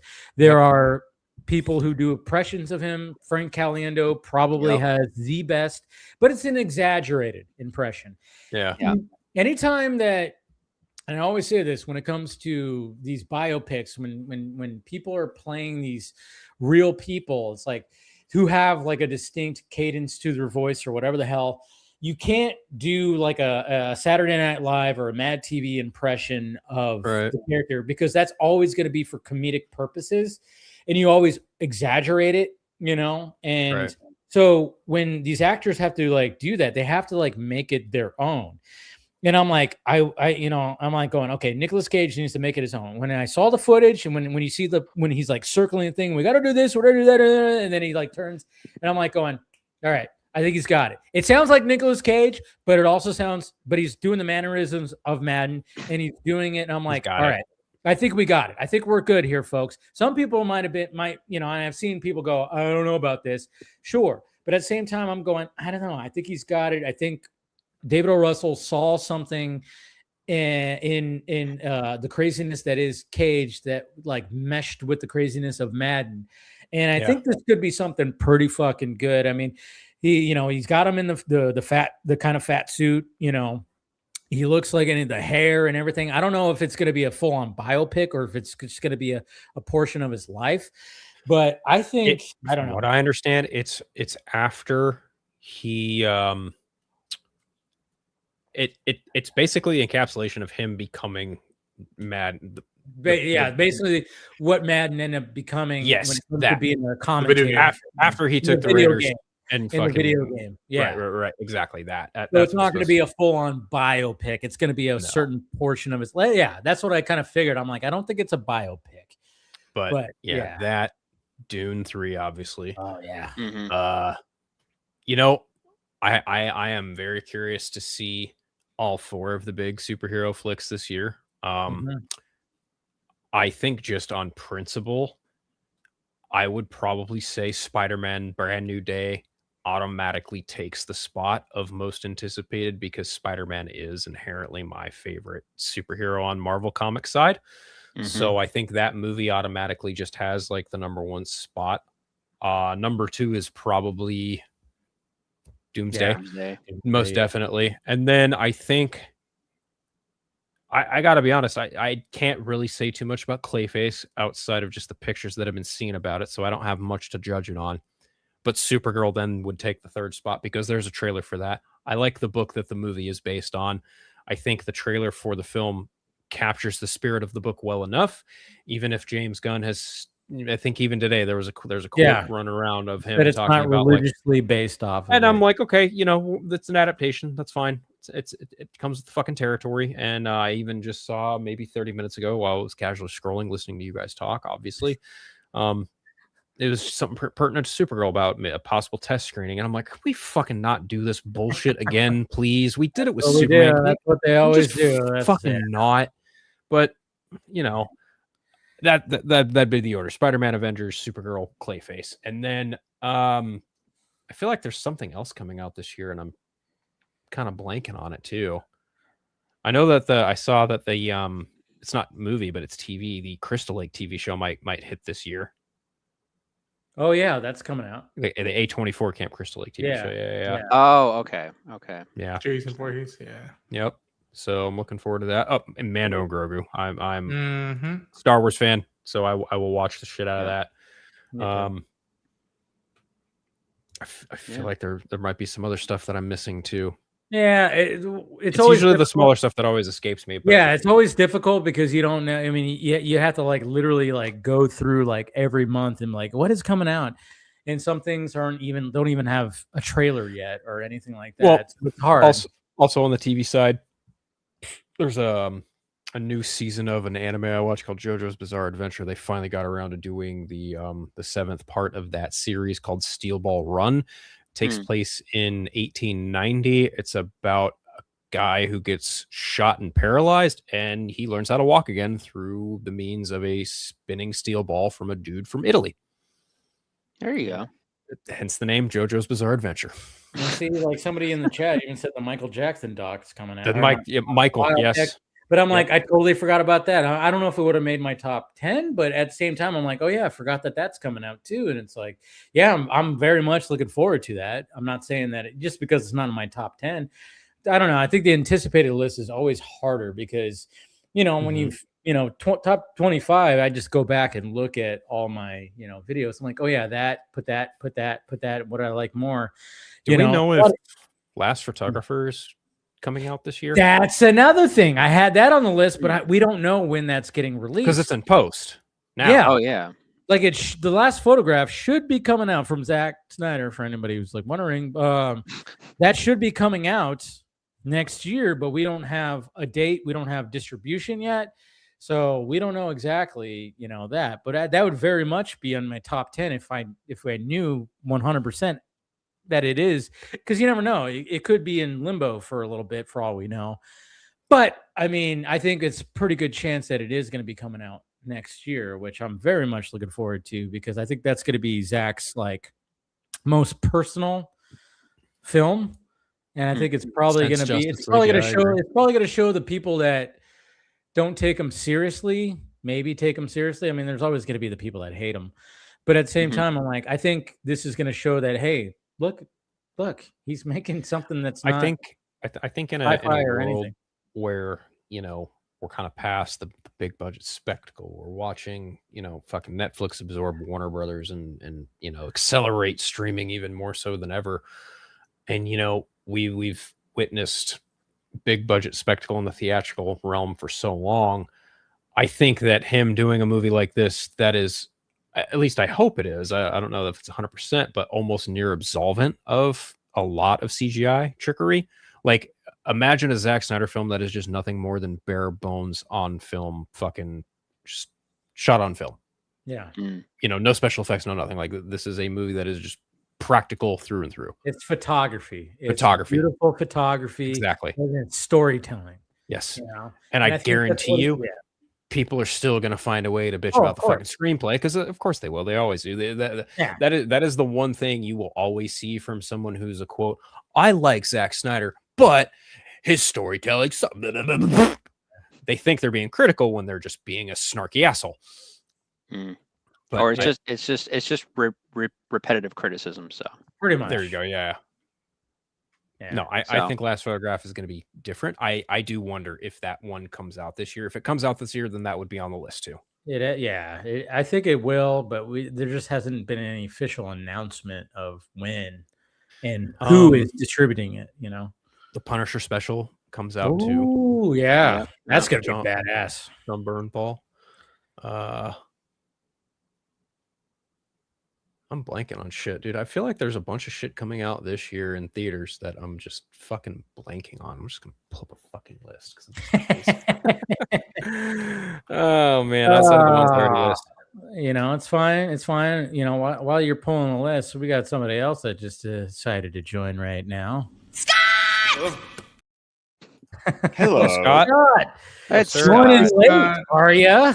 Well, I had to get back from my first movie of 2026. And what was that? Song Sung Blue. Nice. How was it? It's okay. It's solid. Okay. 3.5.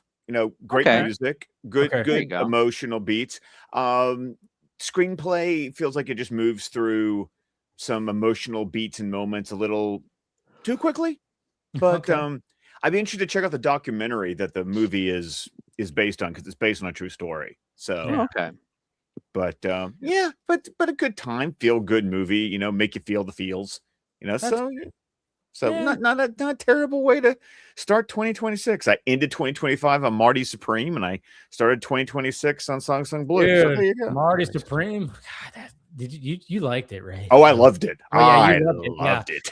Dude, that movie was like, I mean, I've been warming up to Timothy, and now I'm like, all right, kids got it.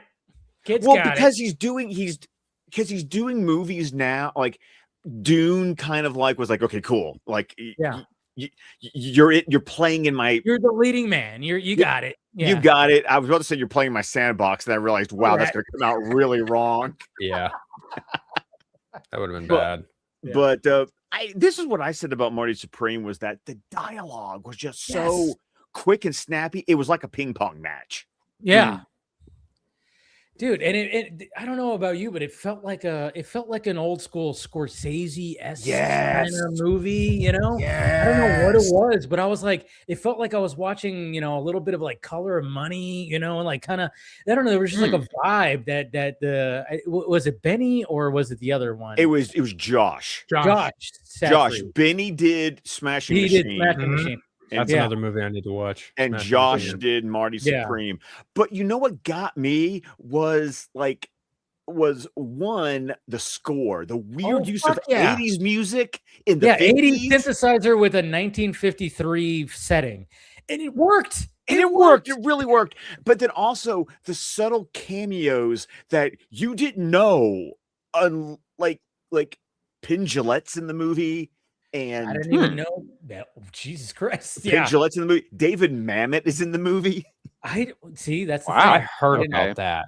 Yeah, I heard about that. But then you look at the credits and you see who they were, and you're like, yeah, Penn Jillette was in the movie. I just realized that now. Jesus. Yeah. Sorry. Go ahead. So it was weird, and it just worked. And I'm sorry. And then the fact that Kevin O'Leary, who's not an actor, is doing a damn good job in the movie. I was so surprised. I was like, wait, the fucking Shark Tank guy? I know. Mr. Wonderful is in the movie. And does a really good job. And he's like throughout the movie. He doesn't just show up in one scene. He is throughout the movie. And I was like, I thought, oh, he's just going to be in this for a scene. No, he's in the whole movie. What the fuck? He came out later and said that a lot of the extras just should have been replaced with AI, and I was like, fuck that guy. Yeah. So, that's his opinion, and we don't have to take Hey, maybe he gave a great performance, but sounds like an asshole to me. So, But before you leave, Phil, was there anything else that you found There that you were was looking one forward other to? movie, and it should have came out in 24 or 25, but it got pushed because fucking David Zaslav. God damn you. Oh my God. Mortal Kombat 2. Yeah. Oh yeah. Mortal Kombat 2. I Okay. watched. I was a fan of the first one. Okay.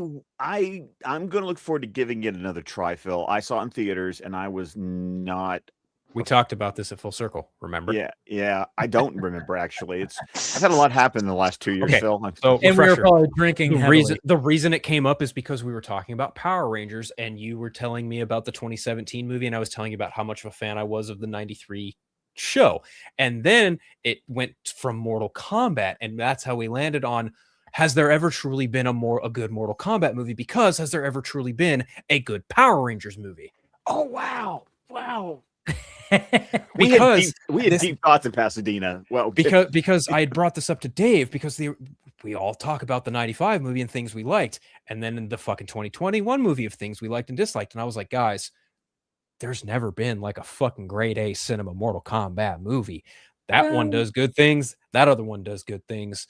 Take what you love from both. You get the best of both worlds. Both of them aren't fucking terrible movies, but they're not great movies either. No, you're completely right. Which is why I was so excited on Christmas Day. Arrow Film teased that they are doing a release of the 95 Mortal Kombat movie. Oh, nice. Yeah, it was so funny. It was that I wake up, I have kids. I'm waking up at like who knows when with how much sleep. And I see a tweet. It's like, consider this your invitation if you didn't arrive under the tree. And it's just like this podium with a scroll with Chinese characters on it. And then Chris, which I hate that I missed him, tweeted it to me and with like the holy shit, like gifs. And then I went, wait a minute, I haven't played the sound on this yet. And so, because I was like, is this what I think it means? And then I hit the video to hear the sound, and you hear boom, boom, boom, boom, boom, boom, boom, boom, boom, boom, boom, boom, boom, boom, boom, boom. And then what I love about the video, it goes dun dun dun dun dun dun dun, and then it cuts out right before he would have screamed Mortal Kombat. Now my question is, are they going to do something like Conan, where is it going to have Mortal Kombat and the dumpster fire that was Annihilation? Oh man. See, here's the thing. Like, can Mortal Kombat 2, this movie, possibly be any worse than Mortal Kombat Annihilation? I think no. Not. Actually, for me, Phil, what I've seen so far from the trailer for Mortal Kombat 2, like, I have hopes. Oh yeah. Carl Urban as Johnny Cage, which I've been a little bit like, oh really? You've been tough on him.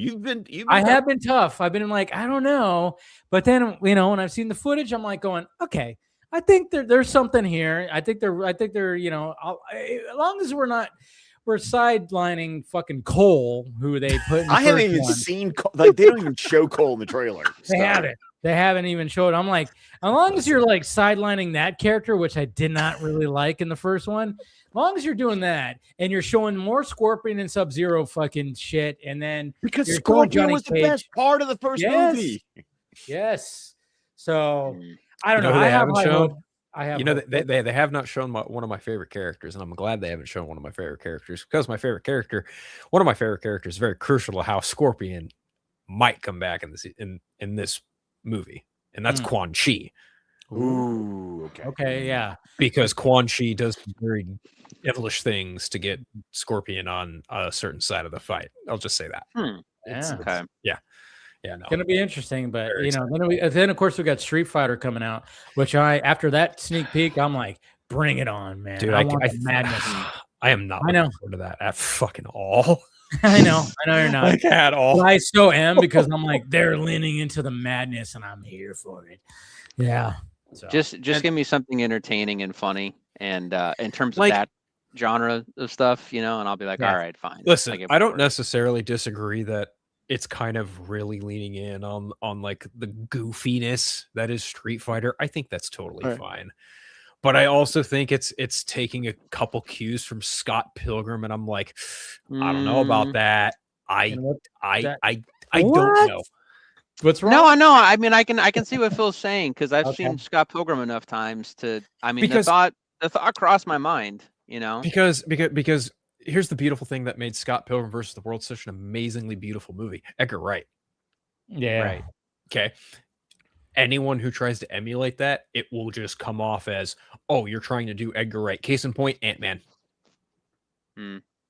So, and I'm not saying that Street Fighter is intentionally going out of its way to copy Edgar Wright, but I'm saying like what I'm seeing through that trailer, and also the fact it's got a fucking douche canoe like Andrew Schultz in that movie automatically brings that movie down a peg, bar fucking none, because that dude can't act for shit, and I don't see him at all.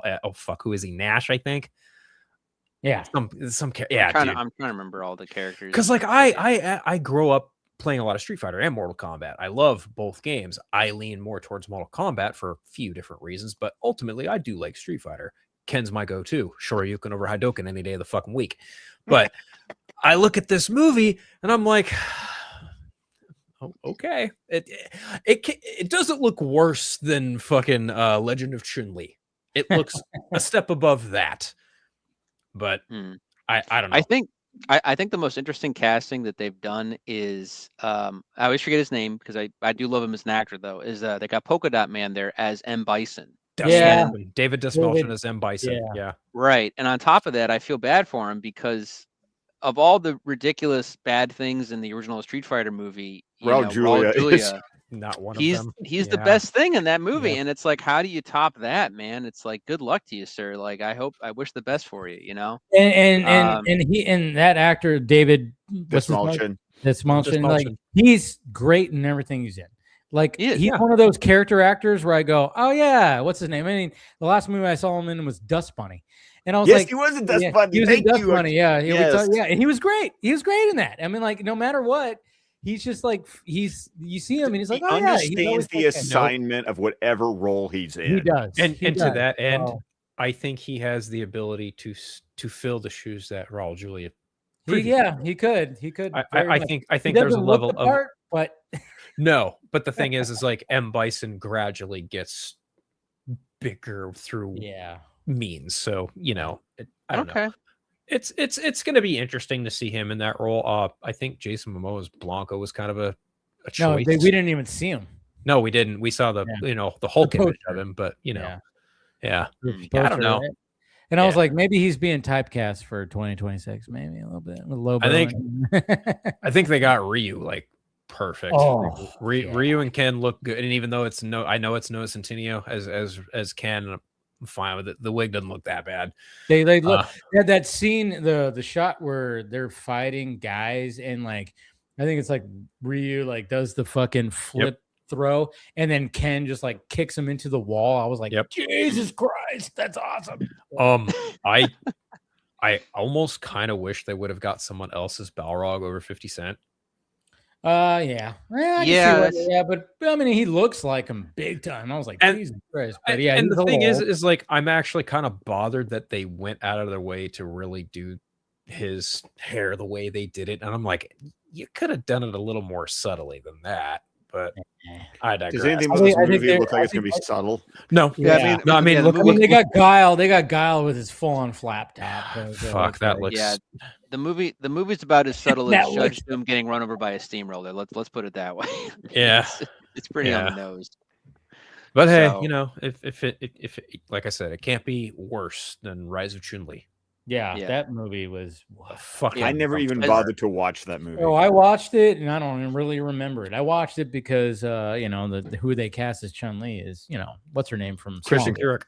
Yeah. And Okay. I was like, oh, she's hot. I watched that, and I also saw Dragon Ball Evolution because I was 17. Oh, Never dude, I watched remember- that one.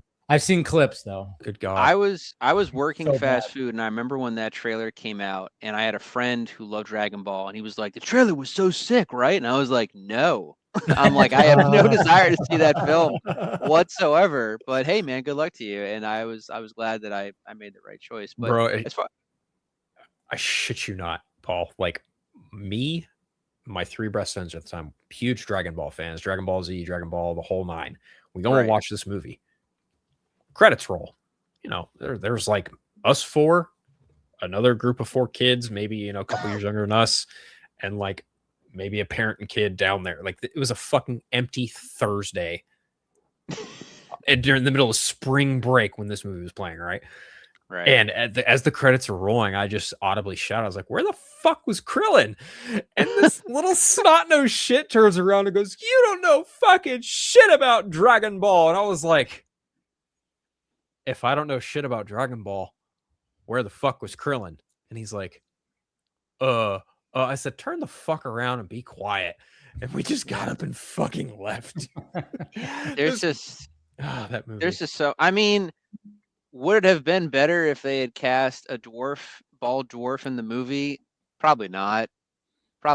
Yeah, no, that movie I'm glad that I avoided. It's been great to like see clips of it online though, and how bad it is, and just kind of laugh about it all and everything. Oh, But- it is worse than you could possibly imagine.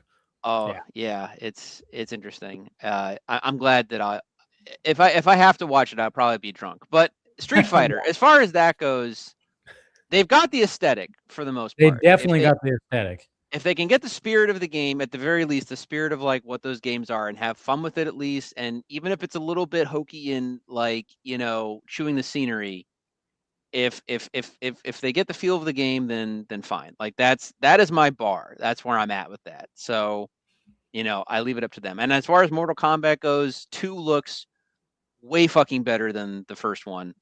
And they seem to be focusing on the right things, which is what I like. And they've now centered on Johnny Cage, which seems to be like the main protagonist. So, yeah, 100%. Yeah. So I'm on board to check it out. And it's so odd too, because the other one came out during the pandemic. So I watched it for HBO Max for free, basically. And it was just such a weird experience. And on top of that, I just, you know, it should have been called Mortal Kombat like Beginnings or something, because there's no tournament. There's no nothing in it. It's just that was my biggest complaint about it, was the tournament. No tournament. Yeah. Yeah, not it at is. all. It is set up for a tournament, if nothing else. But all right. Yeah. All right. Yeah. All right. But anyway, it is what it is. But like this one looks, whatever issues I had with 1 seems to be fixed with 2, at least from what the trailers have been promising. So, you know, fingers crossed. That's the best way that I can put it. There you go. So yeah. All right. Yeah. Yarp. Yarp. Yarp. Yeah. So yeah, Phil, if you want to check out, I know you gotta. You said you wanted to check out, so Yeah, I'm gonna bounce. I've got to get up early tomorrow. Yeah, It's been fun though. It's been a lot of fun. It's always good. fun. Always fun Always, talking. Man. always a Yeah. blast getting back on the Vodka stream, talk movies with you guys. Yeah, for sure. So yeah, promote whatever you got. I mean, you know, you guys can follow me on Vero Threads, Instagram, Blue Sky, and TikTok now because I'm on TikTok. Yeah, you gotta do the boy. TikTok. Gotta do Doing- the TikTok. Doing the goofy TikTok bullshit just for shits and giggles. Me and my buddy Chris Evans just did an episode of The Eternal Night talking about Absolute Batman 15, talking about the Joker, and that was an interesting conversation to put it lightly. Am I doing anything? I'm on Party Nation every Tuesday and Council of Creators every Wednesday. You guys can also catch me here every Friday. But au revoir, Happy New Year, much love, everybody. Can't wait to enjoy more nerdy things in 2026. Oh, yeah. Good night, Phil. Stay safe, man. Good night, guys. Take care. All right. Happy New Year, buddy. Paul, are you good for now, or are you gonna go too? Or yeah, I mean, I'm doing okay. I'm kind of drifting a little bit. Not because of you guys, obviously. It's just it's almost over. Yeah, I'm boring as shit. I get it. I'm sorry. And all of a sudden, you're friggin' tired. Well, no, I also have to get up like in a little bit too because I have to drive to New Hampshire for birthday and stuff like that. And it snowed here, so I have to like dig my car out. I've been trying to like wait for the snow to kind of melt a little bit. It's really weird in Cape Cod because we'll get a good amount of snow, but if it's only just a small amount of snow, depending on the weather, it can melt within like a day or two, and then it's gone again, and it's really, really weird. And it just did that like a little after Christmas, and now it just snowed again, so I'm kind of waiting for it to a little bit melt. But I gotta basically shovel out. I gotta go up and do a birthday, so I have to have at least a good chunk of hours of sleep to function basically. Yeah, if you want to check out, it's fine, man. All right, man. Well, Well, having you. yeah, and dude, I always appreciate you always having me on and stuff. And I only see Scott, I feel like every couple months. So Scott, I hope you're doing well. Hope your New Year's great. No, it's because I only show up about every couple of months. That's, Yeah, makes sense. That's legit Makes comment. sense. I get it. Yeah. Love it. I will check out Marty Supreme. I look forward to that. And, Yeah, check it out. You're gonna love it. Enjoy You're gonna love it. Oh So man, good. nice. I can't. Well, I loved when they were working together. I loved Uncut Gems quite a lot. So I've heard Marty Supreme is similar but very different. At the oh same yeah, time. there's like chaos and chaos and chaos. I love with, it. Like three, Chaos. Yeah. Like with me, how I watch movies, like at home, if there's too much anxiety going on within the movie, I get it by extension, so I'll pause. So if I'm in a theater, I can't escape. I have to just accept it, which is the I best did way this to do during it. Uncut Gems. It's called alcohol. Oh, yeah. yeah. I Have mean, a I could drink. try that. I would drink. Have a It helps. drink. It would Have help. a drink on hand. Yes. Unfortunately, I only drink at this point if I know the movie is going to be a rough experience, and I don't mean I mean like I have to watch theatrical cut of. But you Justice might have League to or have it with something. Marty Supreme. Just say it. Oh, I had a Oh, nice man. big glass of wine when I was drinking, and I was like, I the guy next to me had nacho envy from the nachos I was eating. So There you go. Dave, what theater were you watching it where you had wine? Was it like an Alamo Draft House? Like oh, yeah, what? no. There's the Harkins theater that I go to. They serve wine, and I was like filling wine. I was filling wine that day. This was like last Friday. Last Friday. I had the day off. Obviously after Christmas, and I was like, you know what? I'm gonna fucking go during the day. And I was like, you know what? I'm feeling like a hefty glass of wine. And I just freaking got that. And that's all I had during that. And I enjoyed the shit out of it. And I have an AMC that has a bar. Yeah. So, Oh, there you go. Yeah. So Yeah. The one that delivers your food to your seat and has this reclining leather seats and everything. My theater doesn't have that, but they have wine and beer. So mine does hard liquor and mixed drinks and everything. Yeah. See, mine doesn't do that. But it's interesting to see many different theatrical experiences now because they want people to come back to the theater more often. And the Netflix window, I saw this stuff on Twitter. I've seen basically like differing opinions because they're saying the article was technically misquoted. Look, if you're putting out a movie, theatrical window needs to be at least 30 days minimum, bare minimum. That's it. And you can, if you're not making money in certain areas, pull it out of the theater maybe a little bit earlier if you want. Yeah, that's the way the thing's gonna be now. But keep it in theaters for 30 days minimum. Like they just made $25 million from Stranger Things. Stranger Things, yeah. Yeah, and they didn't get to keep the money, went to the theaters. But regardless, like there's demand for this. People want to experience things in theaters still. Like Warner Brothers had their best year in 2025. Yeah, my hope is that if people are aware of a shorter theatrical window, they're going to go to the theaters more. That's what I can only hope from this. Like, I mean, obviously, when I saw, and I even quote tweeted, I was like, oh yeah, here we go. Because I know like the actual, deadline. It was like speculated that they're going to have a 17-day window or whatever the hell it was. Right. And I'm like, but I mean, that's what we're all worried about when it comes to Warner Brothers, being owned by Netflix. Now, naturally, I think when it comes to the blockbusters, if the blockbusters are doing well, they're going to keep them out there. Right. Let's be honest. Most movies that aren't blockbusters, they have a 17-day window anyway because they come and they go. Like they really do.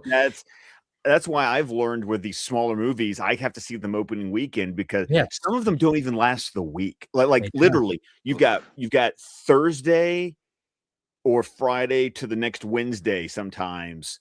Like that's you've got a 5-day window or a 6-day window. So 17 days for some movies is actually generous. Yeah. I mean, but I think they're going to probably be more generous to the blockbusters to at least because, they still want to have them, hey, there's potential that we could make a ton of money with these if they're doing very well. And maybe that whole idea will get people to be more, hey, oh yeah, we better get out there. I want to see this with people because it's a different experience as opposed to watching it at home, So maybe they can lean into that too when it comes to these, but but at the same time, it just sucks that oh yeah, when people are like going, hey, well, I'm not going to watch it this weekend, but I'll watch it, later on. But then it's like, well, later on now is I could watch it at home. And I'm like, go to the movies. Get out of the house. For some people, I think it's also about scheduling and time as well, because I want to see Zootopia 2, but I haven't gone out to the theater yet to see it, even though it's doing very well. It's made its 1.4 billion or whatever, but I want to see it within the week because I know it's probably going to not last till the end of January. It's just going to get pulled at some point, and then they're going to want it to go to video on demand and streaming and whatever, make their money there. But I have a friend who loves James Cameron and likes the Avatar movies, but still hasn't seen Fire and Ash. And but he still wants to go see. He wants to see it with like another friend of his and stuff like that. By the way, that movie passed $1 billion tonight. Apparently, I just saw that on Twitter. I'm not shocked. But if he likes it so much, how is he not there opening fucking? I was there like Thursday, like IMAX 3D. I forced my dad, who doesn't like to see that stuff in 3D. I was like, dude, we're seeing it in IMAX 3D. Sorry.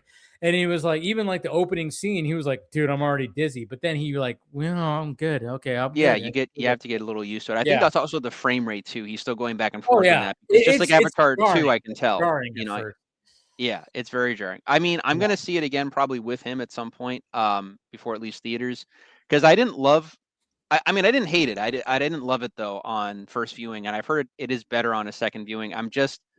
For me, I found it too repetitive of Way of the Water, but now it's Fire Navi to a degree. But I know it's not just that, because I know there's enough seeds for stuff with 4 and 5 if they want to go and do that and where they want to go with that.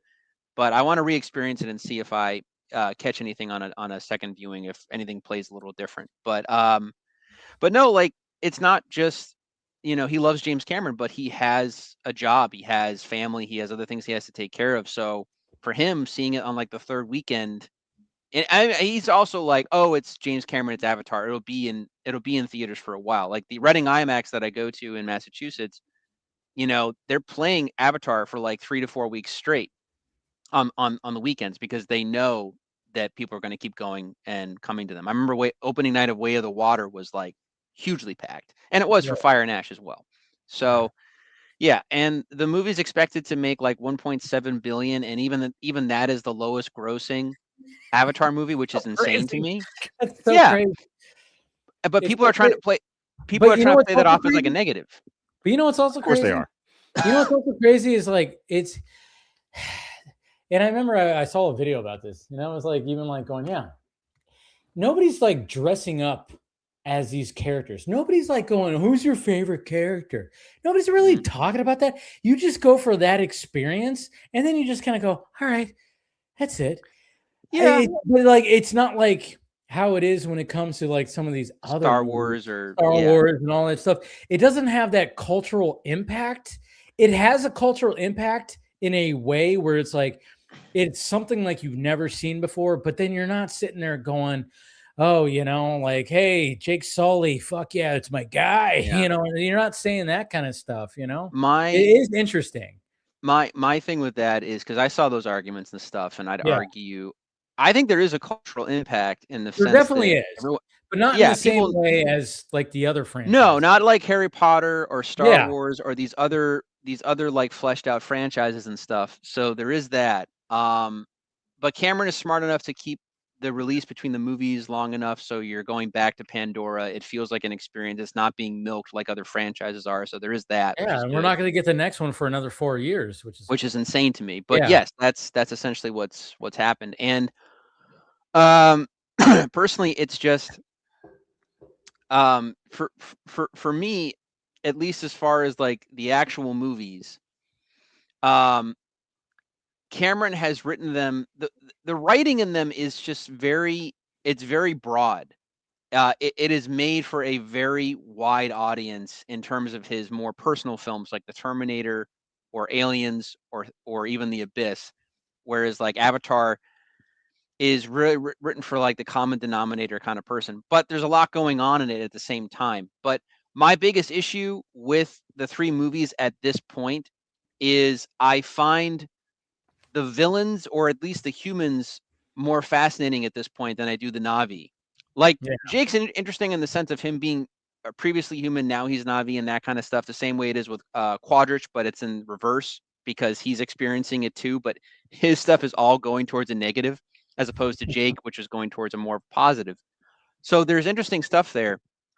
But Cameron is too, because he is this like explorer, scientist, technician obsessed guy in real life. So when he creates the human tech in Avatar, it's fascinating. And I want to know more about Earth. And apparently we're going to go back to Earth at some point down the line. It's eventually going to get to that point. And I think like we're going to Yeah. see both Jake and what's his name again? That guy. Quadrich. I call him Yeah. Stephen Lang because that's the Yeah. actor. But I was like trying to remember his actual. I think I think what this movie really set up was like, oh, they're gonna team up. We're gonna eventually get. They are already kind of like setting that foundation that hey, you are now in this body. Fucking, you're free. You're free. What are you doing? Kind of thing. So I think if they go back to Earth, it's going to be them teaming up for sure. The biggest thing to me that is fascinating in terms of the Na'vi culture is the way of Iwa and how much Iwa is real or not. Because you go back to watch Avatar 1, you can actually see stuff that he planted in terms of the nature or the environment of Pandora reacting to Sully and how Neytiri responds to that, and how much of it's real, how much of it isn't. But then you have like the shit in the third one and like her connecting with Awa or whatever's going on there. So it's like something is up. And clearly Kiri is this like messiah figure. So there's interesting things here. There's interesting things within the franchise. But there isn't this thing where you come out being like, oh, this is my favorite character. You go, oh, this character is interesting or that's interesting, but it's so very, I don't know. I can't explain it. It's not. There's nobody out there. You never walk around and see people wearing Avatar shirts. That's what's so interesting. It's you can see it, but you have to go to like Disney World to see that. Yeah, because you they might have to, an like, Avatar. Really dig because you can Yeah. go out and see somebody wearing a Batman shirt or Stranger Things shirt or something like that. Yeah. But at the same time, you don't see people like rocking, hey, Avatar, fuck yeah. But it's like because it's and I think Cameron just he just knew like, oh yeah, this is what I'm doing right here. I'm like satisfying this little like that nobody else has when it comes to the cinema, where it's like, oh yeah, I'm just like giving people an experience. And but it's not where people are, you don't see, I mean, you'll see cosplayers dressed as the Na'vi and they go fucking crazy with it. And it's like, wow, that's really cool. But you just don't see like it is cultural, but it's at the same time, it's not as it is when it comes to these other franchises. But it still makes $1 billion. It's so crazy. I think the thing is within Avatar as well, the world of Pandora, the human tech is really where it's like fascinating. But in terms of the looks of the characters, you're either a giant Na'vi or you're, generic military man number 5. Like, say what you want about Star Wars. I can tell the difference between a Star Wars military outfit and something out of Star Trek. You know immediately which one is which because of the way that those things are designed, or how a Jedi looks, or how Luke Skywalker looks, or how Han Solo looks. But everyone is kind of a generic look as well in Avatar. It's just it's really weird. It's both very fascinating and yet a generic franchise at the same time. I can't really explain it, but it's so very common ground though too. Any culture can watch Avatar and have some kind of connection to it in terms of like, oh, it's all about colonizing and about destruction of nature and, you know, military occupation. Like every culture has lived through this at some point or other. So everyone has that kind of connective tissue to it. Maybe that's why it resonates so much with so many, especially foreign audiences as opposed to the American audience, because the Americans are the RDA. That, and it's not subtle either. If you watch Avatar 1, when Stephen Lang is giving his speech, the back with all of the shading and everything is the literal American flag. So maybe that's why it doesn't resonate as much with us. I don't know, because James Cameron's Canadian. He doesn't have any ties to America at this point. Yeah, I felt that. I'm like, this feels very like. Even sometimes when I look at the Planet of the Apes movies, I'm like, oh, they're literally like telling us, like, yo, get your shit together. Yeah, because everybody's in the room for the apes. the best science fiction movies are the ones that have the best allegory or the best lessons that you can take from it. The lessons are very unsubtle in James Cameron. It's like, don't fuck with nature, leave it alone, let it prosper, and don't colonize and burn shit down. I mean, it's the same thing. It's the same lesson over and over again. It's been for 3 fucking movies. Yeah, and I think when it comes to the 4th one, it's like, all right, let's not just have sky people versus blue people kind of thing. You know, they gotta. Well, the 3rd one is the only one to me that felt really repetitive, because 1 and 2 are very different movies. 2 is a whole time later. There's different things going on. It's a different part of Pandora. You get that kind of with 3, but it's just Fire Na'vi and but at the same time, the final act, I'm sitting there going, oh my god, they're doing some crazy shit. Like when it comes to action sequences, and I'm going, and that's the thing, is like, that's where Cameron's good. It's like, it's kind of just the same thing again, but at the same time, look at what he's putting up on the screen, and of course, everything visually is just so fucking flawless. It's like, god damn. How do you create this, and then we get something, like Morbius? Because no one cares, because it's Morbius.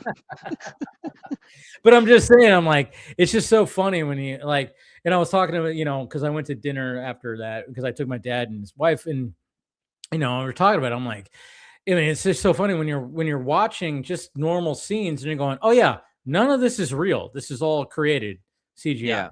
Like the water in a stream, the rocks, the background, everything is created. The first Avatar, literally one human being in this movie, which is Spider, and he's the only one, and he's like in these action sequences, and even like when he's jumping on things and doing stuff, I'm like, it's like Jungle Book, That kid got shit on for his acting, but that kid had to react twice or 2 or 3 times for each scene. Yeah, because he had to do it once with them when they're in motion capture, and then do it again, like on a different soundstage, basically, so to capture both, and then try to line up the performances. Basically, that's kind of, if you think that why his performance is so different from theirs sometimes too, is because that's why, because he's the only live action thing.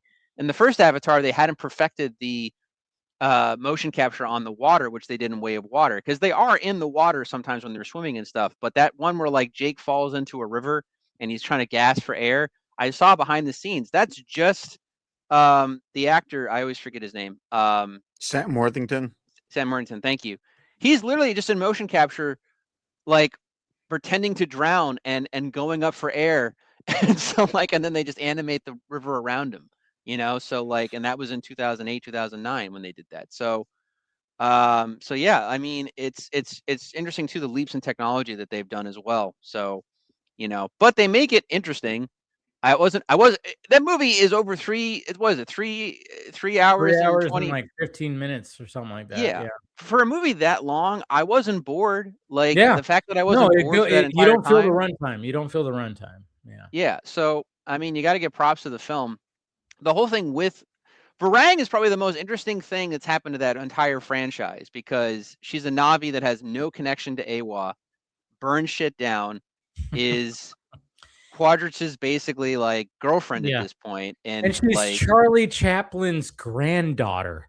yeah, What the fuck? When I found that out, the actress who's playing Yeah. her was like, is Charlie Chaplin's granddaughter? I knew that because she was in Game of Thrones as Rob The Stark's Red Wedding, wife. I right? had Yeah. no Wedding, idea. right? I had no idea of this actress because I But didn't watch Game of Thrones. she looks but- amazing in real life, and I was like, Oh, how yeah, old is she's- she? Yeah. And then I found out that Charlie Chaplin at like 45 or 54 married an 18-year-old, and I was like, okay, that adds up. All right, that's how that works. Okay, Yeah. yeah, guy, golden age cinema. Okay, anyway, point being, art and artist, all that. So If you've ever seen The Cat's Meow, so the Cat's Meow. yeah, there was a movie. It was a murder mystery that was based on a true story. And Charlie Chaplin's involved. I forgot who played it. I remember Kirsten Dunst was because she played the wife of William Randolph Hearst. You know, because she was the inspiration for the character in Citizen Kane. You know, Right. The woman doing the puzzles. Yeah. Yeah, and what was the movie? Because back to Doomsday here, but Robert Downey Jr., you know, he's played Chaplin, and they just I like that movie, but man, they skirt over his Oh yeah, his thing for young girls. They just kind of like, of course they're not gonna fucking show that, you know. But he has a magical moment where he's the tramp. The scene that I remember the most from that movie was when he takes like the two like breads, and he's like got the forks in him, and he's doing like the kick at the dinner table. Yeah, like that kind of shit. Because he was always very just like, hey, it just makes things funny. Yeah, I don't know why that scene just always that little scene always like stuck out because I watched it with my mom as a kid. The Chaplin, and I was like, I remember when he was just like doing that.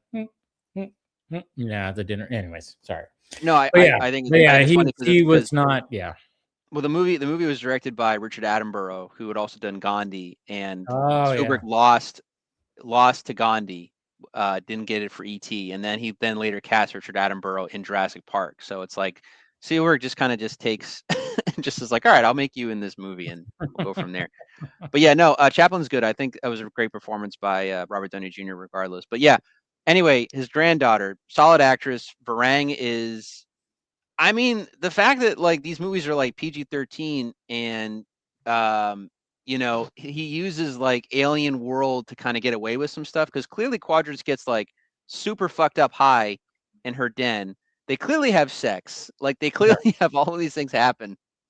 It's just kind of passed over. It's like, whatever, they're Na'vi. Like, don't worry about it. It's like, all right. I mean, that's how Predator Badlands was PG-13. They got they're away all with robots. they got away with robots. Yeah, they got away with it because it's all aliens and robots, no human beings. So they were like, no human being was harmed in the filming, the making of this picture. Dan Trachtenberg was like, hey, we can get a PG-13 out of this if we just do it like this and make the most money that any Predator movie has ever made. Yeah, at the box office. So there you go. The funniest thing is I believe this is true. Avatar 2 and 3 were pretty much filmed back to back because they planned to these movies to be. And they've already shot like the first half of 4, I think, has been done. Yeah, because there's a time jump, so they want to make it like in real time, basically. I think that's the case. But Eddie Falco filmed all of 2 and 3. I don't know.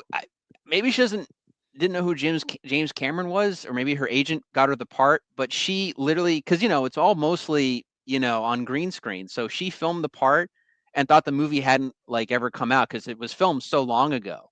And so when Avatar 2 came out, she was like, "What?" And everyone's like, "Yeah, Avatar 2." She's like, "Oh yeah, I think I was in that movie or something." Like they had to like remind. But she's kind of like Gwyneth Paltrow when it comes to the fucking MCU, because Gwyneth Paltrow has no idea what movies that she shot. She was like, "Wait, Tom Holland? Did I ever meet that guy?" It's like, yeah, you were in. I was in Spider-Man. Yeah. Well, like the MCU stuff too, they cover things. There's deleted scenes. Sometimes you'll go from one production to the other because they make those movies like around the same time, basically too. So you could be doing Infinity War, but also filming like Far From Home or whatever. Yeah. I don't know, like back and forth. The way I look at it, I don't, we can make fun. Hey, they got their paychecks. They did a good job. what's her name in Avatar? Eddie Falco, because yeah, she was in Sopranos there. Sopranos, right? Yeah, Yeah, she was the therapist, right? Yes. No, Edie she's Falco. Tony's. No, Eddie Falco's Tony's wife. Edie Falco. Edie Falco, excuse me. Oh, she's the wife. I thought she was the fucking. Yeah, the wife from Goodfellas then plays the therapist in Sopranos. Oh, that's what. Okay. And she just Yeah. showed up in the 4th season of Mayor of Kingstown. See, there you Okay, go. there you But go. I mean, All right. but hey, get your paycheck. Get your paycheck. You know, you No. film something in I front mean, of a her green performance screen. is good, so it's not like she phoned it in. She's I even, believe her. she's even one of those fucking like walker things in the you know, like the humans like getting those little fucking those little like, you know, where they're like higher up, you know, and they're like can lift Yeah. things almost like those things The in mechs. Aliens. Yeah. Yeah. She's in one of those, and she, you know, I'm like, hey, at least you're in one of those. And the CGI and the motion capture is so good So with the good. suit. It looks real. It's like so so it's fucking crazy. good. Yeah, so that's why the movie cost fucking $400 million. So And- yeah, but they have to it make. makes its money back. Yeah, That's well, it what has. I amazing. think for them, they had to make $1 billion just to break even, which they've done. So Yeah, they and I made think- $1 billion before this weekend. They're good. Yeah. I don't know if Cameron is great. worried about the future of theaters. I think he definitely is to a degree. But on top of that, he's already done conferences saying that if 4 and 5 don't get greenlit officially, I don't know how they haven't been because of success, but he said, I'll just do a press conference and just spoil the whole thing for 4 and 5. I'm like, okay, man. Like, Yeah. I think you're all right That's though. Cameron All for right. you. I love it. Well, it goes back to the old saying, get on with it. Like, don't give us another movie where the only difference is there's a few little plot threads and it's now Fire Navi and the bad guy just fucks somebody and it's like, okay, great. But like, how is it different? How is it that different from Way of Water though? Like, how many other differences are there, Jim? Like, where we Yeah, and then Jim Cameron, yeah, he also said like, yeah, maybe I'll make like I want to make other stories. I'm like, yeah, we've been waiting for that for 25 years, dude. Yeah, but no, this is my thing because I was talking with Way of Water. It didn't meet my expectations in terms of what I would have liked for a sequel because Cameron's so good with them. But when you have 2 through 5 basically planned out, which he did, which is why it took so long to get to 2, other than like the time jump between 1 and 2, is when you do like T2, you're putting everything into that movie, not expecting to have a sequel, but just to do that movie and make that a solid story and put everything you have into it. But if you have a whole story planned out for like 4 other movies, you can do enough in one movie and then save this for the next movie and so on. Like just like Well, the when it came to MCU. T2, I mean, he literally filmed a scene where it showed old Sarah Connor and John Connor pushing his his daughter on the, you know, hey, the future is, you know, it's fine. We're not.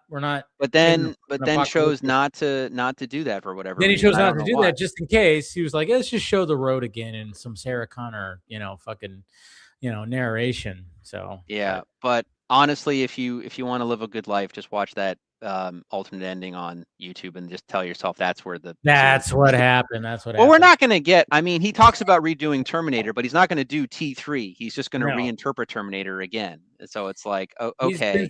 He's been supporting, like, he supported Genesis and Dark Fate, and those didn't pan out.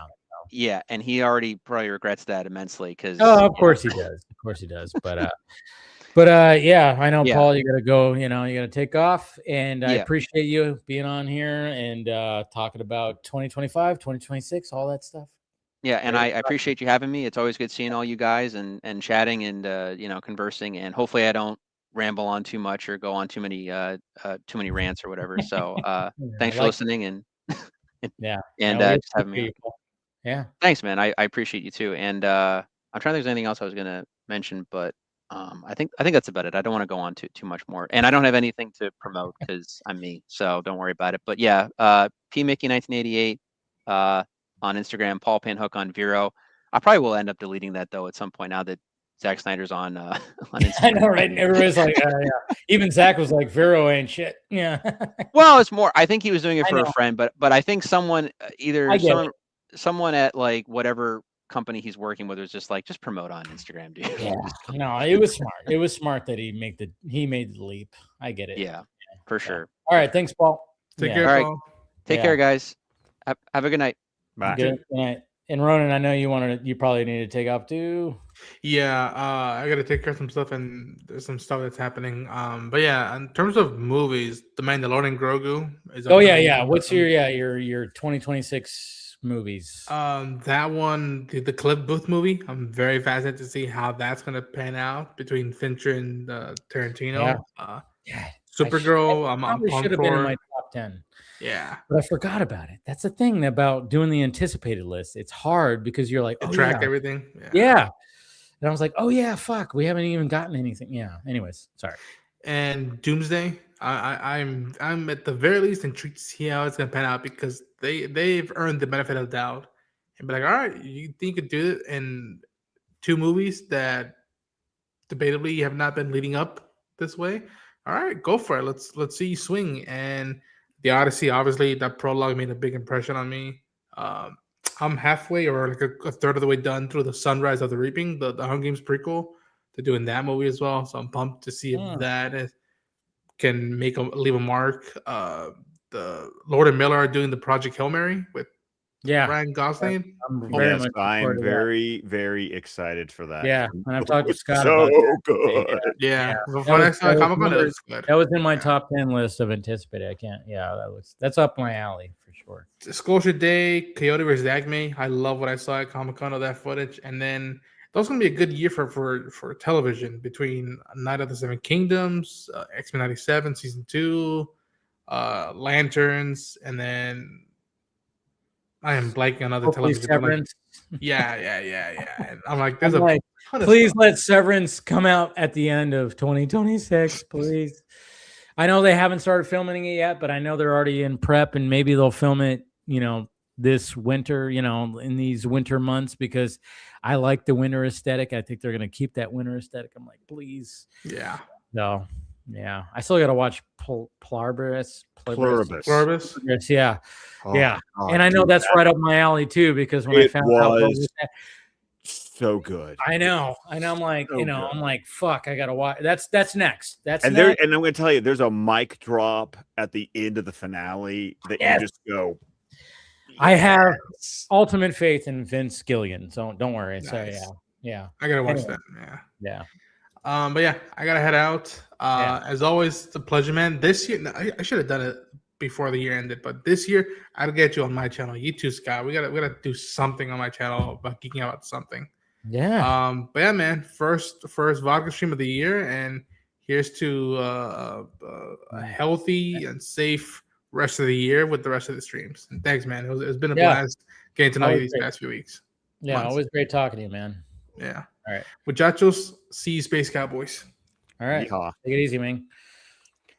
And now it's just me and you, Scott. Just the two of us, Dave. I know. It's just like a DC fan animated almost, but coming back on Wednesday if anyone's still watching. I know, right? Which we will be back on Wednesday to be talking about some the Egg Batman. Baby.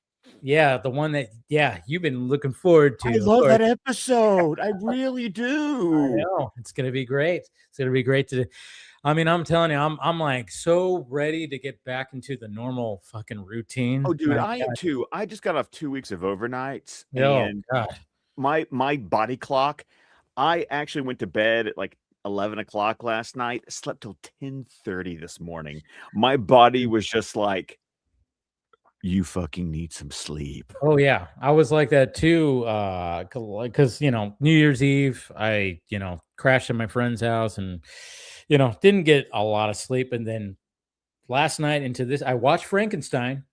I saw that. Okay. Let's discuss, because you have been holding off of Frankenstein. I know. have not watched it the second time yet, so I still haven't resolved my feelings about it. So let's talk about Frankenstein. So of course, the Del Toro aesthetic is just it's all over. It's just so good. So good. Yes. It just looks beautiful and everything. I got to see it on the big screen, remember? So yeah, I know. I wasn't lucky enough to see it. So, but one of the things, the first thing that I mentioned, like talking about it tonight, I think Jacob Elordi is going to be one of those actors that's like he's a good actor. I think what he did with the monster, I was like, whoa, okay, this, and I've seen him in smaller things. There was a movie that he was in with Zach Quinto. I forgot what it was called, but it was on Hulu and it just played randomly. And I watched it and I was like, yeah. But he always, he played a douchebag. But he played that kind of, but it took place in like the 1960s, whatever the hell. But I enjoyed it for the most part. And I'm like, all right, I know he's like a stud, and I know he was like on the short list of Superman. But at the same time, I'm like going, oh wow, I think this kid's got something because he did play a great Frankenstein's monster. And I was not expecting, because I remember, when Frankenstein came out in theaters and Ronan was on here, and he was like the only one who actually saw it in theaters. And we were talking about like all the prosthetics that he had to like, put on and everything. And I'm like, I was like, yeah, but on the clips I saw, he's like covered. So maybe he wasn't always, had the whole body prosthetics. But I was like shocked with, wow, he's actually basically just has just underwear for like a good chunk of it. And I was like, wow, they really did a lot of showing the monster being like in captive by, Victor. And then you see the insanity of and Oscar Isaac does a great job of like, capturing that. And there's, it's not just the like you actually like when Frankenstein's monster, when the monster is like hiding out in that family's like house, like he's like just within that and learning from that. And then you got that blind man and the blind grandfather character. Yes. Yes. I was like, and by the way, that dude has been in Edgar Wright movies, by the way. I was like, I recognize that guy. And I was like, oh yeah, he was in like the World's End and also Hot Fuzz. But I was like, oh wow, that's a cool little concept, and it is from the book. That's yeah, because you see the same thing. I mean, it's even in Young Frankenstein because Gene Hackman plays the old blind guy. I was gonna make espresso. Yes. But I mean, I was like, I thoroughly enjoyed it. Like I was like, but for the most part, I was like, the way that they even told it, because you see, obviously, it's Victor talking about the monster. I mean, the opening scene is like them, in that ship showing up, and it's like frozen, and it's like that atmosphere of like all that, and they're trying to take down the monster, and they finally do. And then you have Victor, and and then he starts telling the story of it. I like that approach. I always like that approach when it's like when the story is not linear, where you're not just like it was Victor's tale, and then it was the creature's tale with the bookends of the storytelling, dynamic. Because I mean because in the book, like that's where it ends, is in the Arctic. Like that's that's where it ends. Yeah, no, but I really enjoyed it. And I think I was like, when it came to the choices of how he looked, I was like, it's interesting. But I get it, but at the same time, there were some times where I was like, good God, when he was like, chopping up people and putting them together, I was like, those kind of, when he's sawing like limbs off and shit like that. But no, I really thought I thought Del Toro did a pretty damn good job. Yeah. Cool. I'm glad you liked it. Yeah, no, I really did. Sad thing is like I wanted to watch One Battle After Another to maybe incorporate that in my list, but I don't know if you heard, but today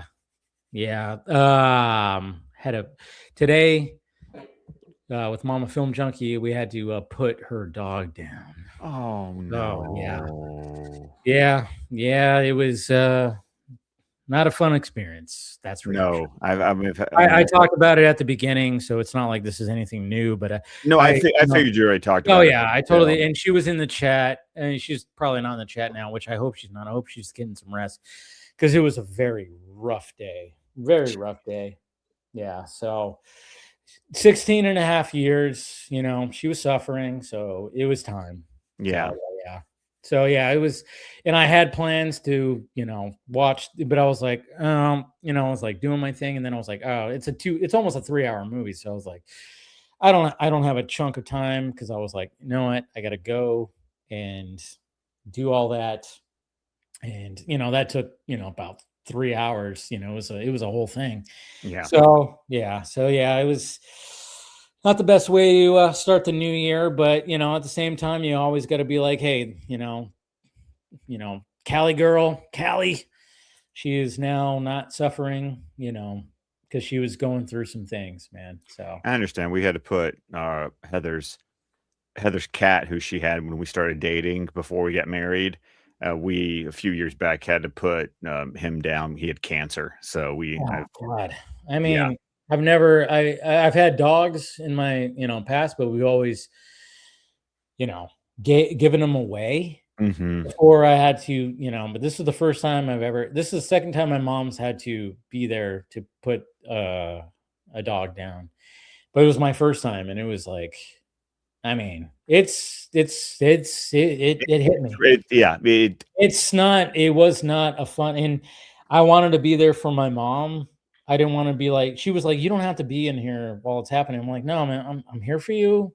And I was there, and I mean, I didn't watch the whole thing because I just couldn't. I was like, when it was all happening, it was Heather got to hold Chaucer as they gave him the shot. Dude, so yeah. I mean, yeah, there came to a point where, like, because they leave you there while it's already passed, and I was like, say your goodbyes, and my mom couldn't say, it was like hard for her to go away, and then she was like, she just had to hold her one more time, and that was where I was like, oh, it was like weird to see that.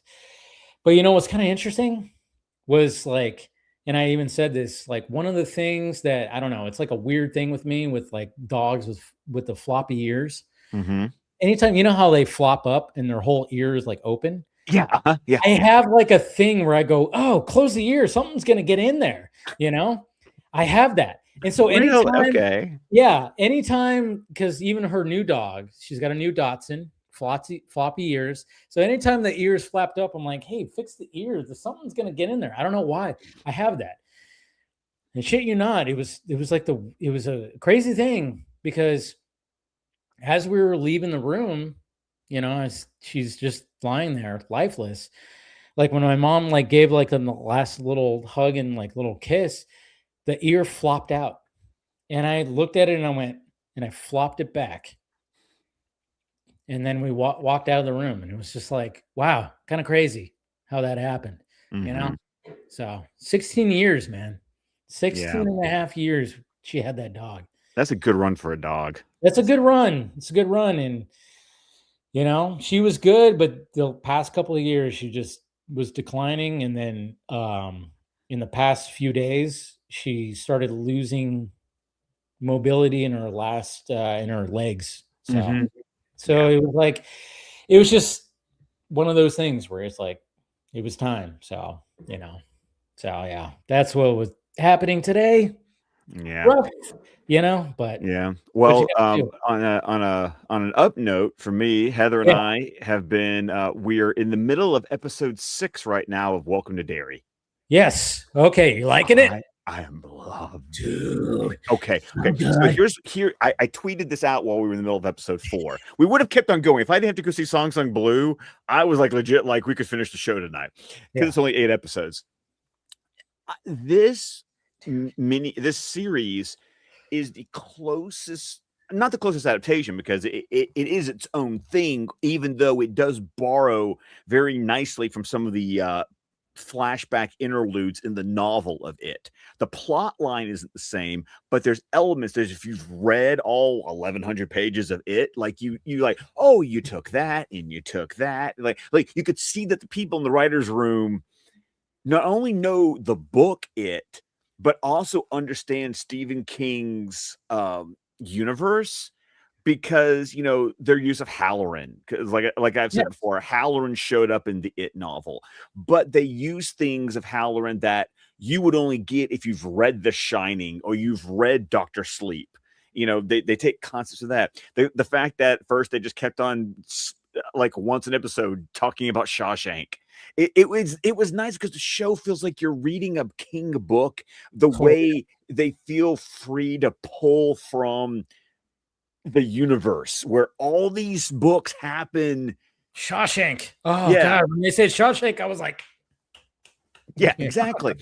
And I talked about this because the only time you've ever seen this before was like back in the 90s when they did the Storm of the Century miniseries that King wrote, which was the first time he'd written something oh that yeah, I saw your wasn't tweet talking about that. yeah, it was an adaptation.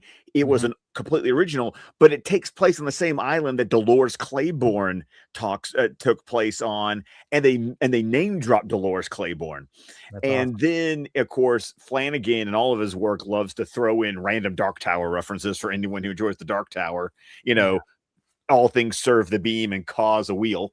He'll put Dark Tower references that weren't actually in the original work just because he wants to like throw Dark Tower references in there. So it's been fun watching Welcome to Derry going, oh, this is kind of cool. Cause like I'm talking to Heather as we're watching, and I'm like, yeah, this is new, but here's how they're properly using like the mythology. Like this show is able, and the fact that Andy Muschietti is like running this thing, him and Barbara are there. And it's just so nice because they're able to explore things that you could tell could have been in the movies, but wouldn't have worked. So the series is this great way to explore, like, because the novel really does give you this cycle, like the fact that they talk about the cycles and the cyclical nature of it, and what happens every time it shows up, and like there's a pattern to what happens every time he shows up. And you're only on episode. You just finished episode 6. No, I haven't finished 6. We're in. Dude, that's 6. the thing. 7 and 8. Oh, I saw your tweet where You're were like, not ready. You're not ready, dude. Like it just gets. I'm assuming that we're gonna see the augury of this cycle. I assume that. And like I said, they when it comes to Welcome to Derry, like I remember when it was announced, I was like, okay, how are they gonna fucking do this? But they like just what we're talking about right here. They took such appreciation for the source material, and like I said, I'm not going to say too much because you haven't seen it, but I'm just saying they do such a good job of just the connective tissue and how they can do more. They do such a great job. Well, it was kind of like even like when they do the scene. Okay, slight spoilers for anyone who hasn't watched Derry yet. It's not terrible spoiler. But in episode 5, when Dick is having that psychic attack, and they bring out the box. And of course, that's a Dr. Sleep reference. Yes, that's a Dr. Yes, that's a Dr. Sleep reference. And then when the final shot is zooming in the box and the light is glowing out of the box, and even my wife, who hasn't read any of the books, just goes, "Oh, is that The Shining?" And I went, "Yes, you understood. You got it." Yes. See, and they never call it The Shining. No, like, they don't. They don't call it The Shining, but they hint, but like the story about his grandfather, that's only something you would get if you read the Shining novel. So it's in that relationship he had with his grandmother, because she had the Shining as well. So so for me, as someone who's read all this King, it's just like, y'all know what you're doing. It's great. Yeah, I mean, and that's why people are just like, going crazy. Which was really funny, because when I was paying attention to the reactions in real time, you saw people really love it at first, and then you got into these middle episodes, and there started to be a lot of negative online attention, and I don't see at all where that's coming from, because like I'm watching it, I'm kind of binging it at this point, and I don't understand what when was the period. Like what was I not supposed to like? It's the internet being the internet, but it's so funny because now that Stranger Things, same thing. Like there are people who have made hating on Stranger Things their entire personality now. Of course, yeah. And I don't feel I enjoyed the final season. I enjoyed the finale. Good. I mean, I have issues with it, but at the same time, was it the weakest season? Yes, but 100%, yeah, but Stranger Things weakest But season I was still better television. I than- know that's the thing. Is like I still like when it came to all the increments of episodes, I binged them. Like when it came to the first volume and then the second volume, I binged because I'm like, I want to know what happens. And then when it came to obviously when they released it on New Year's, the next day when I crashed in my friend's house, when I knew I was like, hey, let's fucking get some coffee and scarf down some breakfast burritos and let's watch the fucking finale. We watched the finale because it was like, hey, we got to see what happens. Now, do I like everything that happened? No, there's some things where I'm going, I don't know. What were you going on with it? But at the same time, the fucking epilogues were just. Was I about to cry? Yes. Yes. When the whole. I mean, yeah, I know some people are like, oh, there's more epilogues than fucking, Return of the King. I'm like, okay, fine, I get it. But at the same time, there's a lot of characters. There's a lot of characters. There's a lot of characters to service. Like, yeah, but the way that they shot the epilogue with the mains with the group at the D&D, that final D&D game, they filmed it exactly how they started it, which people were showing that. They're like, yeah, you show a sprinkler, you show the outside of the house, you show them in there, and they're doing the whole thing. I'm like, great job. And then, of course, yeah, the way that they did all that, and then the way that they put their fucking binders, and you felt the authenticity because you know that they shot that last. Yeah. And every actor was showing their real emotions and then passing the torch of, oh, yeah, Mike looking down at, the little kids starting their own game. They're doing their own thing, and then he's just like, yeah, I'm no longer that kid, I'm now gonna go off and try to be an adult. Yeah, nailed it. Yeah, with some of the other things, sure, I can see why people are complaining about it, fine, but at the same time, I'm just going, like people can complain about. Here's the thing for me, I've seen people's complaints, but and there are things that and there were a couple of things that even like Heather would jokingly complain about, like in a way that you're like, oh, come on, but we're still watching it, we're still enjoying it. It's like, I didn't let these things ruin my enjoyment of the whole thing. Like, I can laugh at the fact that here's the portals to get out of Vecna's mind. How about we just chop chop? Heather was making so much fun. Stop talking, run. Yeah. I know. Yeah, there's too much talking. There's a lot of talking that happens. But it was funny. He said, "Yeah, she kind of made fun of that, but we were still glued and enjoying." Yeah, it. You still want to see what's gonna happen.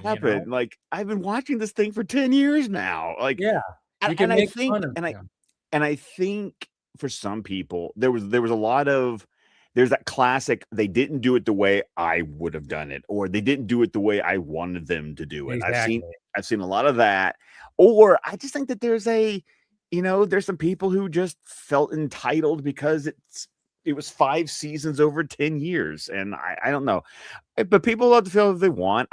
Some people have been muted right now because when you stop bitching about Stranger Things, I will unmute you and I will pay attention again. But but I enjoyed it. I love the show. I've always loved the show. So, Yeah, I mean, did the show lose its charm a little bit? Yeah, maybe it did because, it didn't help that the kids got older. The kids got older, and I think when you watch that first season, which I am going to revisit sometime, where it just captured that, it's kids, it's 80s, it's bike riding, you're riding your bikes, you're Amblin meets Stephen King. That was what it was. And I think when it comes to how we grew up, I mean, it's just that's the thing. It's I even saw people tweeting was that a thing when it came to growing up where your parents just let you just go out and about on your bike? Yes. We just as long as we were back by dinner, that's it. As long as we were back by dinner, we were fine. I remember there was one time where our parents were freaked out because we decided to go way farther than we should have. And they were pissed. But at the same time, because we weren't back by 6 p.m. when the streetlights came on. When the streetlights came on. And but at the same time, it's hey, Mom, I'm going out. We're going to go ride bikes and whatever the fuck. That's what we did. And we went to the woods. We went to all this shit. And when we fucking did all that. So I think it when I saw people hey, was that what it was really like? People were like, yes, that's what it was like. So I think that's why it like really resonated. And so obviously the series always had to get bigger and bigger and bigger, and it did. And I don't have any qualms with that. I get it. That's the way it was always going to go. Maybe some of the storytelling could have been a little bit, better, obviously. But again, long as you nailed those epilogues, and I was like, all right, you got me choked up. You got me. And I appreciate the ambiguity about 11. Oh yeah. Like, is she alive? Is she not? Not. Yeah. It does it matter? No. Yeah. You pick. You pick. Which is good, but at the same time, I'm going, I think that's kind of like a crafty little way of like, oh yeah, there's probably going to be a sequel series in like 5 years. Wouldn't be surprised. And I would be I would watch it. Yes. And I think that's exactly what I know. They're going to do a spinoff series that's going to have, probably be more of a prequel series. That's my guess. I think it's going to probably take place during the time when Henry was, younger. That's my guess, because they said that the rock that was in that briefcase was going to be heavily, oh yeah, we're going to finally, that's going to be a focus in that. So I'm like, okay, so it's going to be a prequel series. And they're going to probably do some things, but Netflix, they're going to be like, hey, we got to get the gang back. And that's fine. That's perfectly fine. 5 years from now, as they're grown-ups, we can get the gang back. Hopefully they can come up with something pretty good. But I have no doubt there's going to be some kind of sequel series in the next 5 years. Yeah. So I'll everybody be watching. I will be watching, and that's the thing. And like I said, and people in my real life, we were all excited and we were all talking about it and we enjoyed it. Like that was the thing. All the negativity I experienced was online. It's always online. Yeah. I remember like when I knew it was premiering at 5 p.m. on New Year's Eve. I was like, okay, but it's a 2-hour long episode, so I'm gonna be gone before I can even see any reactions. Thank God. And I was Heather and me 7:00. It was because it was 7:00 Central Time. Yeah, 7:05. We hit play. Oh, I had to be at work at 4 the next morning. Didn't give a shit. I was like, no, we're watching this right now. See, with me, I was going to, my friend's house, and then we were going to go to a little small party. So I was like, I'm going to ignore all that stuff. And then I crashed at my friend's house. And then the next day I didn't look at Twitter. I didn't look at nothing. I was like, thank God. I even tweeted out. I was like, thank God that I'm not going to be able to see all the reactions and spoilers that are going to be showing up on Twitter, because I'm going and having, fun with friends. And then I didn't look at my anything. And then the next day we watched it, and I was like, and you know what? I was, like I said, I was fine with it. Was it like spectacular? Or I was like, no. But at the same time, I was like, hey, it's fine. It's this. I have my bar for disappointing series finales. Exactly. I have experiences with shows that I loved at the beginning that really fell off at the end. And sometimes it didn't just fall off at the end, but that series finale was just like a special place in hell for what I got. So this was not that, this wasn't Dexter. This wasn't Castle. Like, those are the two that really popped in my mind, like really terrible final episodes. See, I know it was still satisfying. It definitely was. They played it safe because there was no killing of like main characters, because everybody was like, and I was like, you better not fucking kill Steve. If you kill Steve, I swear. And they teased it. They know that everybody loves Steve. So they did that one scene where he almost fell off the fucking tower. And then, of course, Jonathan saves him, of course, because it's like, they were always, at each other for Nancy, But, and I was like, yeah, it works. It was fine. I was like, thank God, whatever the hell. But for the most part, I'm like, yeah, you played it safe. Fine. But at the same time, I get it. There is 100%. There's going to be a sequel series in the next 5 years, probably. And I'll watch it. I'm there for it. As I was when the episode 1 showed up. I was like, oh, this is right up my alley. And it totally was, but I'm curious about the spinoff series though. I'm like, all right, you got my attention when it came to this, little rock thing that was all the start of this thing. So I'm about to say that basically gave Henry his Vecna powers. So. Yeah. Yeah, it's interesting. But Scott, since I have you, Mm-hmm. all right, so give me at least your top 5 2025 movies. Ooh, okay. Ooh. Let me thankfully Letterbox helps me out with this because Yes. on my Even if 2020 you want to do the top 10, it's fine. But well, okay. What I can do is I can give you like a top 10, but in no particular order because I haven't actually like ordered them yet. Okay. Because I meant to sit down, but life gets in the way. Yeah. I do think, however, that I can safely say that my number one movie of 2025, I think I'm going to safely say that it was Sinners. Sinners was my number one. Nice. My number one was Begonia. Begonia is up here. Begonia I'm going to say Begonia made the top 10 because what Letterboxd did for me is it went ahead and found all my 5 stars and all my 4.5 stars. Okay.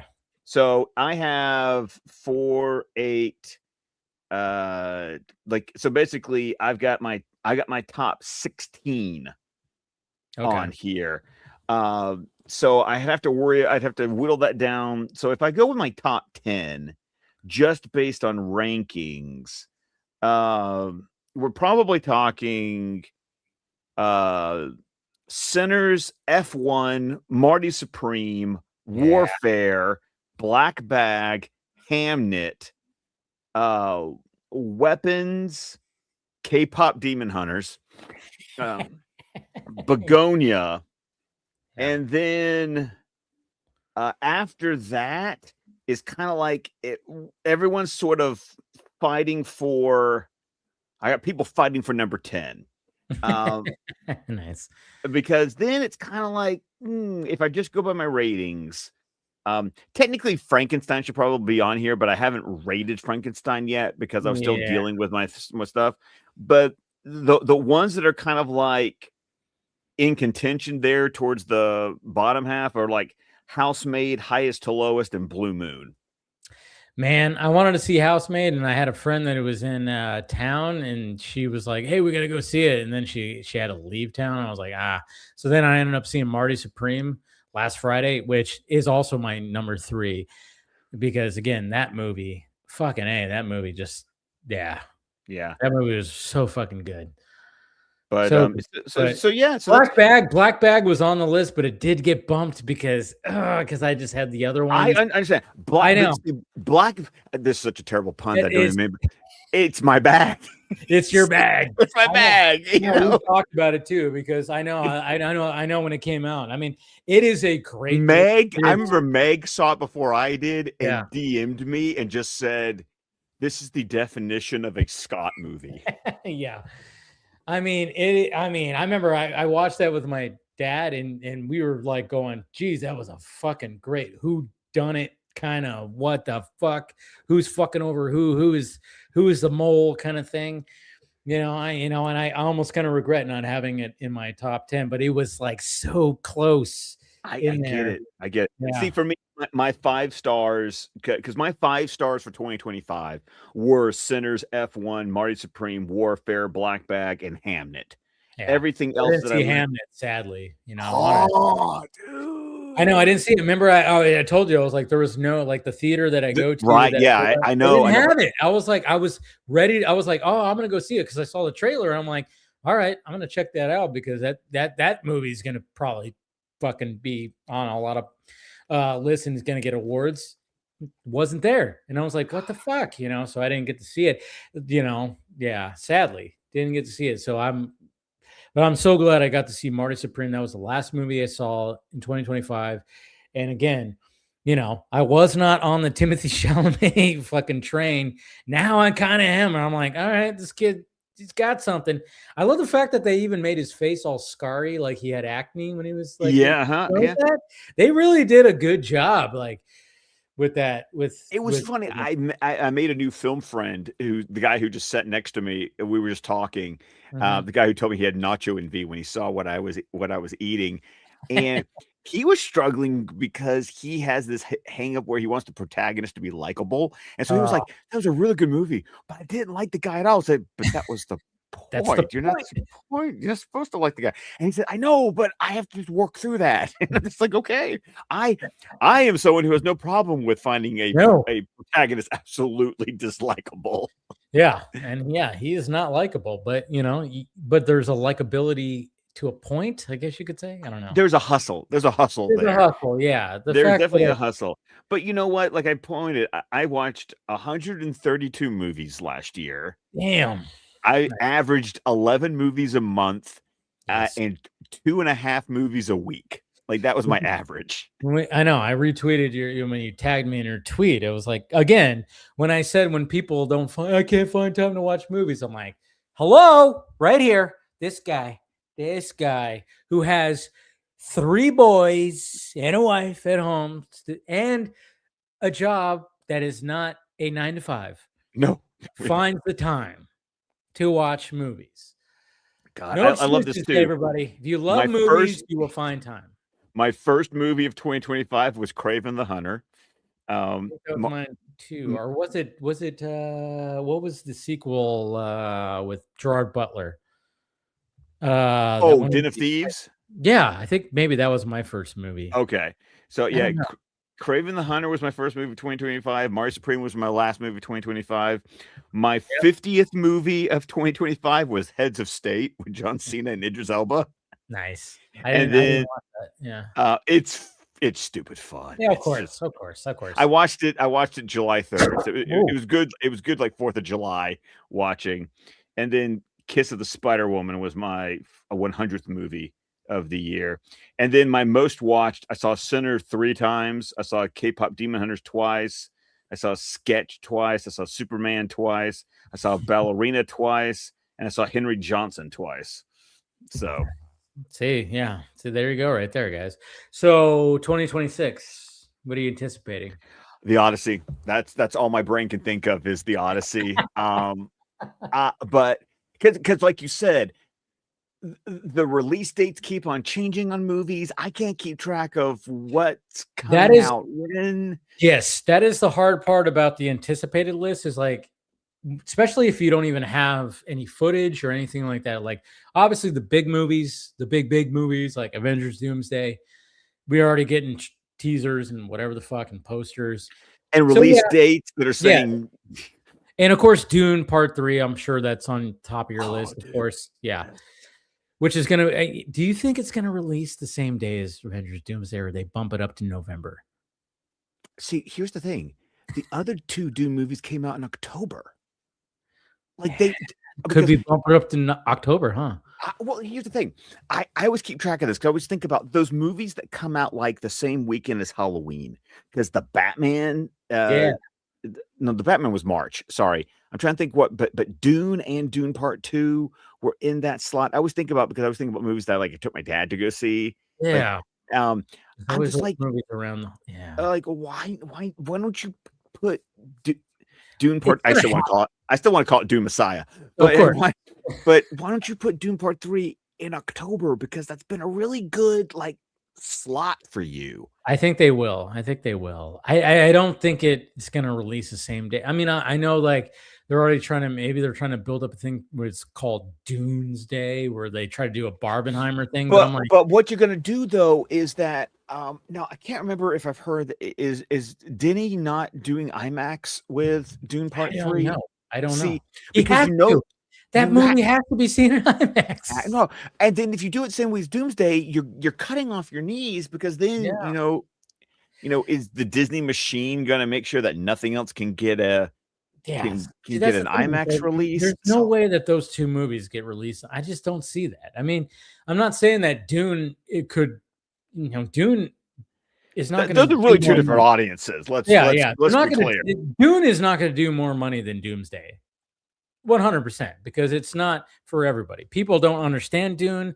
I said at the beginning when I was talking about that, I'm like, Dune is on a whole other level when it comes to sci-fi that not a lot of people are going to resonate with. Like if you read the original Dune book and you liked it, you're going to like these Dune movies for sure. Now I got to read Dune Reckoning if you want to send that to me, Scott. Dune Messiah? Or Messiah. Reckoning. I said reckoning. Sorry, but too much vodka. But I was like, I even made that joke. I'm like, I even said that earlier. I was like, maybe Scott will send me that one too. No, but I'm gonna buy that because I want to read that before I read. Before I see. And it's the also movie. I showed Yeah, you. It's not. It's a fraction of the size. Dune, I mean, there's a reason why it was part 1 and part 2 because that thing's fucking thick. And I was, lucky enough, and thank you again for sending me the book. And I could see what Denny was like brought into it, what he did not have into it, and it was great. And I love the movies. So now I want to do the same thing when it comes to Dune Part 3. Can I make a recommendation? Okay. Don't just read Dune Messiah. There, some of the stuff that has been floating around suggests he may also slightly be pulling elements from Children of Dune. That's what I thought you were gonna say. Yeah. Yeah. I should probably read that too. I enjoyed Dune was it Dune? What was the series called? Dune Prophecy. Yeah, I enjoyed that. Great expansion of that universe. Definitely enjoyed that, but I know that didn't really. That was more from the. It was from the Sons books. Sons, yes. There you go. Yes, and yeah, that was great too. Yeah, that was Sisterhood of Dune, is what that Sisterhood, was. Yeah, Sisterhood, and that's going to get a season 2 also. Yeah, so it is. Very much looking forward to that because, fucking A, I thought that series was also great. I enjoyed the series, so totally did. And it looks like some of the costume design they've shown for the Sisterhood is starting to match up with what the designs for they look like in the movies. Like they're starting to be a little bit like closer, like an even closer connection between the production design between the series and the movies. So I'm looking forward to that. But yeah, because Dune Messiah is so small, like you have the time to like read Dune Messiah and then jump on Children of Dune. Because really, once you read those 3 books, that's the Paul story. Like Paul's story is over with Messiah, but really most people kind of go, if you don't want to go all in, like just read those first 3. Yeah. So yeah, what about is there anything else in like? Okay, so you got the Odyssey, we got Dune, Disclosure, Project Hail Mary. Oh yeah. Disclosure Day. I just saw the trailer in front of Marty Supreme. I am intrigued. I'm not sure if I say I'm anticipating that movie, but you're intrigued. I'm intrigued. It's Spielberg. It's aliens. It's aliens. Emily Blunt. It's when she like stops. She's like, and then she starts going. And I was like, whoa. And Colin Firth looks like he's going to be like an antagonist in it. It's It just it feels like, and that's I put it at number 1 because I love me some fucking conspiracy, fucking alien shit, and it's Spielberg doing this, And I put it at number 1 just because I was like, fuck it, I'm putting it at number 1 because I just love that kind of stuff, and we need something else besides like another sequel or part of the franchise. That's why I'm like 100% putting that out there, and I'm just like, we were talking about it earlier before you came on. I'm like, this is Spielberg at his Spielbergness. And I've gone down rabbit holes where even people were like, Spielberg, he kind of nailed like this whole like concept. And I was like, oh shit. So yeah, that's why that's like. But it looks like Spielberg, like mid 2000s, like War of the Worlds, Minority Report Spielberg. Yeah, dude. I mean, I even brought that up too. I'm like, obviously the War of the Worlds that came out in 2025 was one of the worst things ever. But, if you want to have fun, have a drinking game, by all means, go watch it. But, like I said, World of the Worlds 20 years ago with Tom Cruise, that was a match made in heaven where it was like, hey, we're going to do a one shot of you, Tom Cruise, running through people getting zapped into dust. By the tripods. And it's just going to fucking work. And then we're going to have Tim Robbins be a psycho, crazy fucking person with a shotgun in the basement to create even more tension while one of the tripod like little tentacle things are coming down. Oh god, that movie's so good.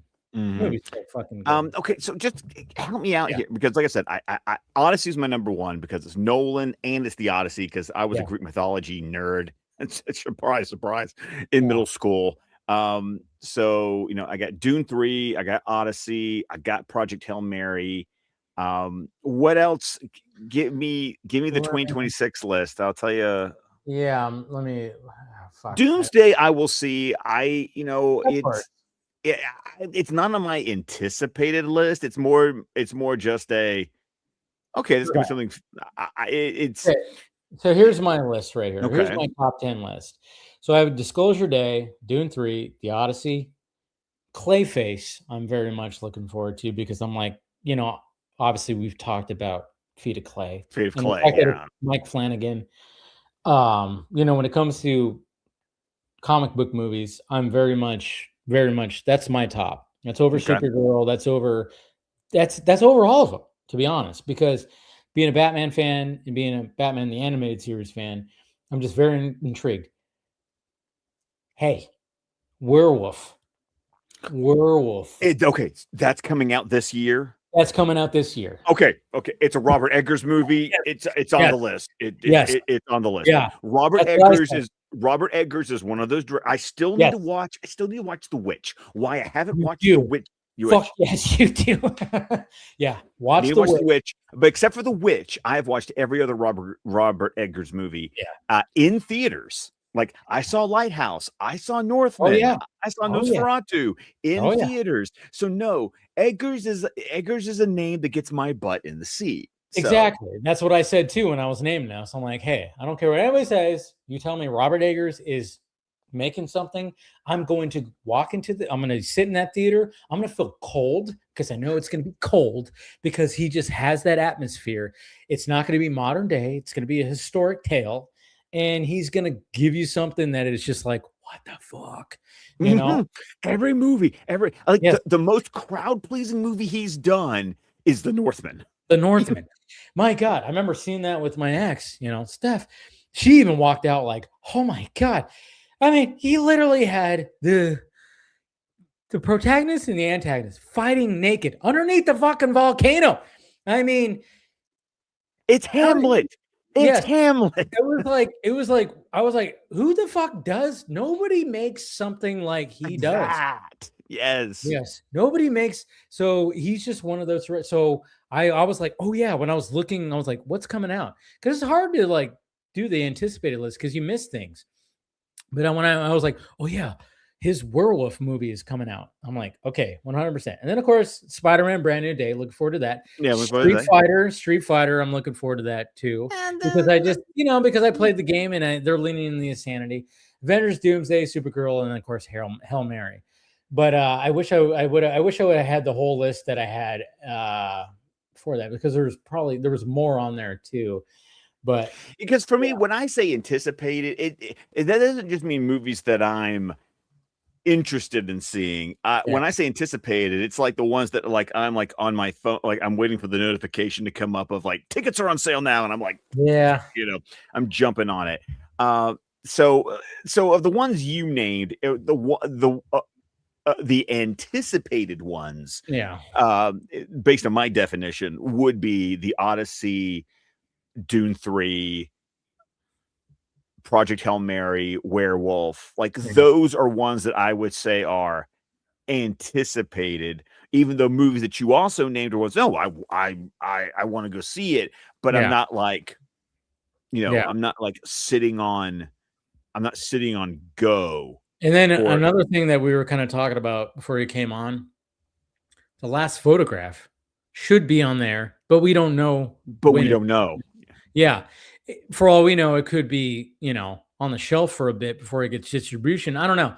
I wanted because that happens. Like if he goes the film festival route, like you and I have, we might not get it till 2027. Yeah, right. Because I like Americana, that Western that I saw, the Sydney Sweeney movie. It had Sydney Sweeney, right? But exactly. That was 2 years ago.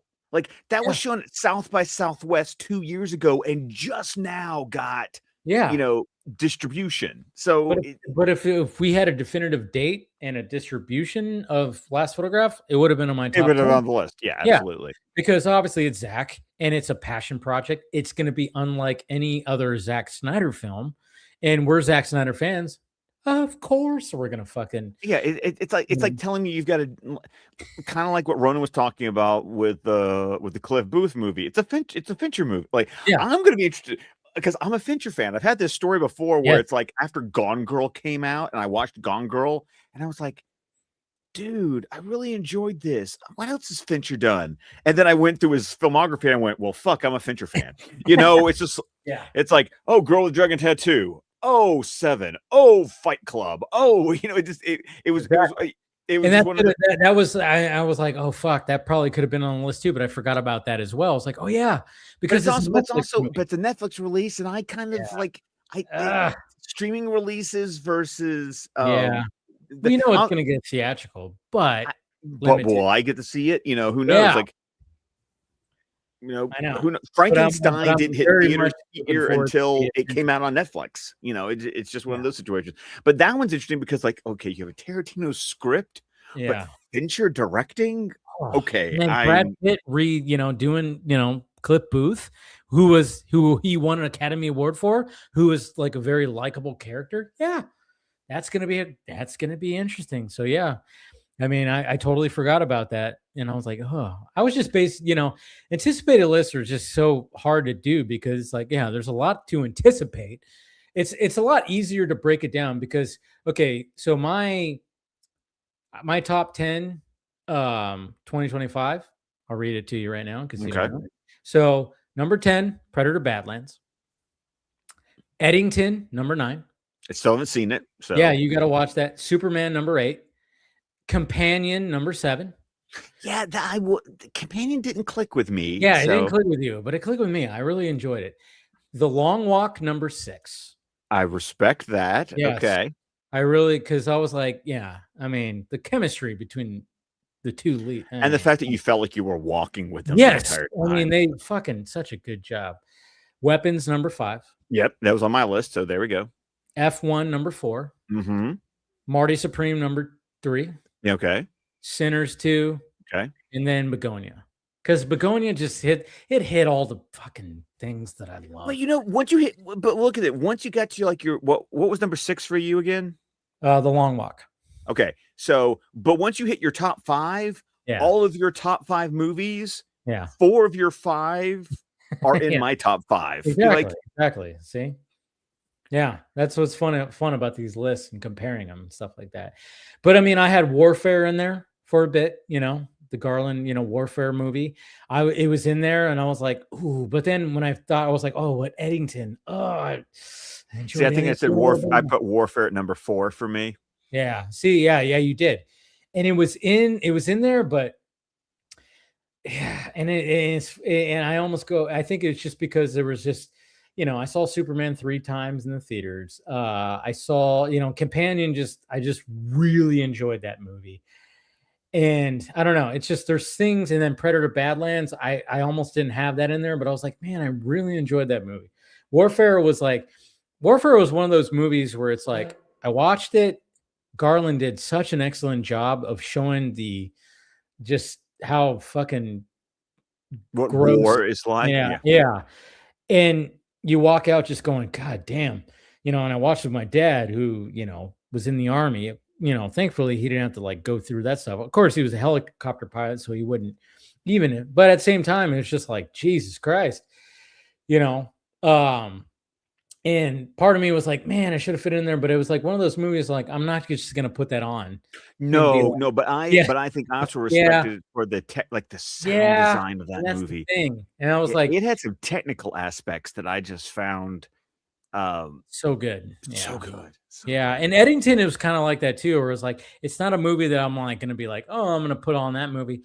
But I told you, I think I think I've said it on here and even told you like in private, it was like this movie frustrated the shit. No, you have told me that. Yeah. Because during that time, when you have both political sides fighting, Ari Aster really did a good job in this small town to show that. And it's very frustrating. But the performances are so good. And of course it's Ari Aster. So of course he's gonna be like, oh, wait till you see how it ends. And you go, fuck, man. It's like one of those where it's like, My God, dude. I mean, yeah, of course you're gonna end it like that. And it's like, oh man. So yeah, that was like where I was like, I just had to put that in there because I was like, oh man, he did such a good job of frustrating me, and the performances from all the actors were so good, and then the way it ends, like I can't wait till you watch it. You need to watch it. I want to get. Is it It's where's on it HBO streaming? Max. It is on HBO Max. Okay. Yeah, Okay. I think it's on HBO Max. So watch it on. Yeah, I think you'll appreciate it. But like I said, be prepared to be a little frustrated. To be like, But well, I think that is why I haven't watched it yet. yeah, You know. yeah, be prepared for that. But Gotcha. yeah, I had like when I the long walk, man. I mean, I could even say that it could even be. Again, these lists could vary how they are, but the long Because walk. they're movies. It's like what is in your mood? Like, Yeah. so who would have thought that K-pop Demon Hunters would be in my top 10? But I just fucking had a blast out of that movie, and you can That's the make. thing. I know there's people that were giving shit to Jeremy Johns for saying that the whole bloody affair, Kill Bill, was his number one, and they're like, "How dare he do that?" Because there was already existing movies. Like, it was his list, and he was talking about his theatrical experience. Right, and it is a completely unique theatrical experience. 100%. And you do not appreciate how much that works as one single movie until you've watched it. And we talked about that too, because we both saw it, and it was like we had just like a newfound appreciation, and it's almost to the point where it's like this might be Quentin Tarantino's best fucking movie, right? Yeah, and you still feel like you're watching the movie for the first time. yeah. I mean, good God. Like, So- I struggled, like, when I posted about it, you know how I always like to put like the year the movie came out. I struggled with what year should I put on this? I know, Like, should it be 2003 or whatever the hell? Yeah. right. I think I ended up deciding that later on I should put 2004 because when you watch the movie, that's the copyright date they put on the movie. Yeah, there you go. Yeah, I know. But at the same time, I even thought about putting the whole bloody affair in my top list, but I was like, nah, I'm not gonna do that. I'm gonna do like, because he specifically even said in his video that it was the theatrical experience. I was just like going, this is my favorite movies of. I didn't see Eddington in the theaters. I watched it here. That was the only one that I did not see in the movie theaters, was that one. But it struck a chord with me like so much that I was like, okay, I'm gonna incorporate it in the list. And see, and I get away with that because K-pop Demon Hunters, I saw it first at home, but then I caught one of the sing-along theatrical releases. And so I did get to see that. So every movie I listed was something that I saw in theaters. There you go. So there you go. It worked out. But everything else I saw in the theaters, and I don't know. Like I said, Begonia just, oh man, that one. I got my steelbook of that, by the way. Oh, you lucky.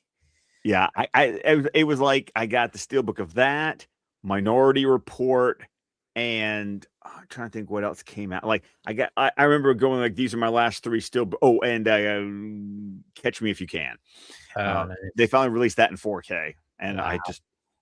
I know that's a fun movie. I really Another enjoy fun, that's another fun Spielberg. Right? Another fun. That's during the Tom Hanks era. Yeah, that's during that Tom Hanks era right there. And I remember like didn't like the actual guy wasn't sure that he wanted to have Leo DiCaprio play him or something like that. I think so, yeah. Because the actual guy wrote the book that the movie is based on. And he was like, wait, you're casting Leo DiCaprio as me? That doesn't. And then he was like, oh, okay, he did it. He did well. It's a fucking great movie. It's really is. It's a fun fucking great. It's a fun 60s piece. Hell yeah, man. Good fucking shit. But all right. So we got some fun. I mean, 2026 is going to be another great. I already have my first movie. I got my first movie in, and I have my next three already lined up. Okay. So the first movie you saw was Song Sung Blue. That was tonight. Yeah. Okay. But technically, that's a 2025. That's a 2025 movie. Okay. So what technically is going to be the first 2026 movie for you? Is this thing on? Is this thing on? What the fuck? I don't even know what that is. The Will Arnett movie directed by Bradley Cooper. Oh, yeah. I do kind of want to see that. I am intrigued by I'm very that. intrigued by that one too. I'm intrigued by that. So I'm gonna see that next Fuck, I forgot about Friday. that movie. They actually have like a 10 a.m. showing that I can catch before I have to go into work at 1:30 because I have to close next Friday. So I'm gonna see it at 10, get off about 12, and then go to work at 1:30. So is this thing on? Is my first 2026 movie of 2026? Yeah. Technically, my second movie of 2026 is a 2025 movie, but it's not opening in Birmingham until 2026.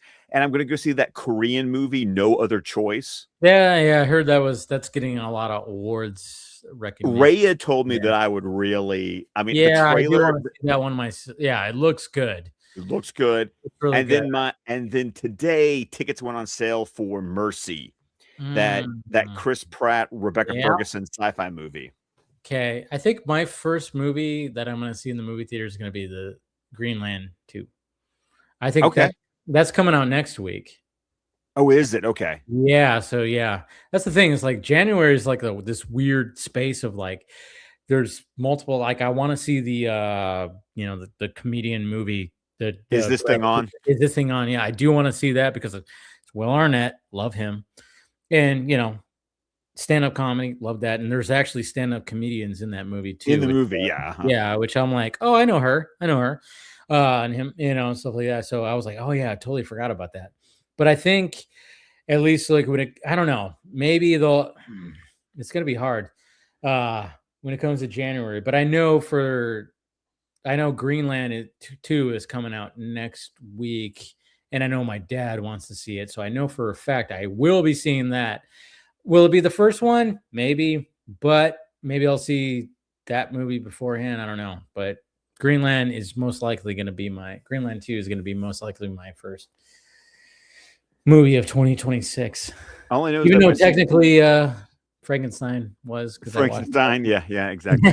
But I'm still counting that as 2025. I respect that. Like I said, I think we discussed how I was going to feel very conflicted about Song Song Blue. It's a 2025 movie that I knew I was not going to be able to catch until 2026. Yeah. But what was I about? What was I? I was about to say something, and then I don't know. I lost my thought. My train of thought was going somewhere, and then my train went off the tracks. So it happens. It does. It does. Oh yeah, I remember what I was going to say. At least by seeing Song Sung Blue tonight, I secured my $200 gift card to the Focus Feature store because I did that. The 5 Focus Feature movies. I saw all 5 of them, and I'll get my $200 gift card. I'm like, I love it when I get paid. Yeah, 200. Yeah. It's like you get paid to go to the movies. I'm getting paid to go to the movies because it was Downton Abbey, Anomini. I always forgot to pronounce that word. It was an Irish word, but the Daniel Day-Lewis movie. Yeah, I know what you're talking about. And then Hamnet, and then Song Sung Blue, and then Begonia. So there you go. See, it pays to go to the movies, guys. Go to the movies in 2026, even if it's by yourself. If you've never been to a movie by yourself, do it. No, I didn't just go to Song Sung Blue by myself. I ended up in the theater by myself. Yeah. And that's also fun too. I've been in the movie theater where I'm the only one there, and it's kind of like, oh, cool. It's like you rented out the whole room just for me. Thank you. Yeah, no, do it. It's get out of the house, go do it. If you go to a place that serves drinks, get yourself a drink, whatever. Or if you don't drink, fine, don't do that. Get yourself some popcorn. And a giant soda. Yeah, or soda if you want to. It's like, it's a good time. I want to see. I had a good streak of every week. Seeing a movie in 2025. I was proud of myself. That was probably the most movies I saw in the movie theater ever, which was great. And I want to see more. I want to actually do. Not just one a week. I actually want to do. Come on to my level. Exactly. 2.5 a week. Again, I gotta. This guy over here who's like fucking, seeing 5 movies a week sometimes, and I'm like going, how the fuck am I not doing this when this guy, over here is just like, I'm supposed to be the film junkie, and this guy over here is like showing me up. So I the needle never leaves my arm. That's I I have the IV. Like I've got the bag with me. I'm rolling Yes, down the. yes. Now, I mean, I do need it. I do. My goal for this year. I don't like resolutions. I hate the resolution thing, but I like have goals. My goal is to see, more movies this year, and Well, not just see, like that way. But see, that's it. It's a smart goal. It's yes, specific, measurable, yes, attainable. I forgot what the R stands for because it was specific, measurable, attainable, realistic, there you go. and timely. There you go. And so I got time. well, timely some meaning time. you want to do it 2 a week, and you can measure and you can measure that. You can realistically do that. If you get to the end of the week you haven't seen 2, you know whether you've met your goal or not. So it's and I do. I want to like when there's multiple movies that I want to see a week. I want to actually try to meet those, and I know I can, because sometimes I just be lazy on Saturday. It's like, well, why can't I just be lazy by going to the movies? As opposed to lying in bed looking at TikToks. No, I don't want to do that. Fuck that. But hey, Scott, somebody actually said thoughts on. Fuck you. Oh, fuck you. I already had to deal with my grief. Yesterday. You know what my thoughts were? Indiana deserved it. Indiana was the better team. Those boys, I don't know what my team was doing, but it was not playing football. But you know what? My thoughts is I hope Ole Miss goes all the way. And you want to know why? Fuck Lane Kiffin for bailing on them right before the college playoffs and going to LSU. I'm proud that Ole Miss went and beat Georgia, and I'm like, you know what, boys? Show Lane Kiffin. Of course, the stupid part is that LSU is paying Lane Kiffin the bonuses for every game Ole Miss wins. There you go. I saw that in the chat. I was like, oh, I got to bring that up. Oh, yeah. Fuck you. Fuck you. I had to bring that up to end the stream because why not? Why not rub lemon juice in that paper cut? Oh, yeah. Salt, lemon right there on the wound. A little hydrogen peroxide. Yes. Yeah. Make it iodine. Anyways, well, this has been, of course, a great first stream for 2026. Good Vodka stream. And, of course, thank you to everybody who showed up. Chris Balga, Phil, Taladia, and, of course, Ronan. And then, of course, Mr. Scott McClellan, who joined. And, always great to have a one-on-one with Scott, as we do for DC Fanimated, which, of course, we got a crazy year when it comes to DC Fanimated. Well, we prepared, guys? We're not. We got Batman Beyond, Static Shock, Zeta Project, and I don't know, maybe the first season of Justice League, if possible. Yeah, it's gonna be a crazy year when it comes to the DC animated world. We're gonna be rounding up some Batman Beyond, and then just going into just uncharted territory. Yeah, we're just gonna be we're gonna be opening up portals like they did in fucking Stranger Things, just walking through them, when just seeing what stuff we have not seen. That's what's great. We're going in uncharted territory. That's what's cool. Oh my God. First watches. Yeah, we've been just revisiting this stuff. Now we're going to be doing first watches, which is going to be good. And apparently Fizz right here is saying Zeta Project rules. Well, I hope so. I hope so. It's going to be a hard one for Dave because you can't get the second season digitally.